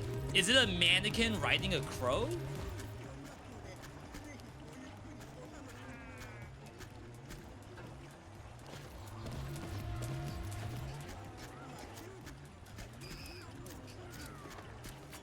I aggroed.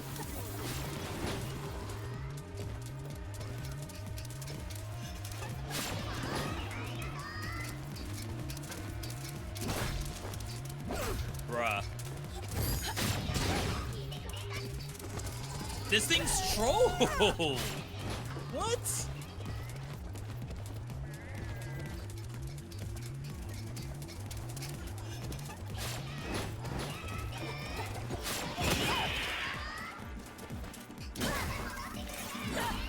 Wait, does this... Oh, I was about to say, does this thing explode too?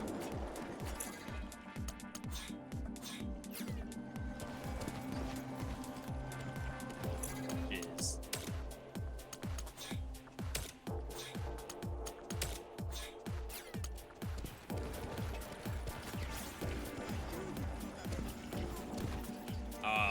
It'd be sick if that did something.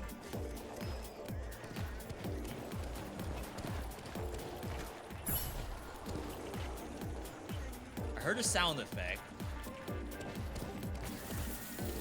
This is a roguelike I haven't seen. The title delivers. Hey, we try our best around here.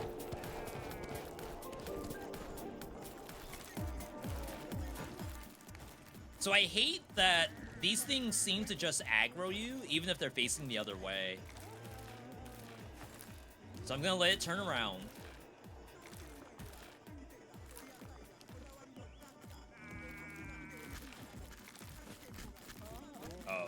Unlucky.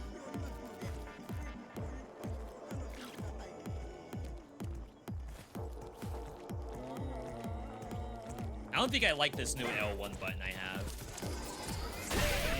I mean, it does really good damage, but pad to skull square blocked by other raiders?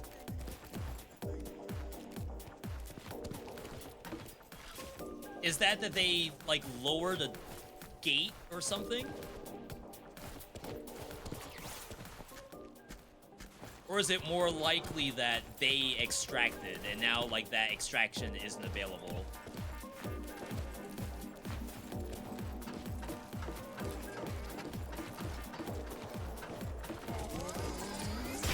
Escape pod drop complete.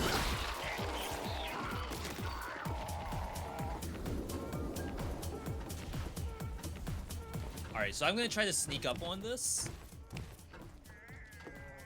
He's gonna know. He doesn't know.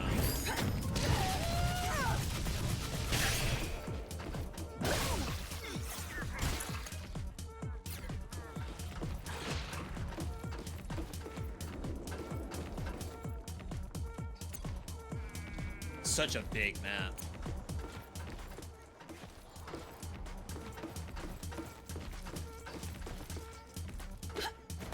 Cannot vault over this, so I probably have to drop down. But whatever the tech is for climbing, we don't have that yet.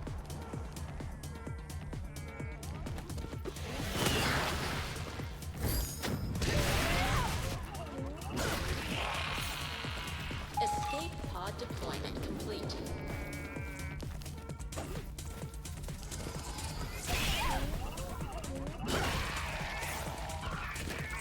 Yeah, unable to climb doesn't exactly tell you why not.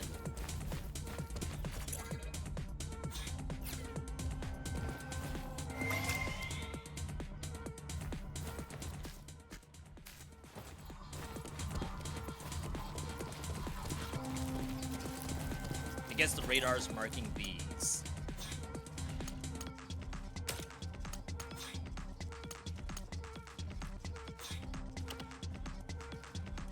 Oh, I see, I see.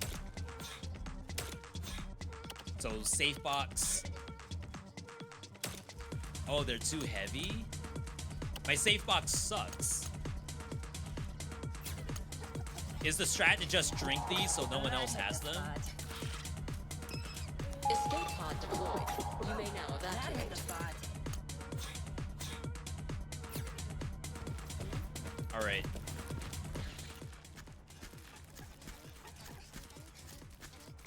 So the game tries to mark stuff for you. That makes it seem as though something's above me. If the up arrow is to be believed.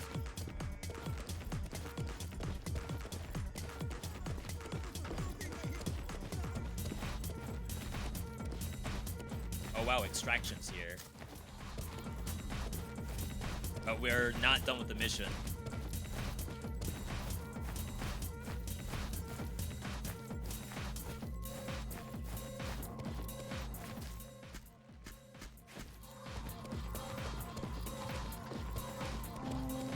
I guess you'll start to memorize these maps after a while. Pod now available. Evacuate at your leisure. I bet once you can actually, like, climb on stuff, the flow is a lot better. Because, like, these are one-way drops for me.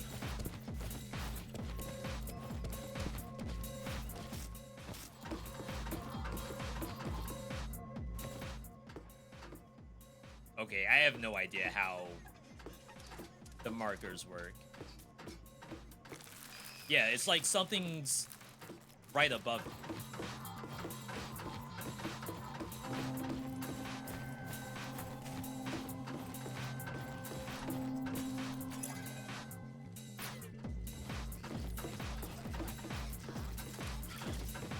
That sucks.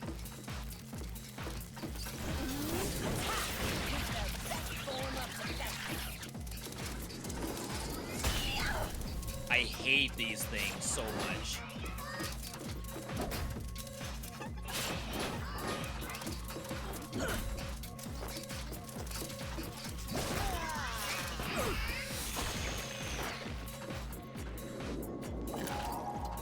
So this is what we're here for.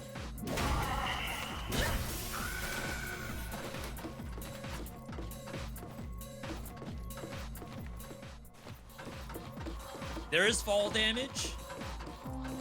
So us coming up here sounds like suicide. But maybe it's a shortcut to the other side of the map. 15 minutes left.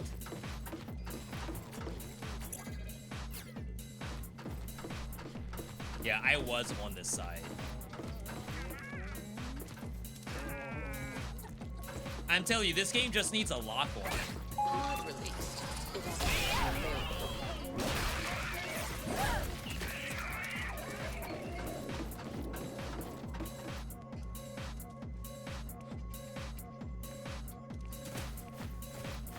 That would solve 90% of, I think, the combat issues. If someone had a combat issue. Alright, let's go... It's like, where'd I come from? I should have checked the map when I landed. Yeah, I came from somewhere over here. We're gonna go to the other, industrial part.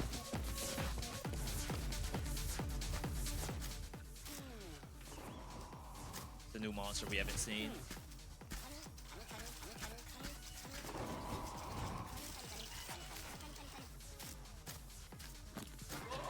But it sees me anyway. And then a wall.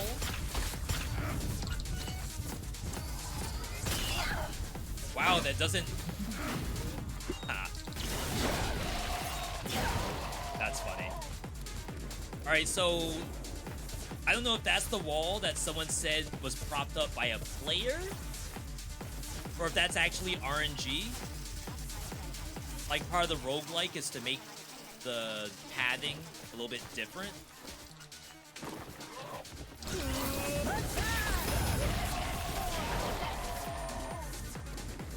Oh. No, maybe I'm doing that.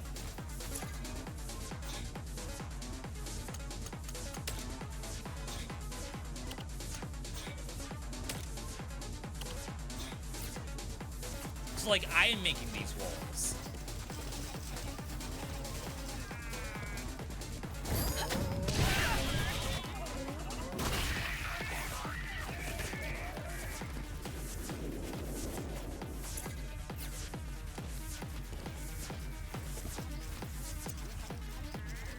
Wait, so that means that area is essentially locked out. I don't think I can go to that area anymore.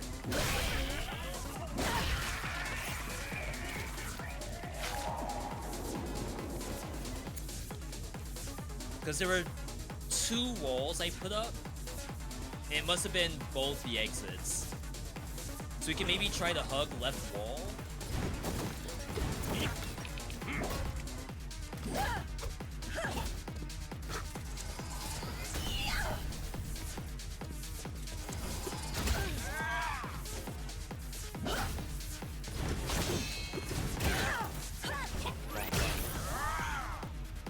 This thing's actually gonna kill me. That hit the spot.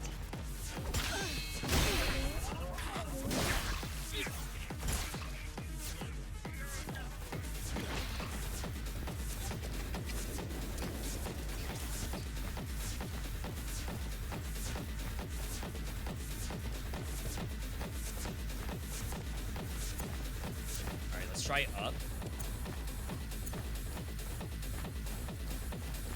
Couple burgers.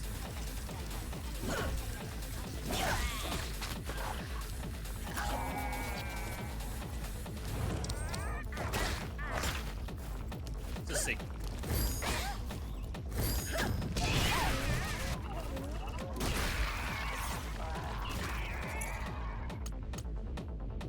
Wheel blade? That's a weapon.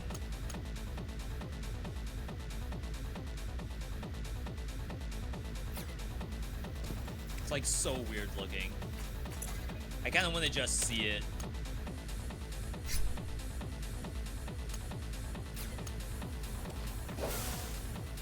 It's basically an axe. Alright.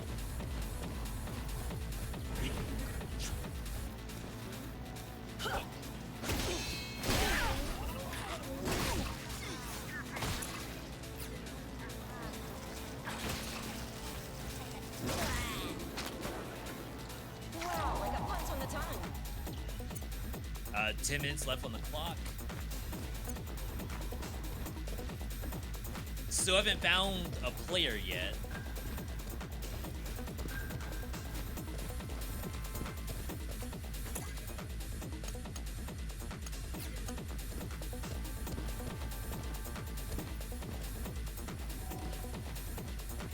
I mean, the map is pretty big, right? Pod deployed.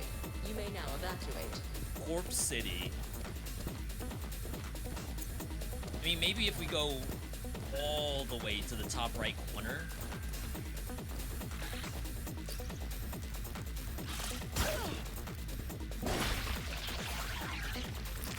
Regular monsters don't really do that much damage. Like animals, anyway. The humanoids are awful.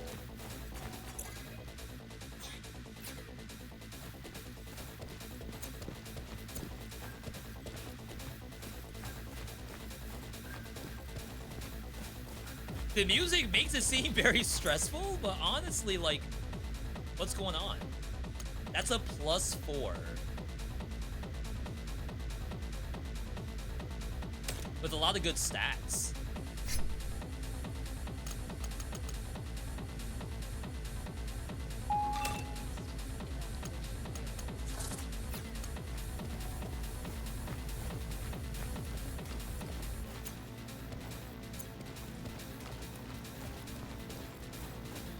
Alright, this is a one-way.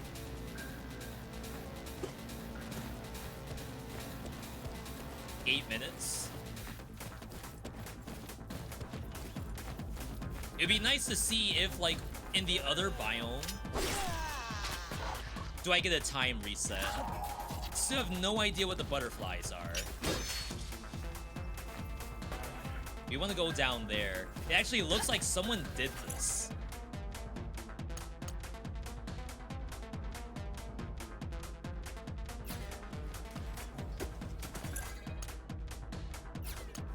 Worse armor. That was starter armor, I believe. Yeah, someone did this.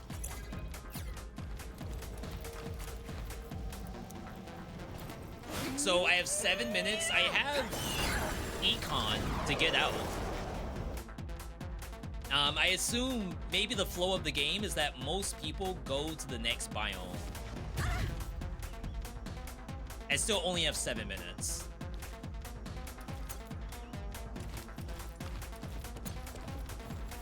I'm in Blood Marsh right now, I think.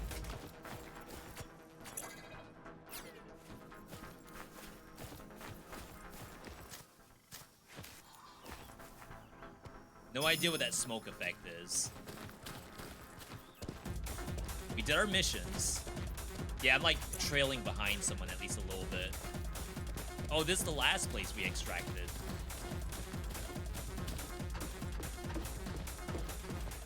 And there isn't one here this time.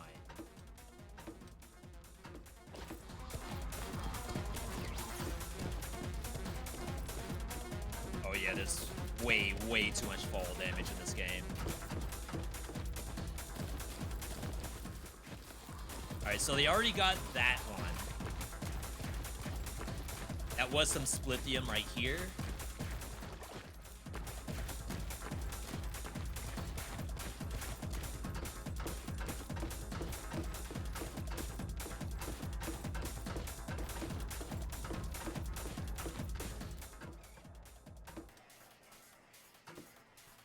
Did they just break that?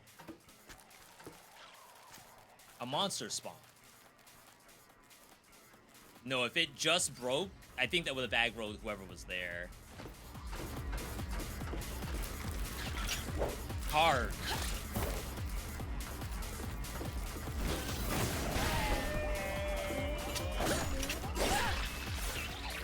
Wow, that attack was sick. So this is a real extract right here.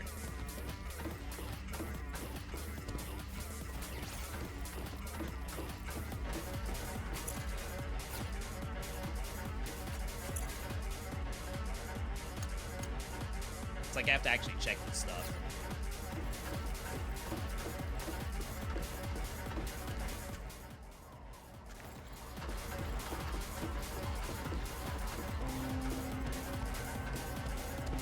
Yeah, so right now, I feel like I haven't really seen much. Roguelike tag, but extraction game for sure. Yeah, I'm seeing the same thing. That's actually a good piece.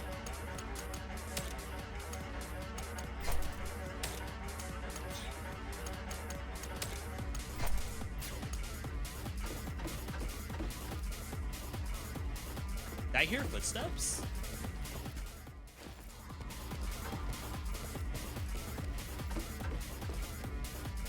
Were those my own footsteps I heard?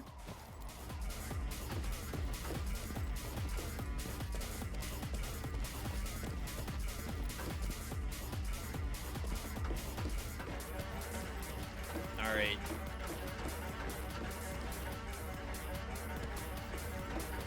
In 4 minutes, my vision becomes blurry, and it makes it a lot harder to stay in the area. So it's like the game actually encourages you to just leave. I don't know if there's like much sense in trying to push the mechanic where you like literally are not going to be able to see what you're doing. So, I mean, I think overall, like, it seems like there's probably a game here, but like, not gonna lie, and I know this is only our second raid, and like, I'm clearly behind something because I see dead bodies for NPCs. It's just like I feel like I would have seen someone by now, and it just hasn't happened yet. It's like, am I in tutorial? So there's less people on the map? Maybe as my hunter level goes up and the missions become harder, it's gonna pair me with other people who have like a harder body rank.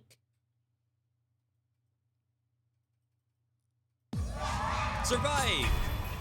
Holy! B rank, not as good as we've done in the past, but I feel like nothing happened. Aesthetically, like, I love the look of the game. Let's do some max weight. Like, I get the idea of, okay, you might lose this character eventually, so you have to be very careful. But, oh wow, recover health while crouching. Skill cooldown per hit. That's like really cool stuff. I thought it was gonna be the same upgrades every time. So this is fun. Like, whatever you would call this, where the upgrade might be different. I like that.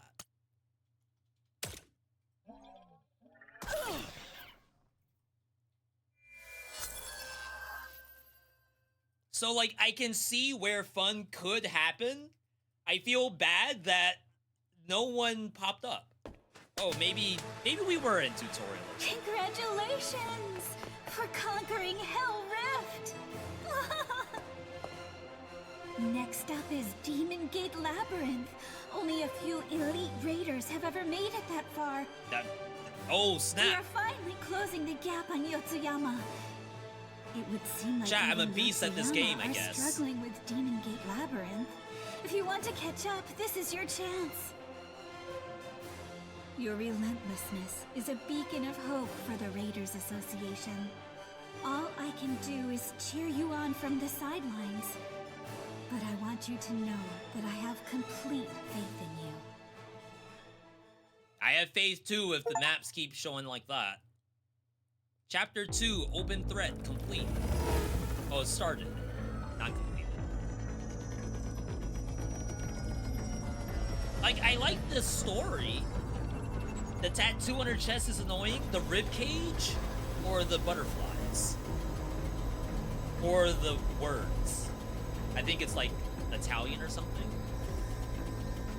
The rib length is too low. Ahoy! Yo, we got the Welcome. anatomy expert in the chat right now. How would you do the rib thing? Ahoy! The clavicle should be on her clavicle. But that would hurt, right? Poppy Pop Admiral here. What is tattooing this? No way. Perfect for killing sprees in the hole of hell. Good old Hell yeah, it would hurt. Hoy. Is that a new I have no recruit I tattoos, so see? I'm a baby, I guess. Come, see me if you want to improve your weapons. Till then, smooth sailing. Forge, run by Admiral Honda Mark II. Bring in blueprints. We haven't seen a blueprint. And crafting materials you find in Hellgate, plus some kill coins. Will craft the corresponding equipment. There's a limit to how many blueprints you can register at any given time, which can be increased by raising your Raider rank or using death metal. For those who don't know, death metal is the paid currency, right? So we can craft one item, probably like per hour or something. Yo, Chat, Tiny Giant with the happened? T1. What happened? Side missions. I think the game could be fun. A pleasure to see you again. Like, Welcome, I honestly dear would Raider. not mind continuing to play. I have an important announcement. We have decided that you have acquired sufficient skills to take the next step. Yo, we got Therefore, skills to pay the would bills. you be able to accept additional requests from the association? If you have any questions, don't hesitate to ask me.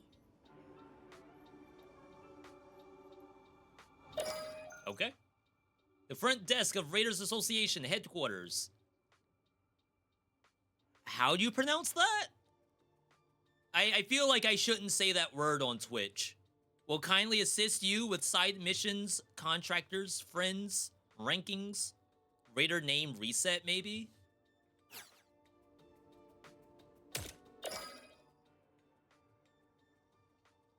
Chat, is Arc Raiders free to play or no? I mean, it's not Arc Raiders. Arc Raiders is an FPS or third-person shooter. This is more like a Souls-like. So you may legitimately not want to do a shooting game.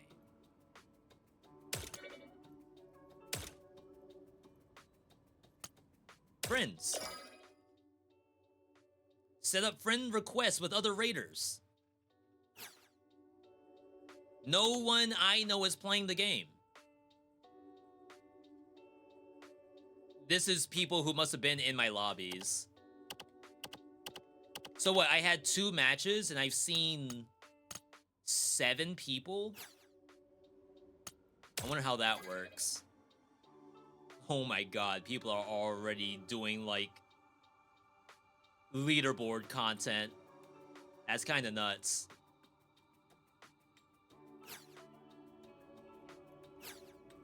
Thank you very much. But yeah. I'm starting to get, like, at the time where I would typically stop my stream. I want to do more. I kind of wish that at least the second run, maybe not the first run, and maybe it's the third run, that's gonna be the one where it's like, okay, now I actually have to worry about what's happening. But the first 2 was like, I'm in no danger at all. You all made it seem like it was so bad, but all I did was fight some hamburgers and extract with all my missions done. First one was a S, probably tutorial. Second one was a B. I can only imagine getting S's from here on out unless the danger escalates. But I'm gonna go ahead and stop here. Would I recommend the game? I mean, if you got the money to burn, I don't think it's necessarily not playable.